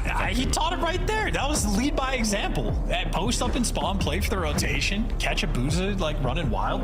He's literally teaching by example. Now that you've flip seen... side, to answer your second question, it's not good. It is not good. Yeah. C9 is a bunch of brand new players in the league. And that's why earlier C9 was 11th in every category, because Vancouver Surge is in 12th. Yeah, these aren't numbers, guys. That's not... LAST is not that has no numerical value. That is the bottom, sadly, for Vancouver Surge. So, Overload, not good. Not good at all. They do have 10th in goals, so at least they're putting something through the net. But right now, it might be their faces through their monitors, or possibly through their desks, followed by a moment of, uh-oh, I wish I didn't do that, because this is going to be a tough one. The feet are up, the smiles are good, the vibes are high for G2. This is a mere consolation prize. This is a shift in the standings for them. They are feeling so happy, elated, a joy, their teamwork, their camaraderie, the hard work they've put in this year already. They are reaping the fruits of their labor chance. It is a delightful time to be a G2 Minnesota fan. Vancouver, this is so important for them to win. Yeah, you had Kreb draining that water bottle. I mean, he might still be chugging along, trying to finish that one off before we get back to the new time. No, trying to finish it. That was an entire water bottle crush right before this map. G2 have to win it because no bathroom breaks before map 4. Oh, he's absolutely going to speedrun this one. Otherwise, we might be having an accident up on main. Only kidding, at the G2 facility. Sure, they have an ample amount of water bottles nearby. He can take care of that in an emergency. Now, emergency, folks. It's Den over... No, that's a lot of L's. Guys, we've made the point. I think we've made the point. Surge don't love the mode. They don't love it. We don't know that. Emotionally, they might feel a connection to it. We've made the point. Let's see how they go. This ain't going to be easy. And I really mean that. This is not going to be easy. Aim for G2. This might be a fast one. It might be a fun one. Let's find out together, chat. Show off the teamwork. Need the goods, need the quick comms as well. high impact decision making, and everybody's got to be flowing. Every single player needs to be on the same page. Den is a devastating map in the sense of you make a single mistake, you might start getting rally capped on very quickly. Opening break can certainly make a big difference as well. A big square up towards mid. Here we go. Nobody hits there for Krem right off the rip. It's going to be sweet. Mum's going to back him up on a coverage of Skies, and it's a sweet few. Possession right into the hands of G2, and the kills are there as well. Now options. Oh, goodness gracious. It's already going to be a cap on B. Rally cap. Number 2 is already going for it. Sky's trying to get in position, and he'll be the man there first, and in the feed gets the kill. Now Estriel on the pinch. Maybe enough of a distraction that his teammates can win the gunfights up front. Now, the question is, when you pick up the device, you just want to cut this through mid, because number 4 is already taking space. Looking for the kills first, and Skies is getting active. All 4 down. Another capture. Number 4, Krem through the middle of the map, making the job for his teammates easy. Not in 1 minute of play, we've seen 2 captures. Mumba's never checking that. No need. Well, towards the top side of the map we go.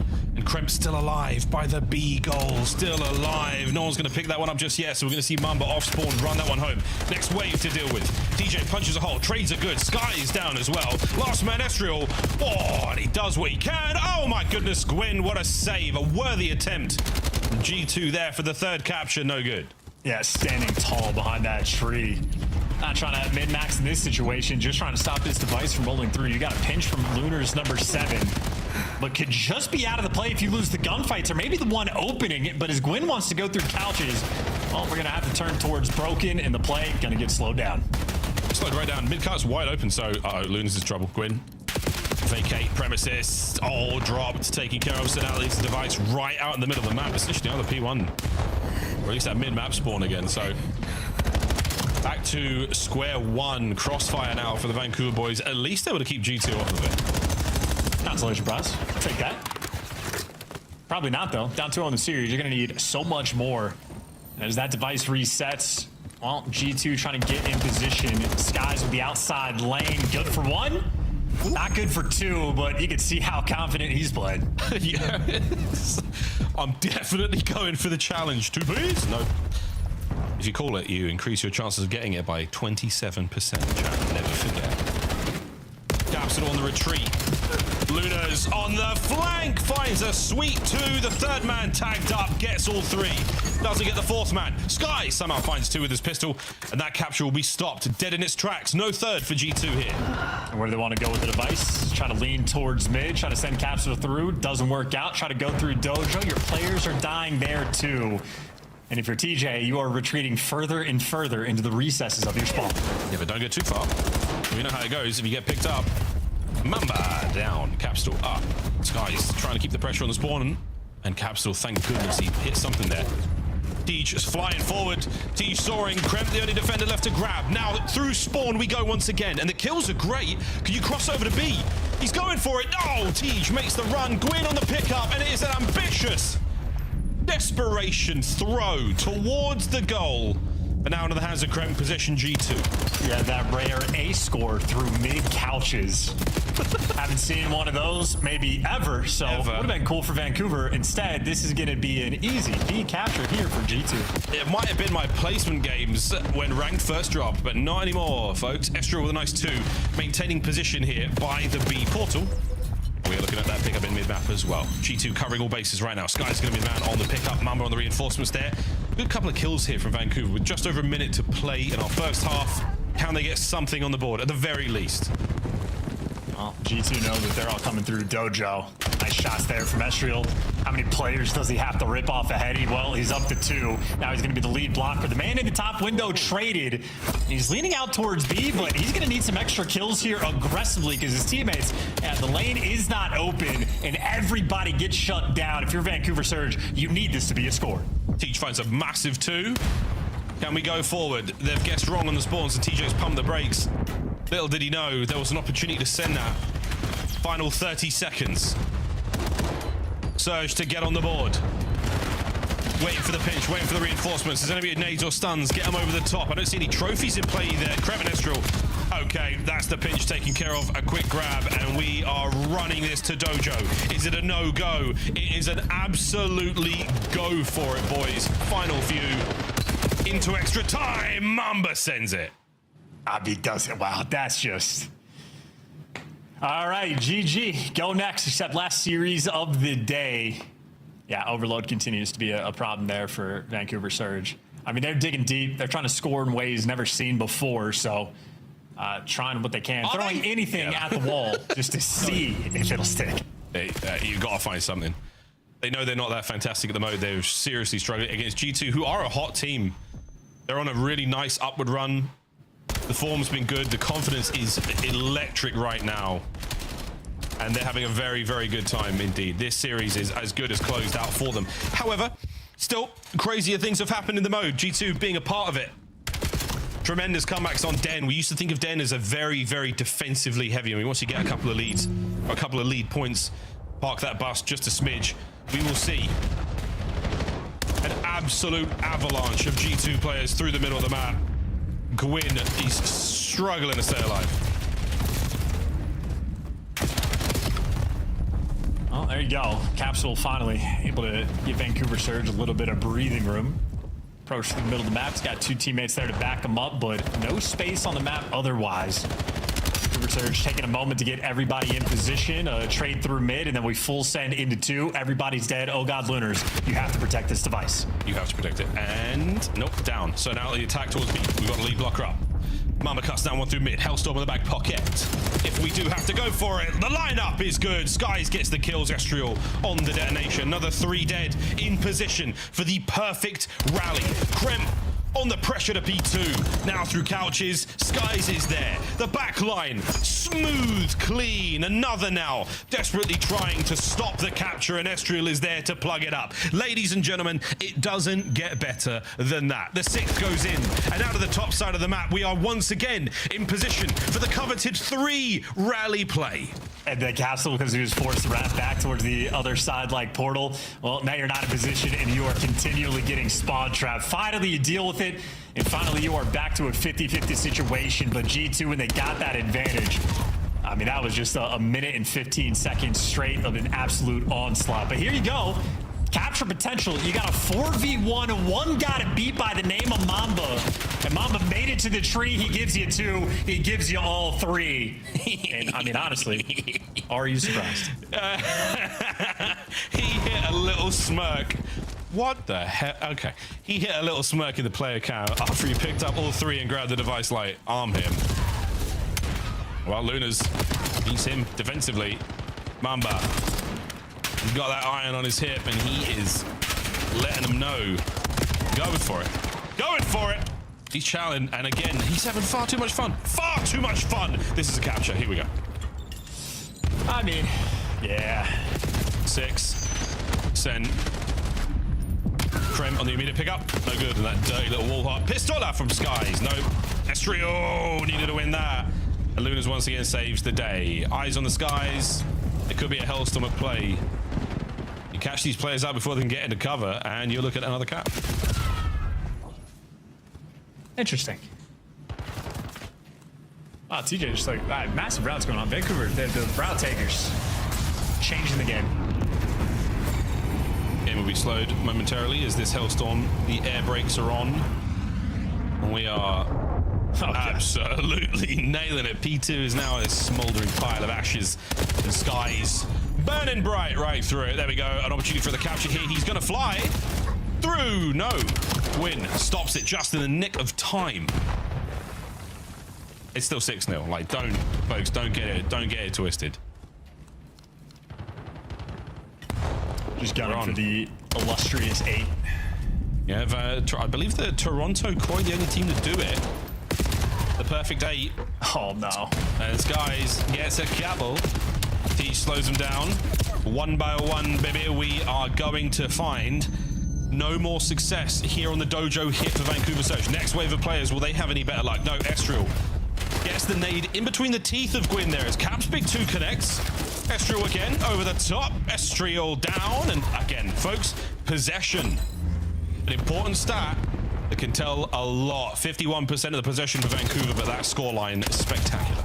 I was about to say, what is that possession stat telling for this one?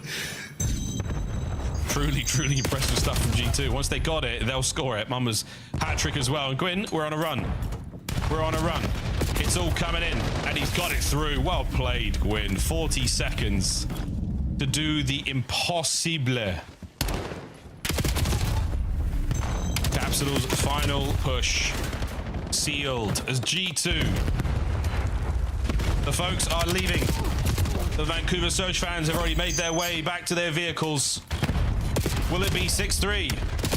In the dying seconds, it is over the top. Where was this Vancouver in the first half?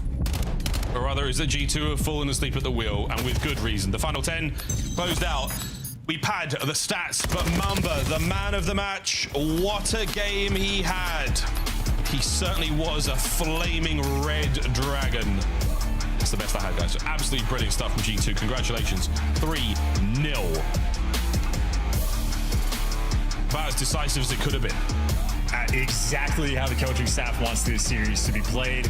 Make no mistakes of it. Come out, take care of business. Absolute slammage from start to finish. 100-point club there in the map number 1.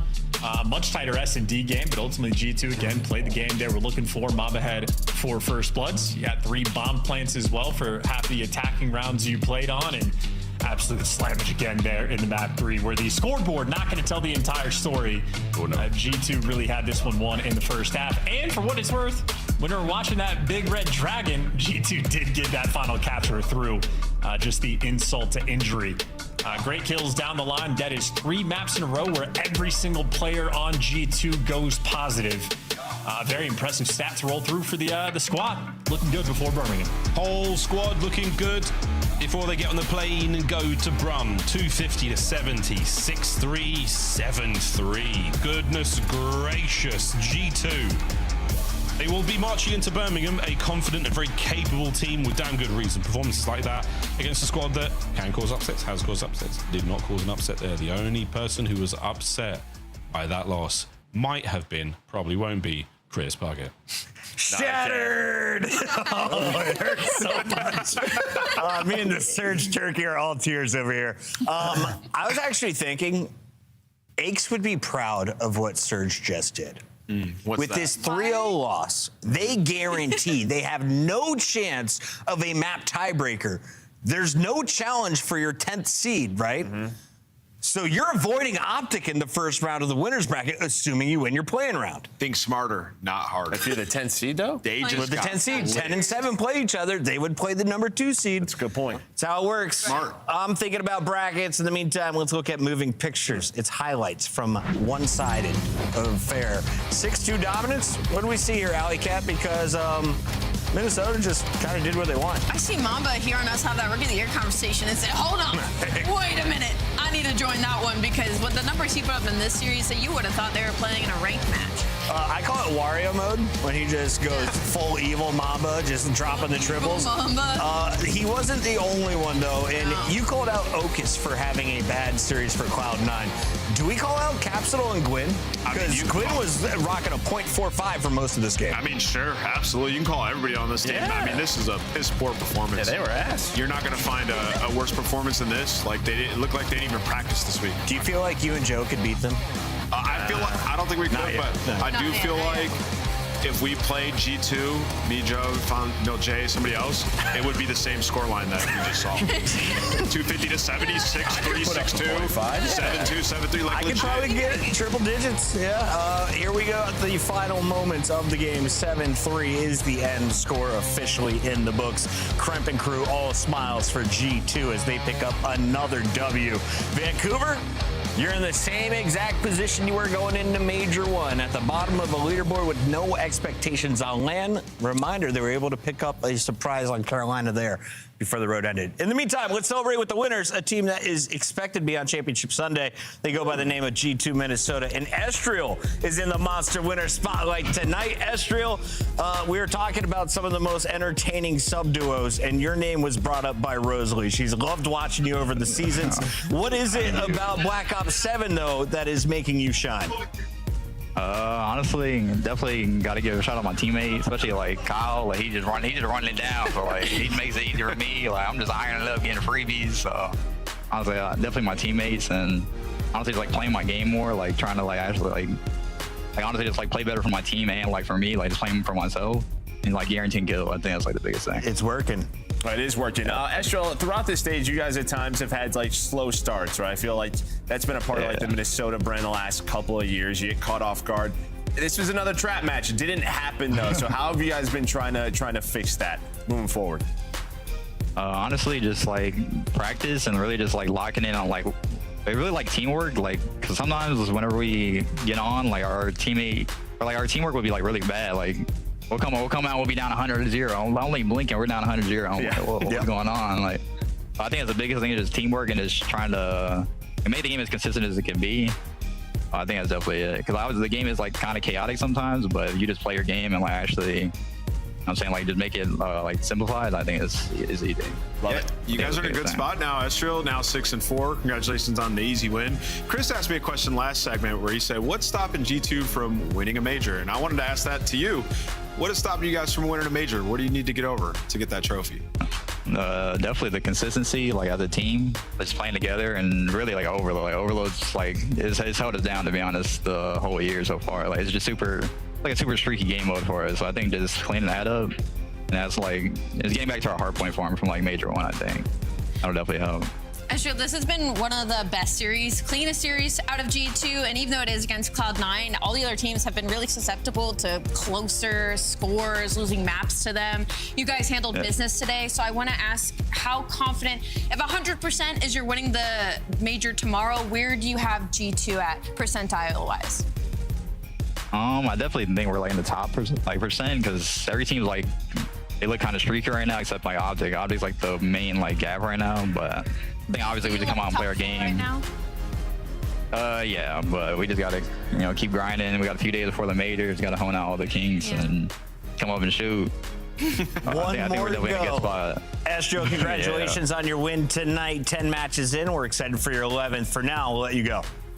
All right, thank you. That is Estrel. That is our Monster Winner Spotlight. But now it's time for your Scuff play of the game. Let's take a look here at the speed run 100-point club in hard point. Maybe if we bring in Jeremy Stud, the rest of the talent desk could put up similar numbers. I was gonna say, like, me, Jay, Joe, and Ant, like, I think we could have put up the same number as Vancouver Surge versus G2 today. Thoughts? Dropping some I haven't played with you yet, Al, but I think so. Al's been dodging the CDL production aids.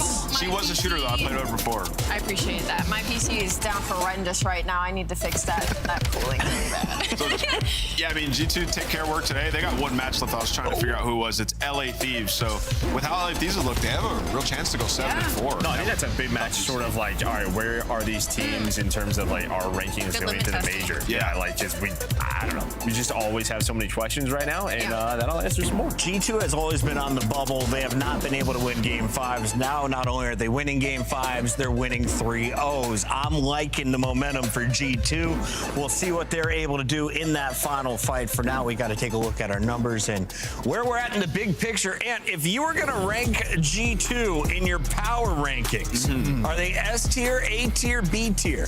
A tier. And I think right now I have an Optic, Miami, Riyadh, and then FaZe, G2, Gentlemates all in the same tier. Gentlemates took another L. It is their 6th out of 10 fights. A big surprise after Major 1 today. The last game in the hands of the Pink Squad. It was 0-4 playing bully ball in search and destroy in a huge clutch in the Overload overtime. Yeah, I mean, listen, I faced.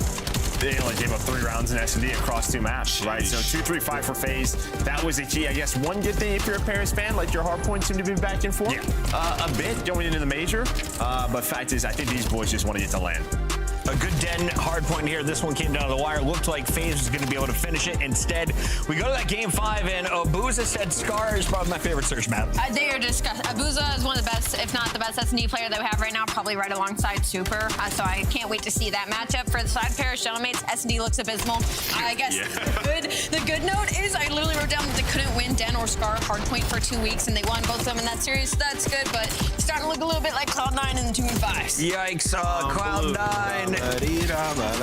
They show life in Search and Destroy, and I asked Ant, why can they keep up in Search and not the other game modes? He said, well, you can go for some crazy plays, like a bang out that we saw in round number 11 of Search. Yeah, and then also remember, in Respawn, you got to make 10 minutes of good decisions. In Search and Destroy, you can make one good decision and it pays off. And these guys are just a bit behind to be able to make those consistent good decisions every single life. So yeah, the Respawn right now, I think they're now 1 in 15 in hardpoint. So got to figure out their hardpoint. Merrick, it was great talking to Lurks. Here's one of his top plays. He had multi-kills all over the place, a 1.47 on the day. Oh, I mean, he fried. He's obviously playing very confidently, but on top of that, you can see the entire G2 squad in the top 5. Nice. Mamba! They had a great match. Let's go. Ian Estriel topping the board. Vancouver. Who played Vancouver in C9? Stat pad. The top 10. Shout out Neff. Yeah, shout out Neff. Shout out Neff too, powering his way in there somehow.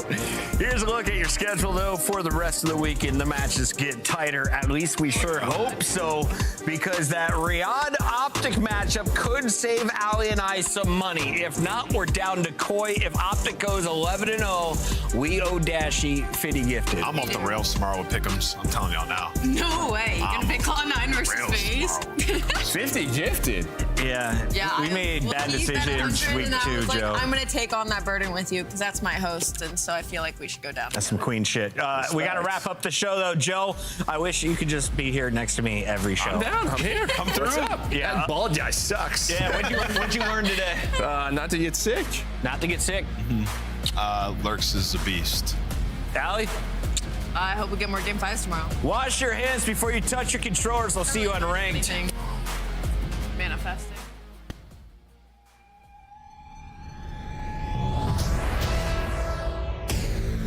We back for another one. Here we go. How I like that. We back for another one. Here we go.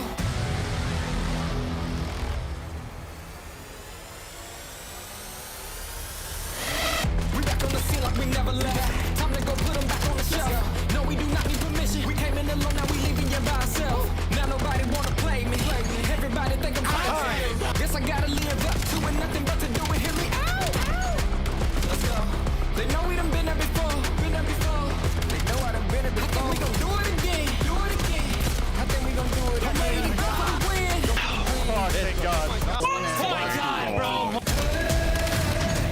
Let's do it again. You know what we doing. Do it again. Tell 'em I'm here for another one. Let's win. Let's do it again. You know what we doing. Oh, I like that. Let's do it again. You know what we doing. Oh, bro. Do it again. Tell 'em I'm here for another one. Tell 'em let's do it again. Let's go, Paul. Good finesse, baby. Good finesse, baby. I'm landing my left. Right there. Chow with it. Probably gonna sit. On the box. Stunning for you. You're top right. Stun him. You're P3. Hold it down. Hold that guy. Nice. Thank God. Oh my God. What these crazy exposures we're a part of. Holy No, they're gonna 3v3. Oh my God! Oh my God! FaZe goal line defense. Come on, Yo, man. he We was needed a that. split We second. needed that. Oh my God. That was No. Oh my God, they won it. Oh my God, bro. Oh my God. Wow. Holy almost got that in. Crazy map.